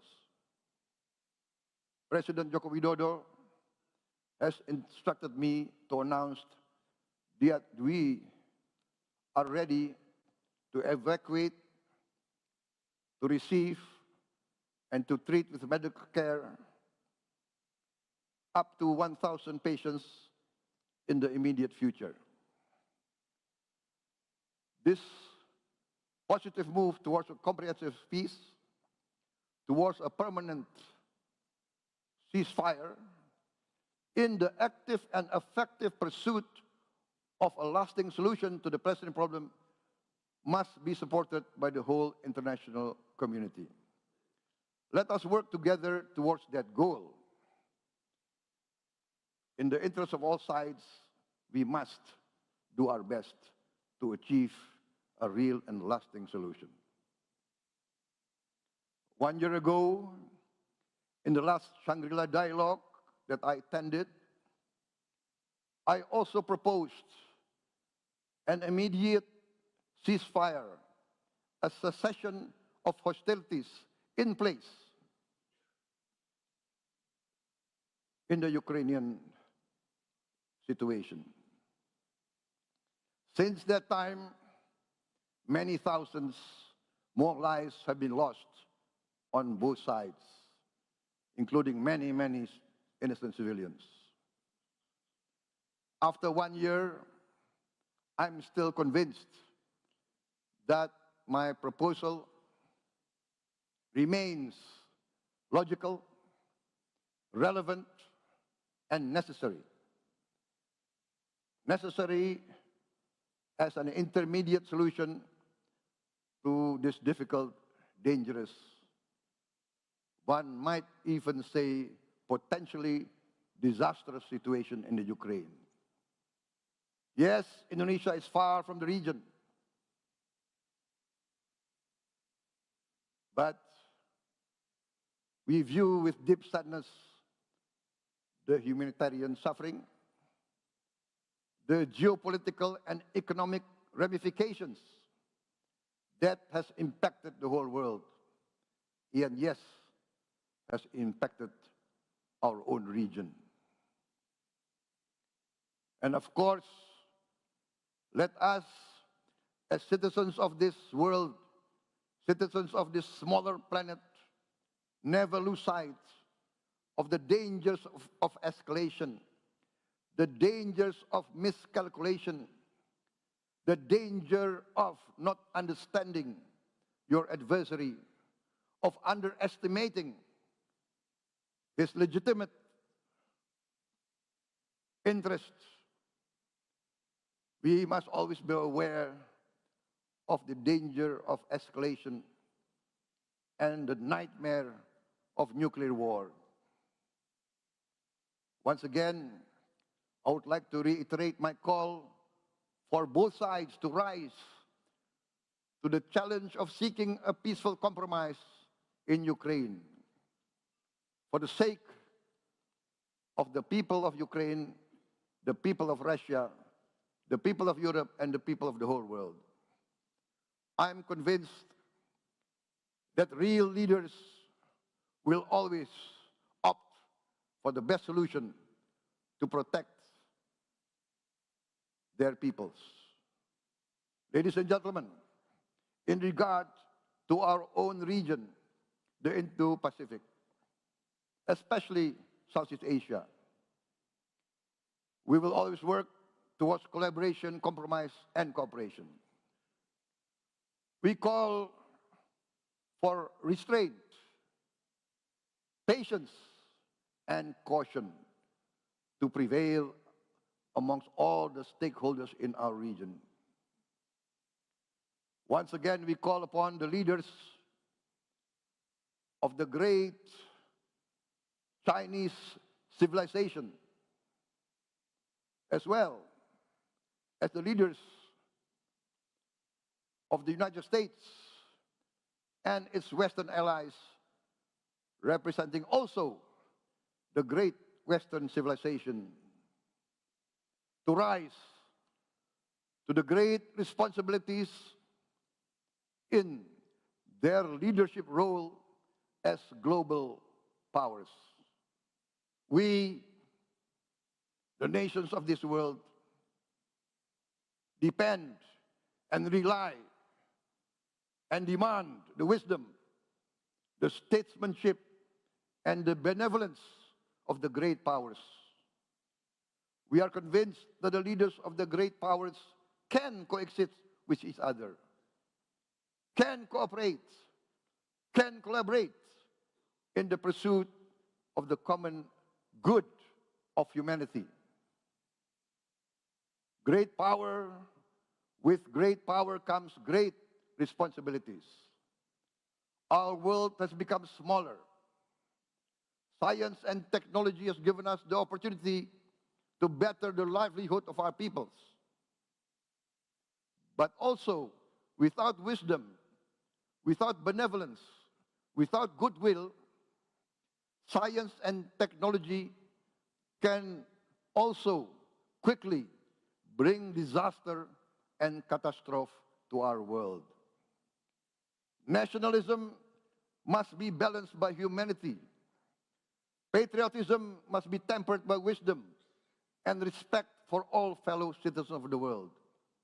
Let us work towards that common good. Thank you very much.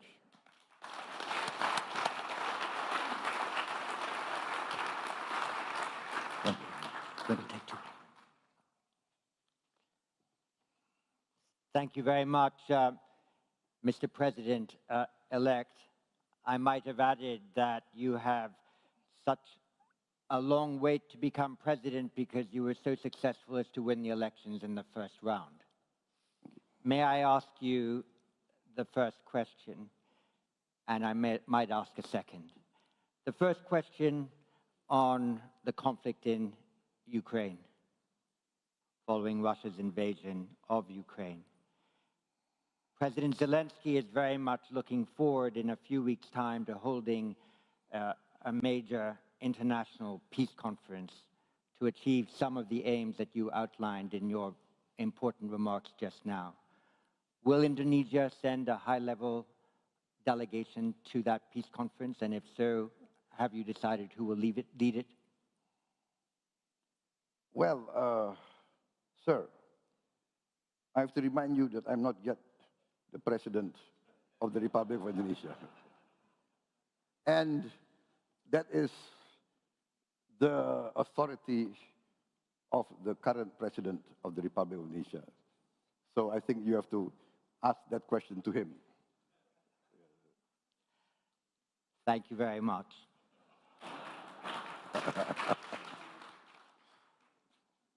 I'll turn to the audience for a couple of questions now, but I wanted to make certain that we had noted the remarkably important statement you made that the Republic of Indonesia is prepared, should the circumstances permit, to send peacekeeping troops to Gaza to sustain a ceasefire, and the important offer you made immediately to provide professional medical care to those who have suffered there. So thank you very much for that. I'll take a couple of questions before we close.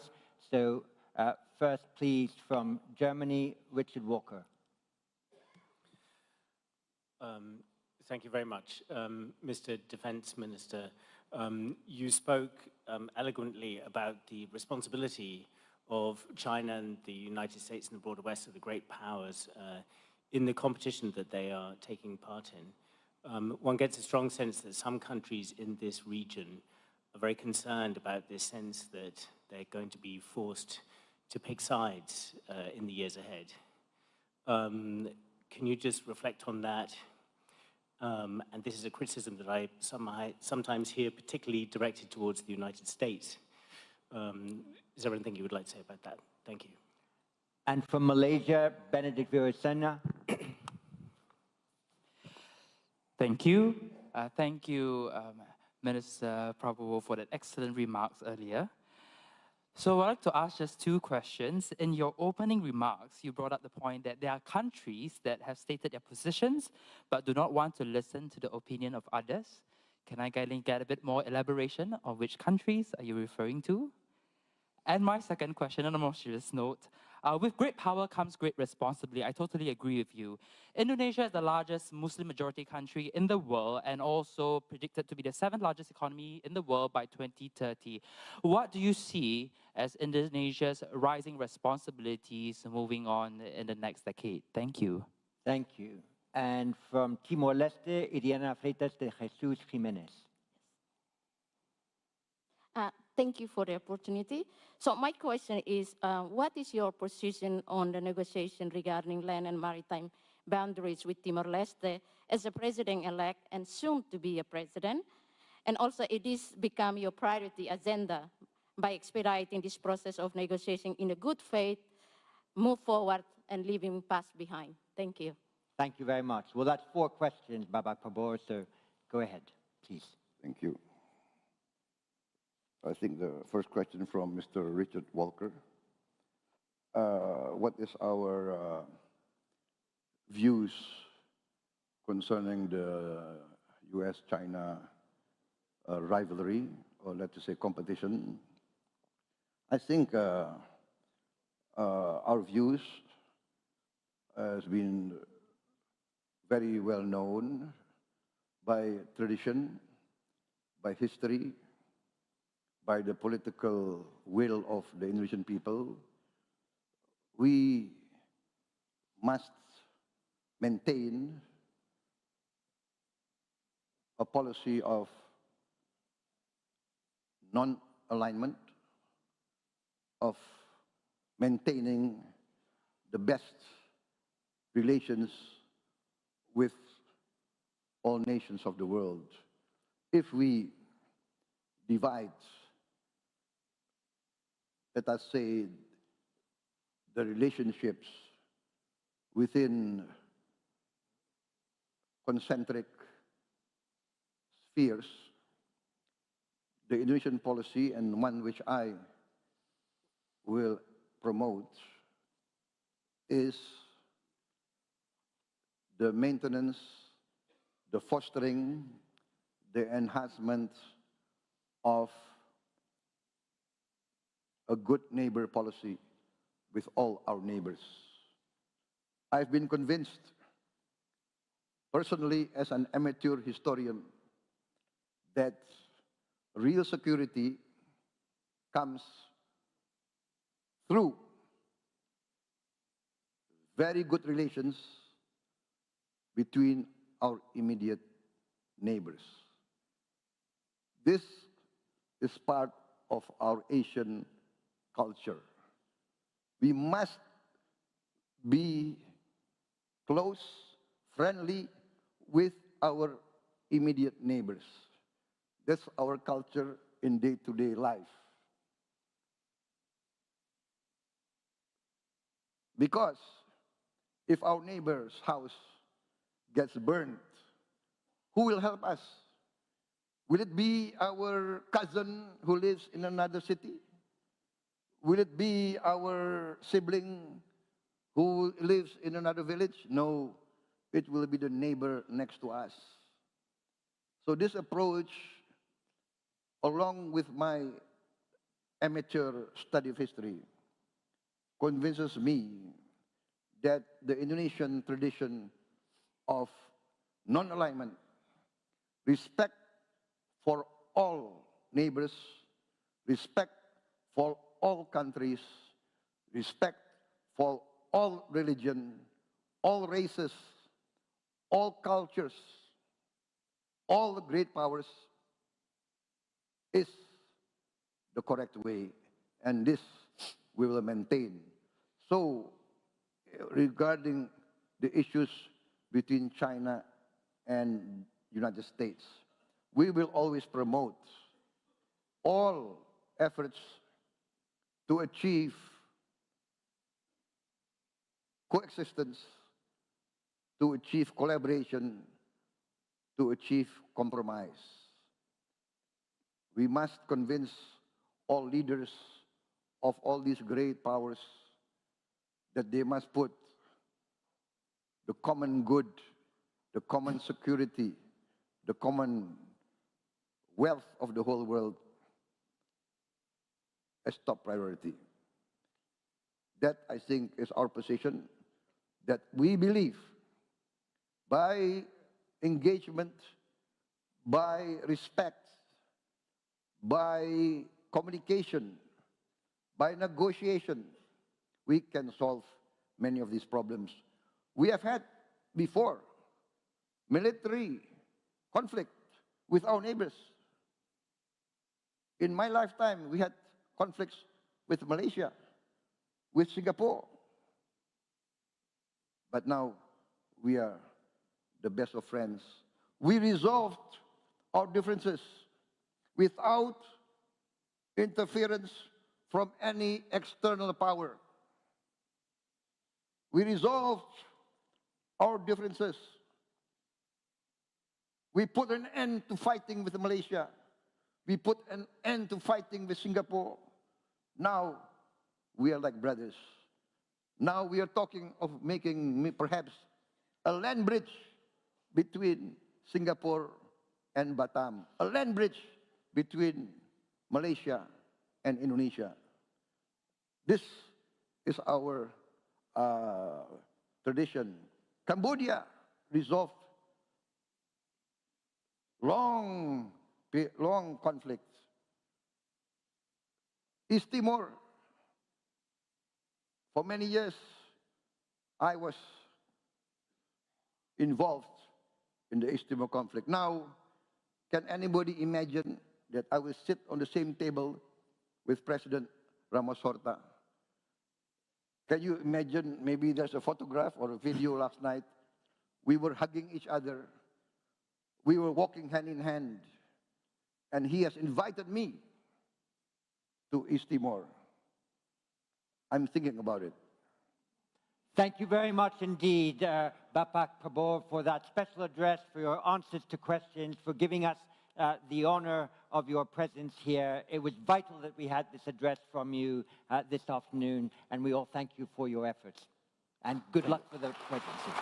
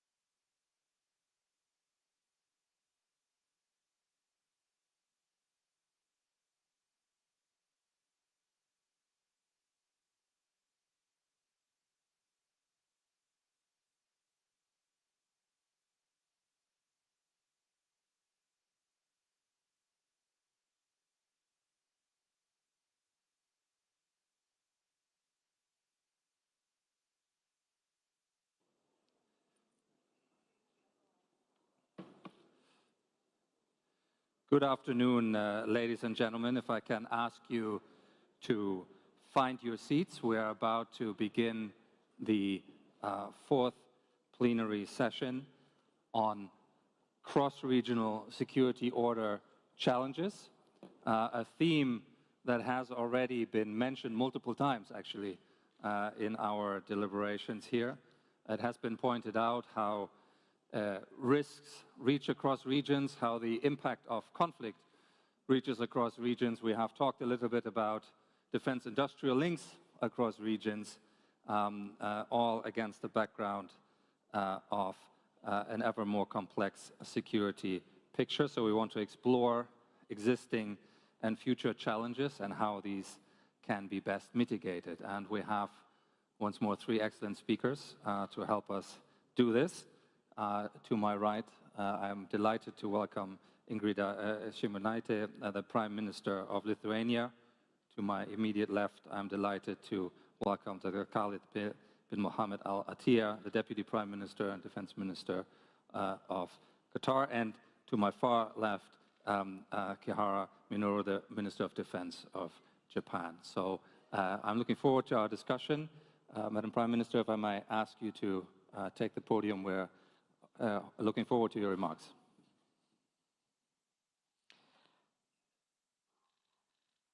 Ladies and gentlemen, esteemed colleagues, and honorable guests.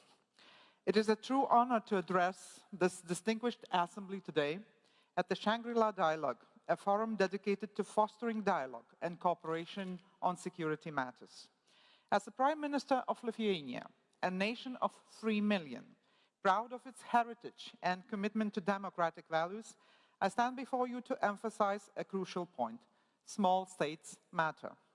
Even though Lithuania is situated 10,000 kilometers away, for us, it is of major importance to have an uplifting, trust-based relationship with the Indo-Pacific region, which is why a year ago, our government adopted the Indo-Pacific strategy, underscoring the interconnectedness of our world. Our world aspires to be one of peace, cooperation, and mutual respect, grounded in the rule-based international order. It is also my strong belief that democratic values, the rule of law, and the respect for human rights make the world a better place for all of us. However, for the third consecutive year, we are witnessing a brutal war launched by Russia in Ukraine. One might label it as European war because of its geography. But this war is not confined to a single region. It is an assault on democratic values and on the freedom of nations everywhere. It is rooted in the imperialistic ambition of an aggressor who has a permanent seat at the United Nations Security Council, whose mission is to preserve global peace. In Lithuania, we have come to understand long ago that underinvestment in our security, any economic dependence on authoritarian regimes, is a very risky undertaking. Moreover, silence and appeasement in the face of aggression endanger not only our neighbors' security, but our own as well. I hope that war is undeniable evil in the eyes of everybody here, and ignoring it is not an option. Ukraine needs the unwavering support of all nations that cherish freedom. The world must unite in this cause, for a divided response only emboldens aggressors wherever they reside. This is not a regional issue. This is a global imperative. This is a fight for freedom for all of us. Ladies and gentlemen, in today's interconnected world, no nation, regardless of size, can afford to be an isolated island. The global challenges we face, be it geopolitical tensions, cybersecurity threats, or economic instability, demand collective action and cooperation. Small states like Lithuania, though modest in size and population, possesses unique strengths that are invaluable in this collective effort. Lithuania, though small, stands firm in support for Ukraine, contributing around 2% of our GDP. The strong and united response from European countries, NATO, and other democratic nations give us hope that the aggressor will be defeated and a sustainable peace will be secured. What we need most today is the courage to support Ukraine without taboos or red lines, wherever victory takes. Today we call upon the Indo-Pacific region to support Ukraine. Your political and practical support is crucial. By aiding Ukraine, you contribute to global stability. There are many ways to help.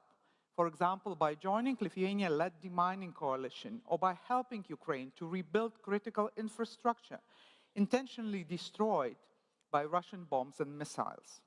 Honored guests, Russia's aggressive war has far-reaching consequences, including for this region. Russia is trying to re-establish the axis of authoritarianism, aligning with Iran and North Korea. This alliance affects European security from military support to Russia, destabilizes the Middle East, and negatively impacts the Indo-Pacific through military cooperation of Russia, North Korea, and China's support for Russia's military industry. As long as Russia is allowed to trample down its neighbors' freedom, other aggressors will feel emboldened to pursue their own ambitions, undermining global stability. Lithuania's strategic location on NATO's eastern flank made us frontline state in defending the principle of sovereignty and territorial integrity. This position comes with immense responsibility and opportunity. We have been unwavering in our commitment to NATO, contributing more than 2.7% of GDP to collective defense. The presence of NATO enhanced forward presence and future German brigade in Lithuania is a testament to ensuring the security of the Baltic region. These multinational battle groups symbolize solidarity and deterrence, sending a clear message that an attack on one is an attack on all. Instability harms economies, development, and societies. There should be no gray zones or buffer zones in Europe or elsewhere. While some may want to view Lithuania as a buffer zone, what truly matters is how small states position themselves. Lithuania, bordered by Russia and Belarus, has no choice but to align with like-minded countries. For small states, adherence to international law and norms is not a choice but a necessity. We all know that rule-based international order is the bedrock of global stability. Small states can only achieve strength through unity, both regionally and globally. We are strongest when we act together. Ladies and gentlemen, I firmly believe that small states thrive on collaboration and coalition building. Lithuania, through its partnerships with other Baltic nations and its engagement in Nordic-Baltic cooperation, serves as an example how regional cooperation can amplify our collective voice and influence. The success of the European integration model can be instructive for the Indo-Pacific region. Strengthening like-minded multilateral and bilateral formats in this region is essential for stability. Our experiences also make us acutely aware of the need for a strong international order. We understand what it means to fight for independence, democracy, and against tyranny as we restored our independence from Soviet occupation 34 years ago. It is our duty to support those engaged in similar struggles today. Despite geographical distance, we recognize the significance of the Indo-Pacific region to global security and economic prosperity. During the last 4 years, we opened new embassies in Singapore, South Korea, in Australia, trade office in Taiwan.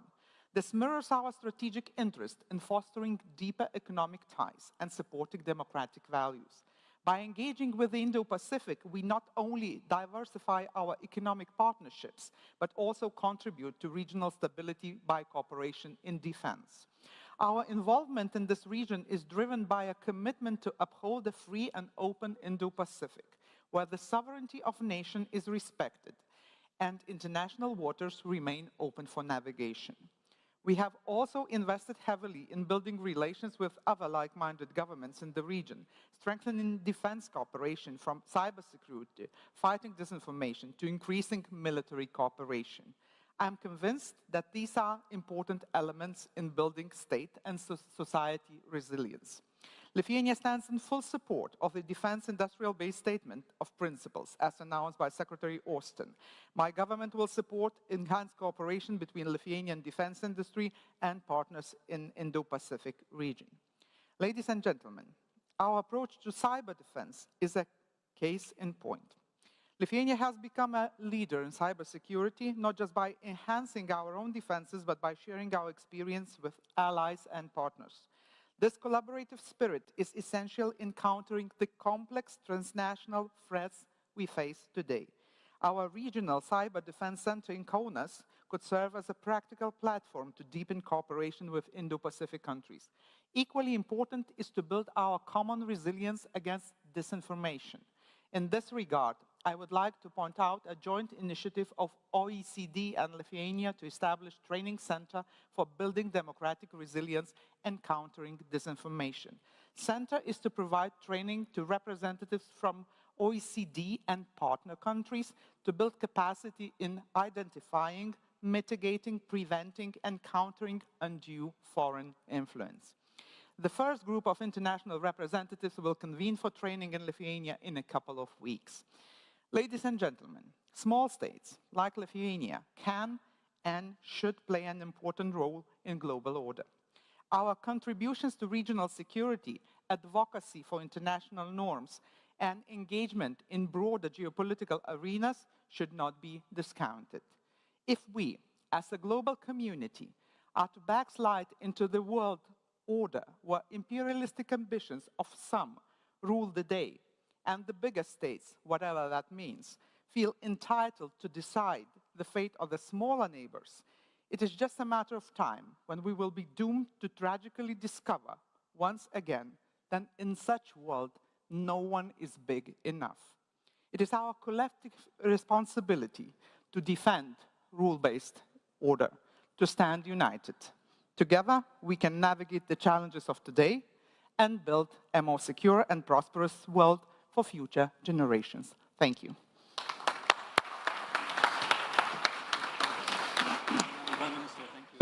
Thank you very much for those remarks, in particular the clarity with which you assess the situation in Europe and the global implications it has. I think that was a very useful contribution. Thank you also to pointing to a couple of really interesting areas for potential cooperation.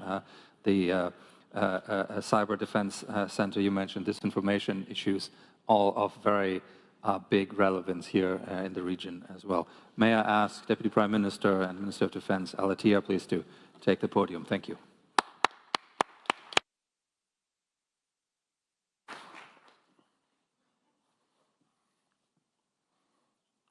Your Excellencies, distinguished guests, good afternoon.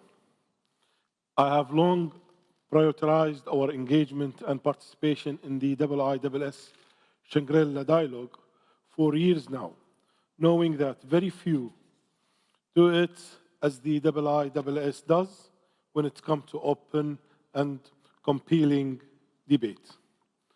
Dissecting and critiquing security policies and informing on global security challenges, I have each year better informed and invigorated. Our session this afternoon carries a heavy title, one that I cannot do just by tackling in a few minutes of speech. However, I do hope to shed a new light on Qatar's approach to meeting challenges of regional and by extension cross-regional security challenges. An approach that I believe, if pursued collectively across regional and adopted by all state actors, will set us on the right and clear track toward international harmony and welfare. I think it will not work without this. Thank you. The Qatari approach is simply a concept, challenging in action and contentious. To those who reject change, the foundation of our approach, the bedrock on which we have built our foreign and security policy, is that our people and residents come first. The policy manifests in several ways. First, our main investment is in our human capital development and well-being. Spearheaded by our wise leadership, the education sector of Qatar is a shining star in both our region and beyond. Our universal health care is a right afforded to all, and our economy is geared toward meeting the needs of our people and sourcing long-lasting, high standard of living. Our local laws are constantly evolving and maturing in alignment with an agile and young state, such as ours, both growing in wisdom and punctuality. Next, we move to the letter of the law. We are firm advocates of upholding and honoring international treaties and conventions. Qatar has prioritized its membership in the international regulatory and promotional organization that aim to harmonize the action of state toward peace and development.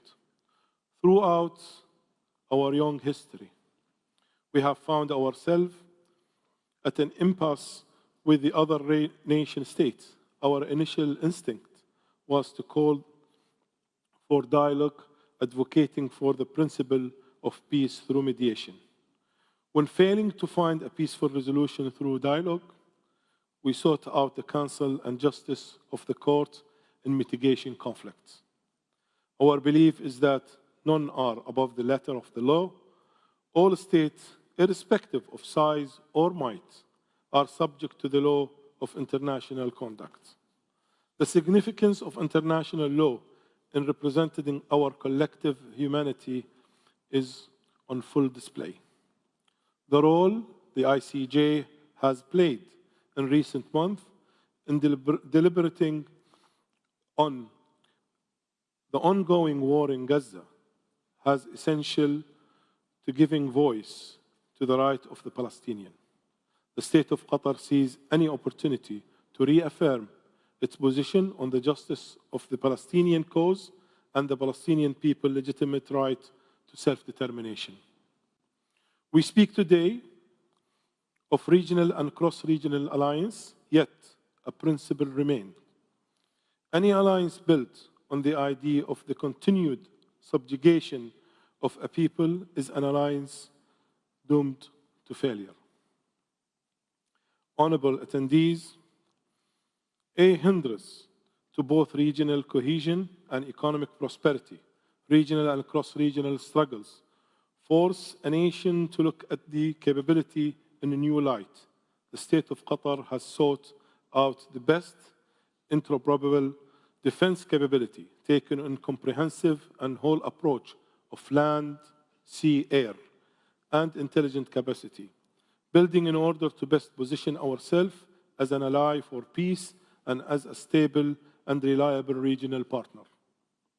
We have built on our long-standing foreign relationship and have sought out new global partners in order to consolidate our efforts in progressing our own security and contributing effectively in the collective security of the world.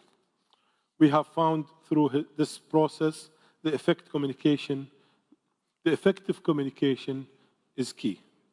Often our interests with others are aligned.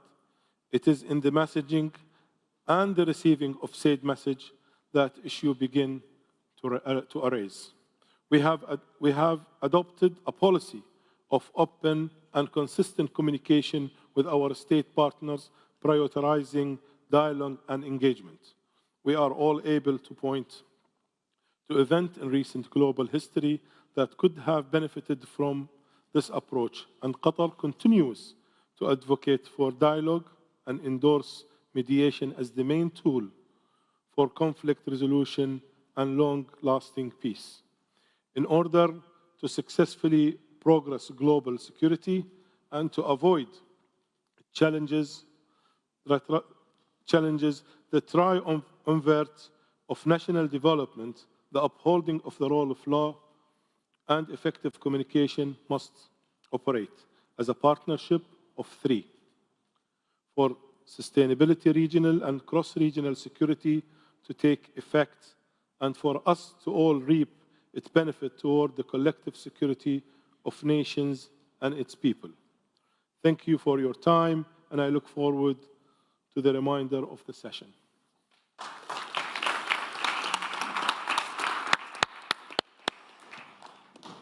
Deputy Prime Minister, thank you so much for your remarks. And you spoke about the fact that partnerships should serve the purpose of cohesion, of prosperity, and you mentioned that partnerships require effective communications, something that we're trying to support here as well. and you pointed to the importance of mediation, of which, of course, recent history and current events provide us with plenty of examples. So again, a lot to dig into. Thank you very much. May I ask, please, Minister Kihara to take the floor. The minister will speak in Japanese. Those who need the translation, please take your devices. English is on channel 1. Minister.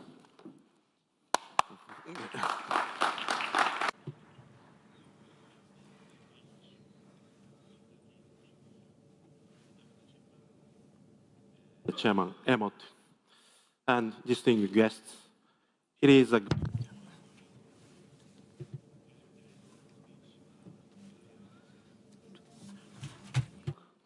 let me express my sincere gratitude to the IISS and the government of Singapore for hosting us all again.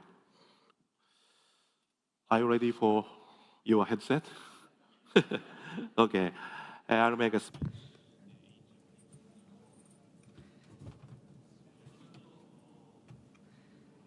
My history with IISS goes back to 2014, when I had the privilege of delivering remarks at the IISS in London as Parliamentary Vice Minister of Defence. 10 years on, now at the Shangri-La Dialogue, I'm greatly honored to join this session with Prime Minister Simonite of Lithuania and Deputy Prime Minister Atiyah of Qatar. It's a great honor. Russia's aggression against Ukraine still continues 2 years later. This aggression has blatantly infringed on the principles laid out in the UN Charter, such as sovereignty, territorial integrity, and general prohibition of the use of force, the very foundation of the international order built by predecessors at great sacrifice has been shaken by Russia's outrageous act. In the Middle East, we have been witnessing new tragedy surround Israel and the Palestine. The protracted combat is making the humanitarian situation in the Gaza Strip increasingly dire. Furthermore, the Houthis' attacks on civilian ships in the Red Sea and the Gulf of Aden, which are key points of maritime transportation, are seriously impeding the freedom of navigation. Japan has been continuing our diplomatic efforts to calm down the situation as soon as possible and to improve the humanitarian situation. In East Asia, there are also numerous challenges to the international order. North Korea has repeatedly launched ballistic missiles and others in violation of UN Security Council resolutions. Even this past week, North Korea has gone ahead with launches of ballistic missiles and others. Such actions threaten the peace and security of not only Japan, but the region and the international community. We are also witnessing unilateral changes to the status quo by force or coercion, and such attempts in the East and South China Seas. Peace and stability across the Taiwan Strait is also important. Furthermore, Russia has increased its military activities in the Far East region, including the Northern Territories, an inherent territory of Japan, where Russia's illegal occupation still continues. The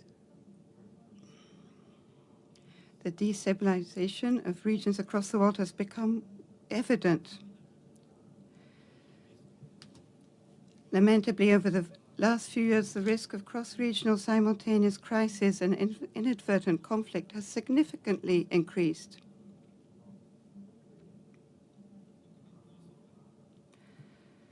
With such increase of the cross-border risks have significantly increased, while interstate competition is intensifying, we have seen the rise of cross-border risks. Security issues in a broad sense, such as climate change and natural disasters, cannot be solved without cooperation on a global scale, as borders mean little to these challenges. In an increasingly interconnected world, complex and wide ranging issues have come to the surface. These issues are crossing or negating borders and boundaries in terms of geography, kinetic and non-kinetic domains, and military and civilian spheres. Facing such risks, no country can ensure its own security alone. Because we're in such an environment, we must promote cooperation beyond borders to deal with an unpredictable world.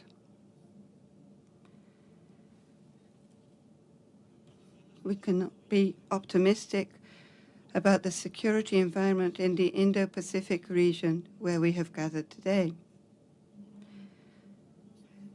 In the Indo-Pacific region, one cannot rule out the possibility of a situation that could shake the very foundation of the international order.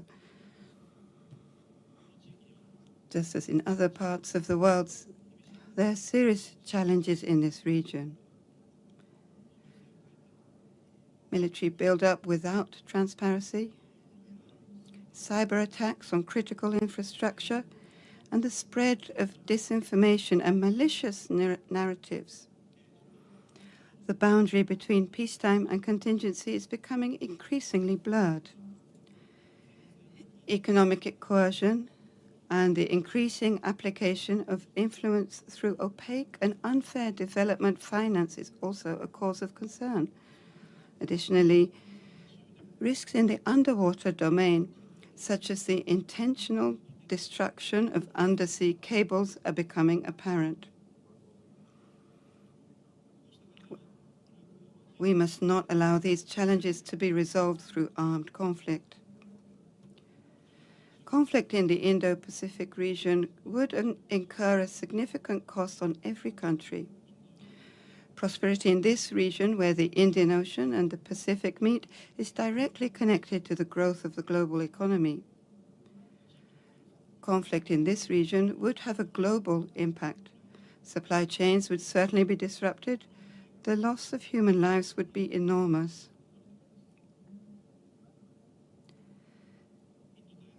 It is in the common interest of the entire international community to maintain pace and stability in the Indo-Pacific region. Japan stands at the forefront of these efforts. We are determined to lead efforts to uphold and reinforce a free and open international order based on the rule of law, utilizing a network of countries that share this goal.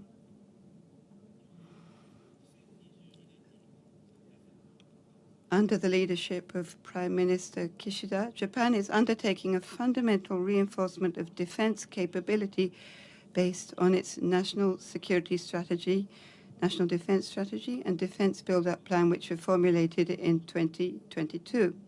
Our defense consists of three approaches. The first is strengthening Japan's own architecture for national defense.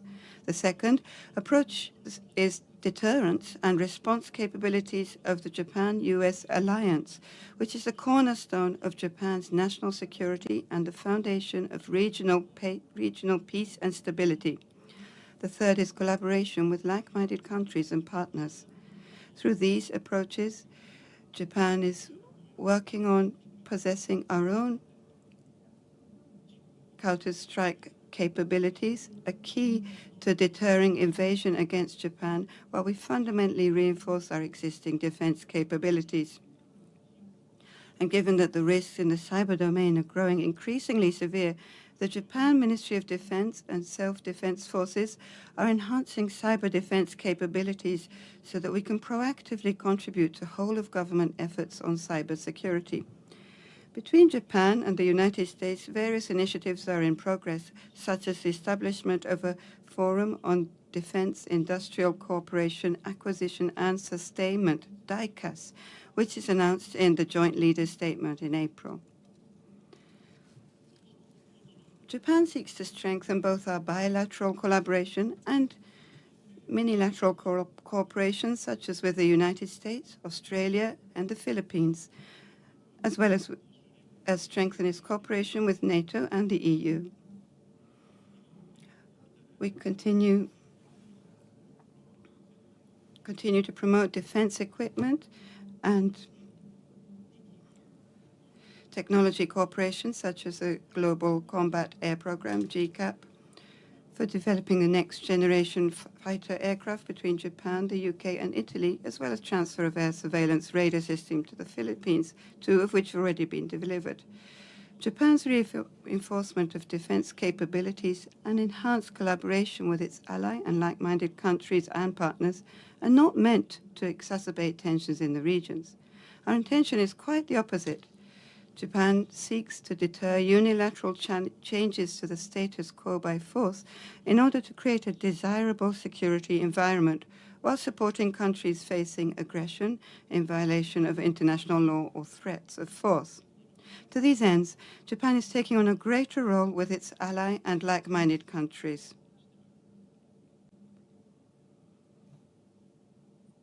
To make deterrence more robust, intelligence, surveillance, and reconnaissance, ISR, is critical. Recently, disinformation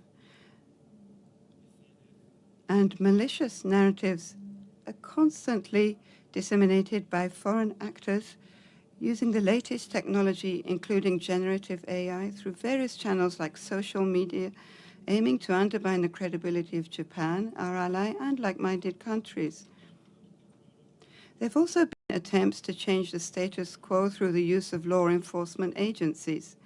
As the boundary between peacetime and contingency has become increasingly blurred, our ability to accurately grasp what is happening is critical. Japan puts priority on ISR that ensures seamless, continuous situational awareness at sea and in the air surrounding Japan. Additionally, amid the complex security environment, it is vital to improve our capabilities by fully utilizing cutting-edge technologies. Japan promotes the incorporation of advanced technologies such as surveillance with unmanned assets, as well as analysis, projection of information, and support with decision-making using AI. The improvement of situation awareness capabilities is not something we do alone. With our ally and like-minded countries and partners, Japan works on enhancing regional capabilities every day. Among Japan, the United States, and the Republic of Korea, real-time sharing of North Korean missile warning data is already in operation. We strengthen the rule of law at sea by sharing maritime domain awareness data with countries in the region through Indo-Pacific Partnership for Maritime Domain Awareness, IPMDA, a joint initiative of Japan, the United States, Australia, and India. We support the improvement of monitoring and surveillance capabilities for both maritime and air domains of friendly countries through the Official Security Assistance, OSA, as well as the transfer of defense equipment and technology. Each country monitors the sea and air, shares information, and ensures swift responses in times of emergency. Enhancing such situational awareness capabilities is an integral part of peace and stability in this region, and Japan will continue to support this endeavor. We believe that cooperation with like-minded countries and partners should be expanded beyond what we have today. Russia's aggression against Ukraine, the situation in the Gaza Strip, and attacks on civilian ships in the Red Sea and the Gulf of Aden have demonstrated the importance of collaboration regardless of geography. For instance, between Japan and Europe, including Lithuania, who is also present here today, substantial cross-regional collaboration is growing. Cooperation on cyber and women, peace and security, PS, as well as joint training with European countries are a prime example of that effort. Of course, Japan remains committed to cooperation within the Indo-Pacific region.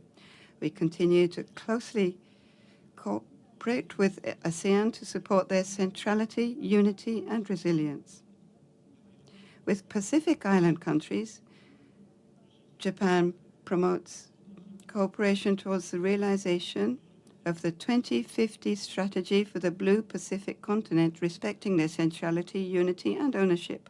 We also support cooperation between Japan, ASEAN, and Pacific Island countries, and we continue to be a close partner for regional countries.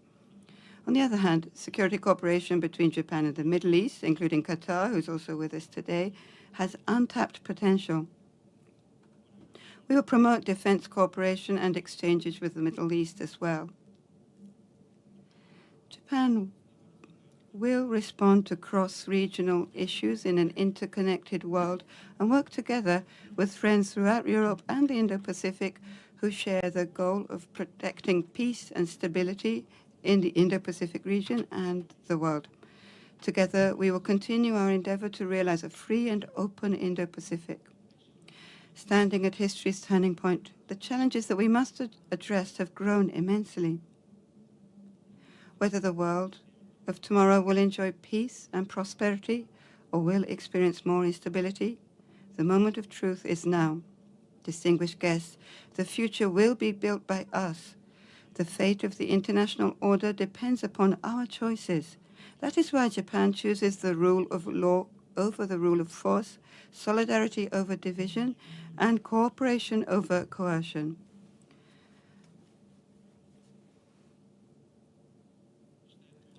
Our challenges cannot be solved by one country alone. Let's make these choices together and work together towards a better world.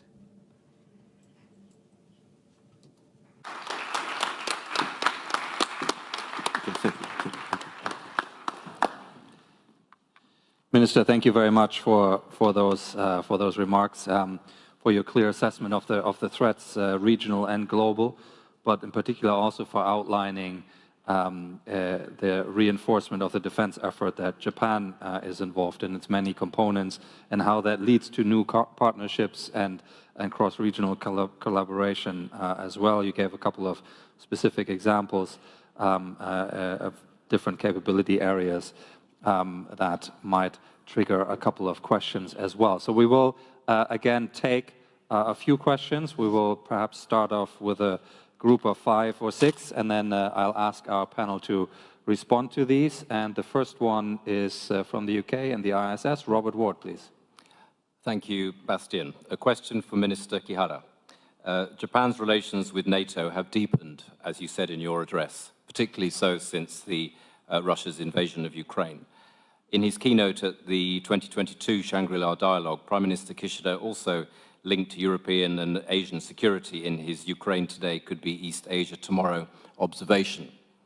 How do you see Japan's relations with NATO evolving, and does NATO have a role in Asia? Thank you. Thank you very much, Robert. We will now have from Myanmar, Na Mumu. Thank you. My question is, how might a people-centered approaches address regional security challenges and counter disinformation in the Indo-Pacific regions and border area, and strengthen cybersecurity cooperation among democracy nations? Thank you very much. And from France, Emile Hokayen. Thank you very much. The question is directed to Deputy Prime Minister Al-Attiyah. Thank you for your comments. Qatar is clearly at the forefront of diplomacy over the Gaza conflict, but you also have a growing profile here in the Indo-Pacific. Can you tell us how Qatar recruits diplomatic support in the region? Who are your key strategic partners? How are you aligning with those large nations like Indonesia that we just heard about the next steps in this conflict? And as a result, are you getting diplomatic credit for your effort in this part of the world? Thank you very much. From the United States, Ishan Tharoor, please. Thank you very much. My question is for Prime Minister Simonite. In the preceding session, President-elect Prabowo talked about the growing disillusionment in the Global South over Western talk about the rules-based order and international law. I think he was referring to the perceived double standard in the way in which the West talks about these principles when it comes to both the crisis in Ukraine and the crisis in the Middle East. In your view, as we've seen over the catastrophe in Gaza over the last 7 months, the mounting civilian death toll, the humanitarian crisis, and indeed the angry geopolitics that have surrounded it, has any of that, in your view, impacted your allies' ability to generate the kind of solidarity and support you want to see from, say, the Global South for Ukraine? Thank you, and we'll take perhaps 1 or 2 more in this round from China. Song Xue. Thank you. This question is directed to Japanese minister. So, United States is likely to ban TikTok in the coming month due to alleged security threats. I would like to know the stance of Japan and if Japan is going to follow US to ban TikTok. Okay, a very specific question there. I'll take 1 more in this round. John Rain from the UK. Thank you, Bastian. My question is for Prime Minister Shimonite, but other members of the panel may wish to comment. You said that small states matter. My question is, do they matter to each other? What would you say to small states who have chosen to take a very accommodating policy position towards Russia and China, in contrast to the bold, defiant strategy which Lithuania and other Baltic small states have taken? Thank you very much. So we'll take those 6 or so, and I'll invite the panel to address these questions. I'll go in the order in which they have spoken. Prime Minister, you had a few points directed to you. Can you please tackle those? Well, I thought there was a question about disinformation. That was a general question. Yeah. And this is something that is, I think, more and more realized by countries around the globe, because although not 100%, because it was usually thought that for some reason, if you live close to Russia, like we do, we will be more prone to disinformation and propaganda and use of fake news and activities on social media. Because Russia was known to be quite active in this, but I think this is illusion, because in most of the cases, the way the social media, our freedom of speech is used against us, has little to do with direct sort of choices. Do you like Putin or don't like Putin, or do you think Russia is right or Russia is wrong? But it's more about our internal debates that we have in the societies. And that might look very innocent. It might be a debate about inflation, for example, something that we've suffered, I guess most of the countries suffered in 2022. And when you have high inflation and your society is debating why that happened, all of a sudden you will hear those debates that maybe it's because of sanctions, maybe it's because the countries have chosen to make decisions that has impact on the level of prices, but and sort of diluting the major reason why that happened because Russia decided to invade Ukraine and manipulate the gas prices, and of course the war had the impact on commodity prices. So this is something we should be very much aware of, that usually in our local, COVID was a good example. You had a debate between people who trust vaccines and people who don't trust vaccines. And that would be a very heated debate in whatever society, and usually this will be used sort of against the society, because it's not the point to get one opinion winning over another. The point is to get the society be permanently stuck in some sort of a internal fight, so to say, so that they would not have time for other issues. And this is something that is very very important. And I think we should cooperate and we should see the patterns, and we should find strategies how to explain to our societies that they should be very careful when they involve in debate like that, and when they see something that seems like an internal debate, there might be quite different interests behind that.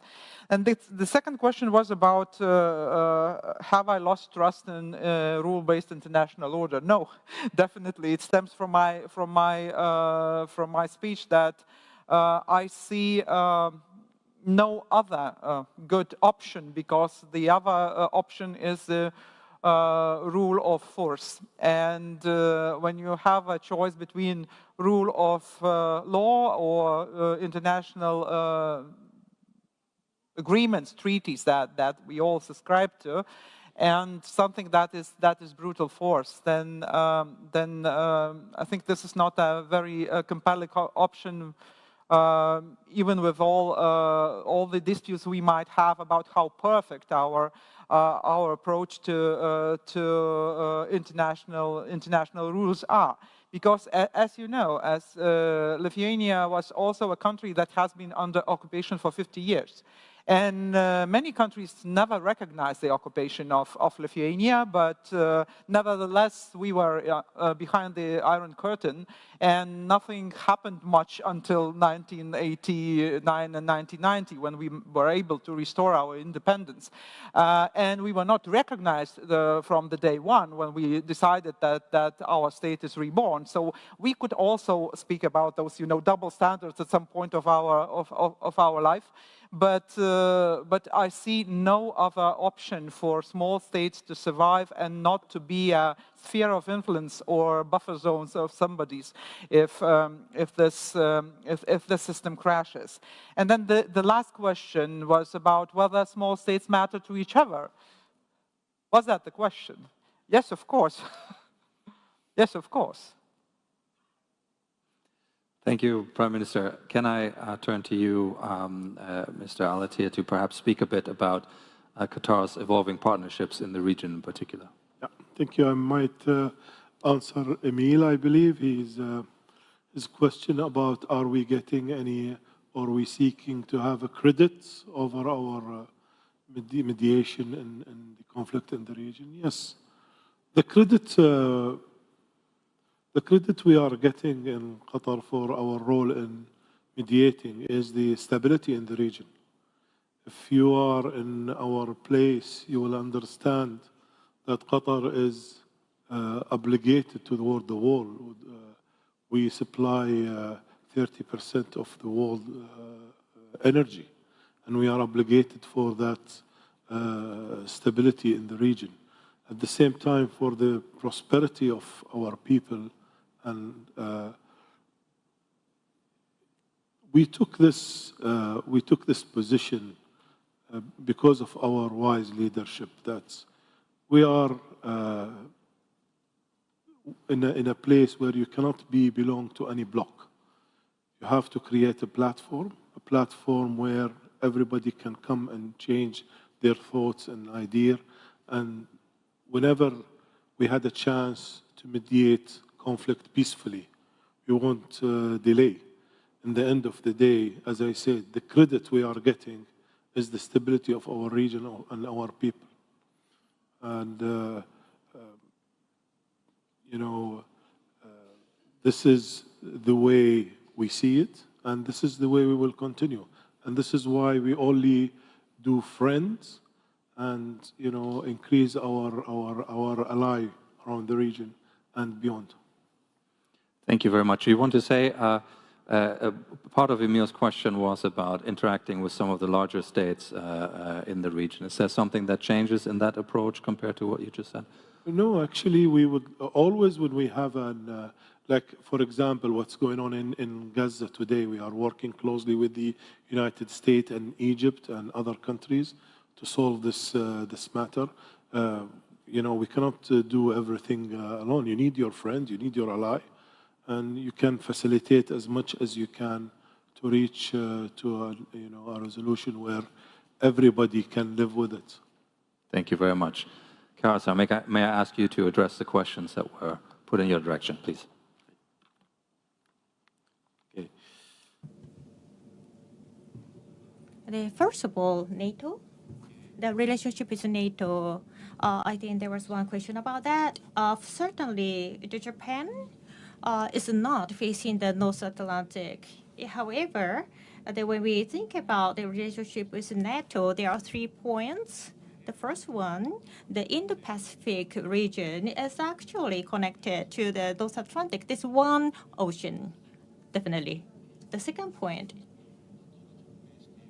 the concern that the NATO is facing is it can happen in Indo-Pacific region of the attempt to change the status quo by force. It can happen. And as I mentioned during my speech, I said this, and the one country cannot solve the countries, the like-minded countries. We have to work together and work against the oppressive the countries. There are many countries in NATO, and that's why I think we can cooperate with NATO. And the second point, the Japan's the security relationship with U.S., how it will be in the future.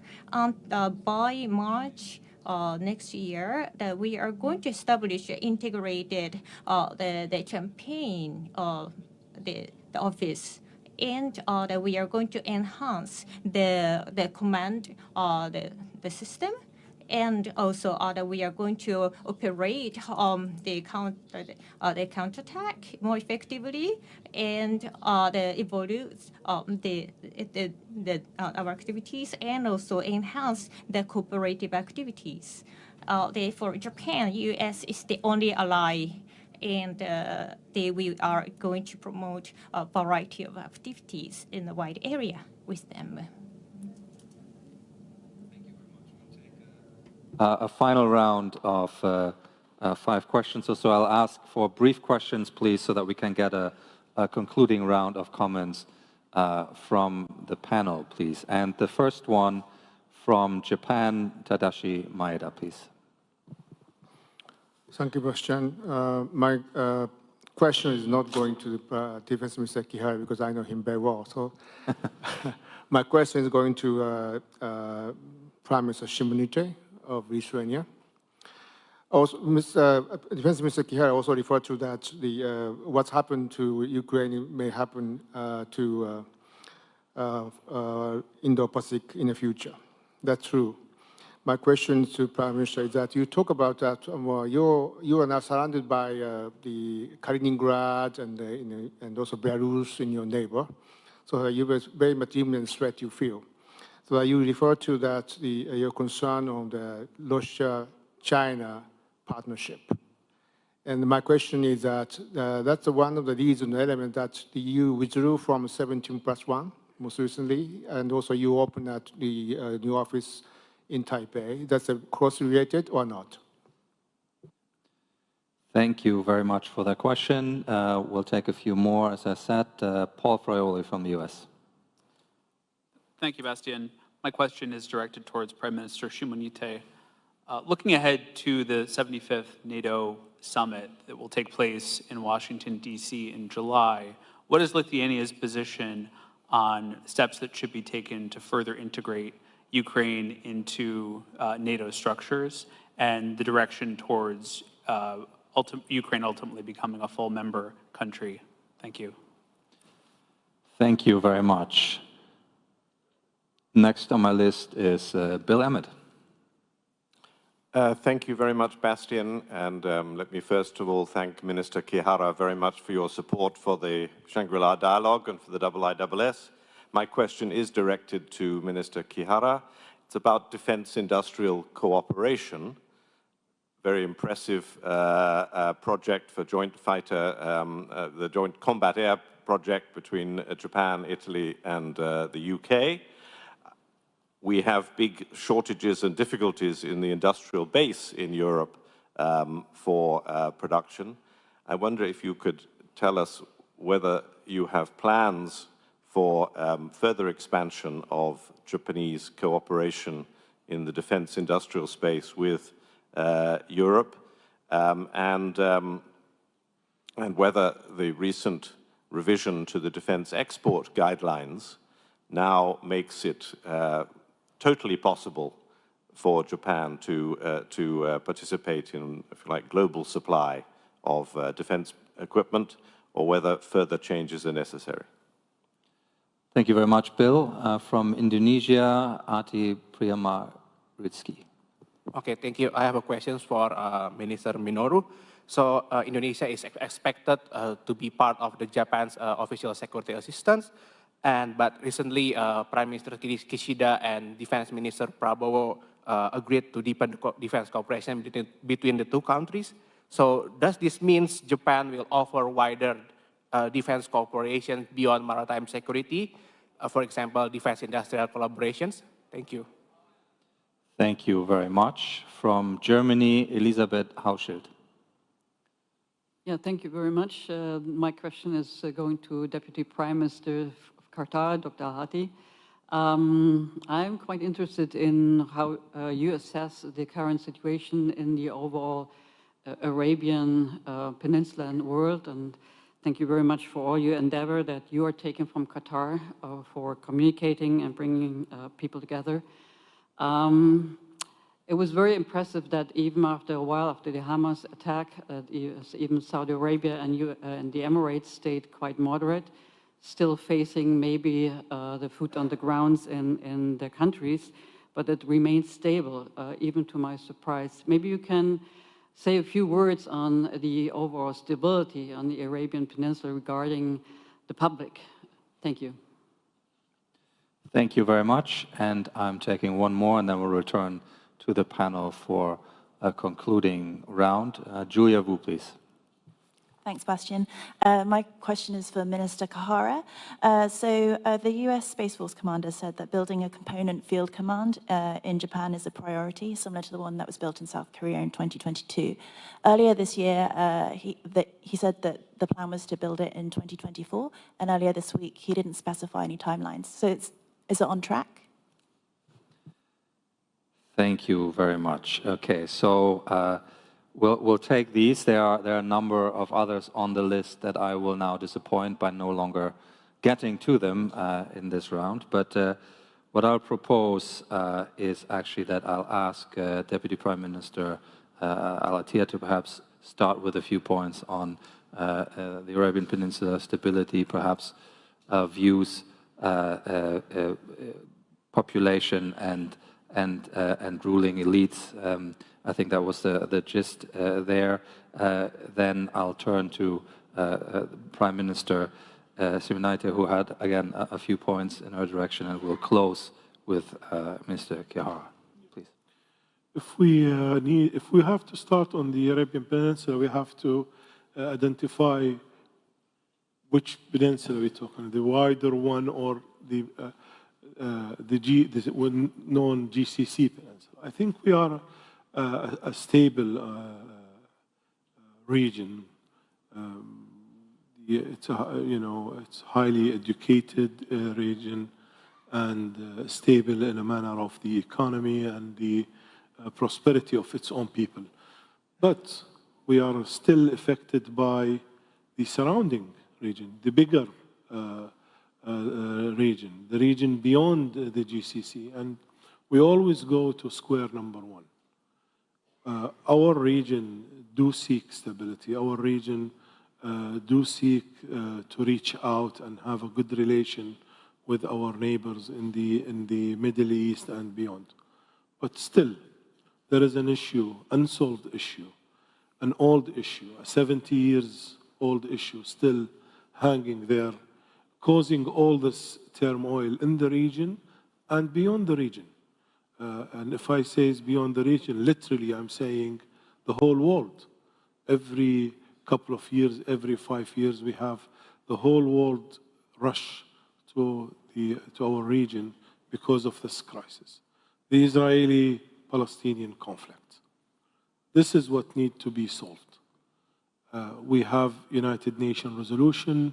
I don't know why we don't put all our weight to solve it according to this resolution. We have the Arabic initiative on the table. People would like to live side by side and prosper together. But the problem is you cannot leave the situation on Palestine as a status quo and it is satisfactory for your side, and then you think the other side will be happy with your decision to live in a miserable way. You are building up the pressure in the pressure cook. It will explode.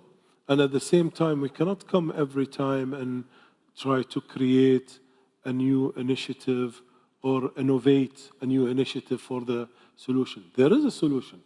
There is a resolution, the United Nations and resolution. There is the Arabic initiative.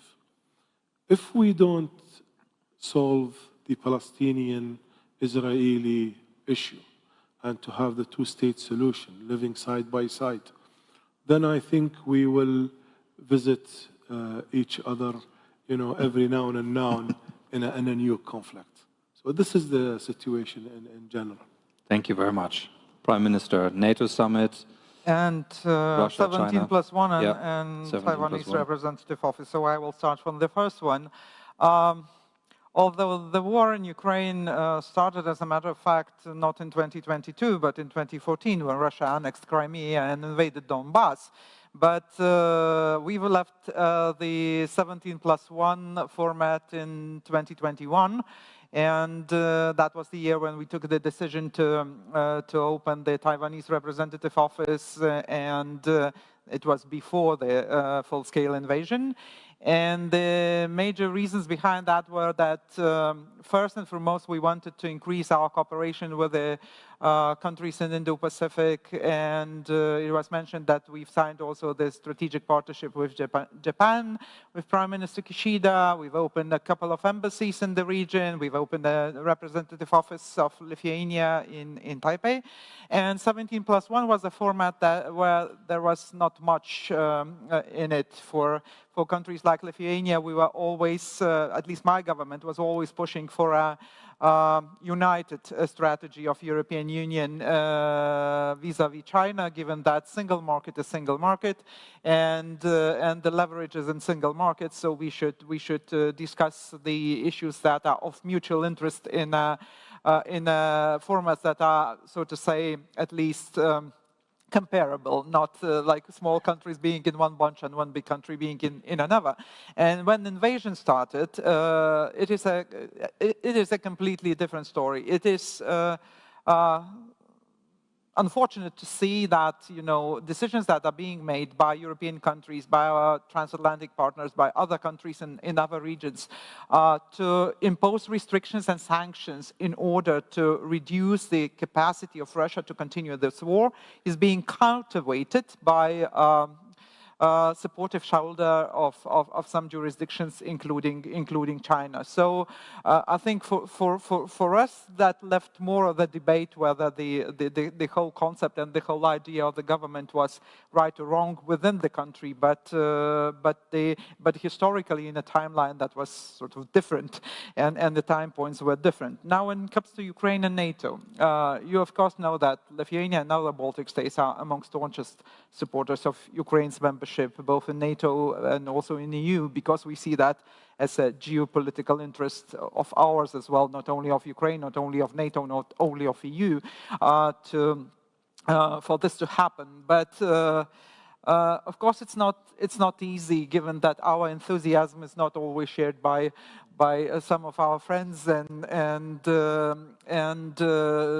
of course there will be a very intense debate on what the summit can decide on. But what I would think we should preclude from happening is showing no progress of Ukraine's path towards NATO membership. Because what would be absolutely wrong is to have the same wording we had in Vilnius last year, pretending as if nothing happened in this time period between Vilnius and Washington, and definitely we know this is not true.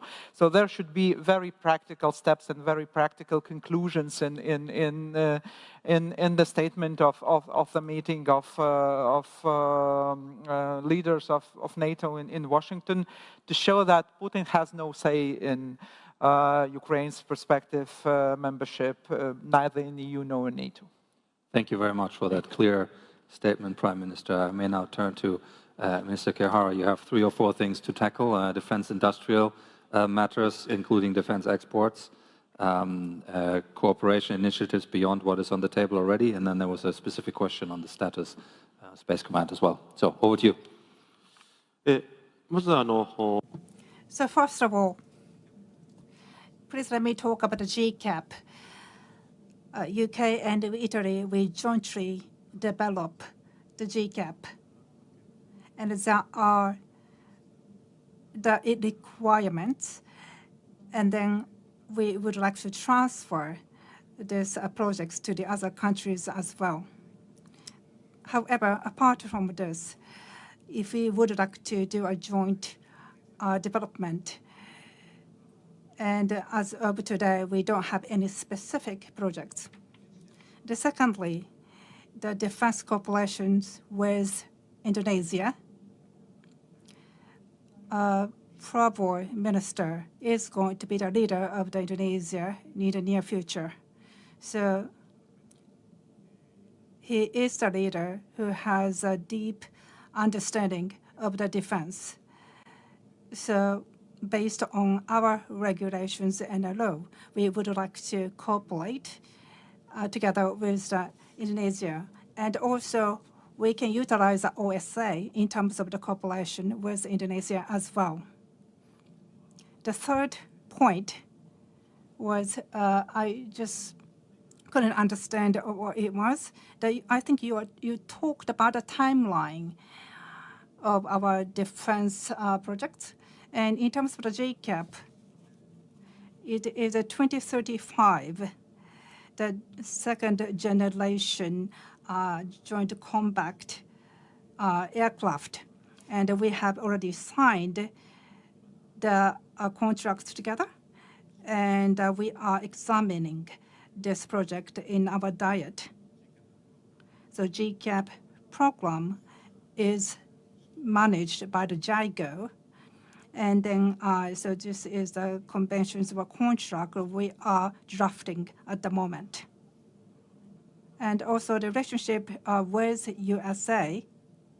So we have the new organizations, and we already have a budget for this to establish the new the group. And however, we're not too sure yet what kind of the framework the U.S. is going to have as a counterpart. So we haven't concluded the discussions yet. So however, in terms of a timeline, we are proceeding well. Domain and your plans to develop that further, and on what timeline that might be. Can you say a few words about that? No. So in terms of the space, in the private sectors, we have the JAXA.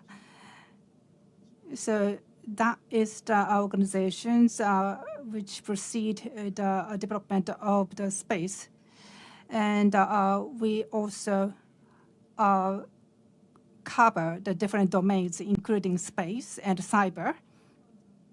So in terms of the space, and that is included in the 5-year plan for the defense force. So our defense force is going to cover the space domain as well. And we are going to have the specific budget for this. That concludes our fourth plenary session. We now have a quick refreshment break, and then we will have another set of very exciting simultaneous special sessions starting at 5. Before you leave the room, may I invite you to thank our excellent speakers for their very helpful remarks.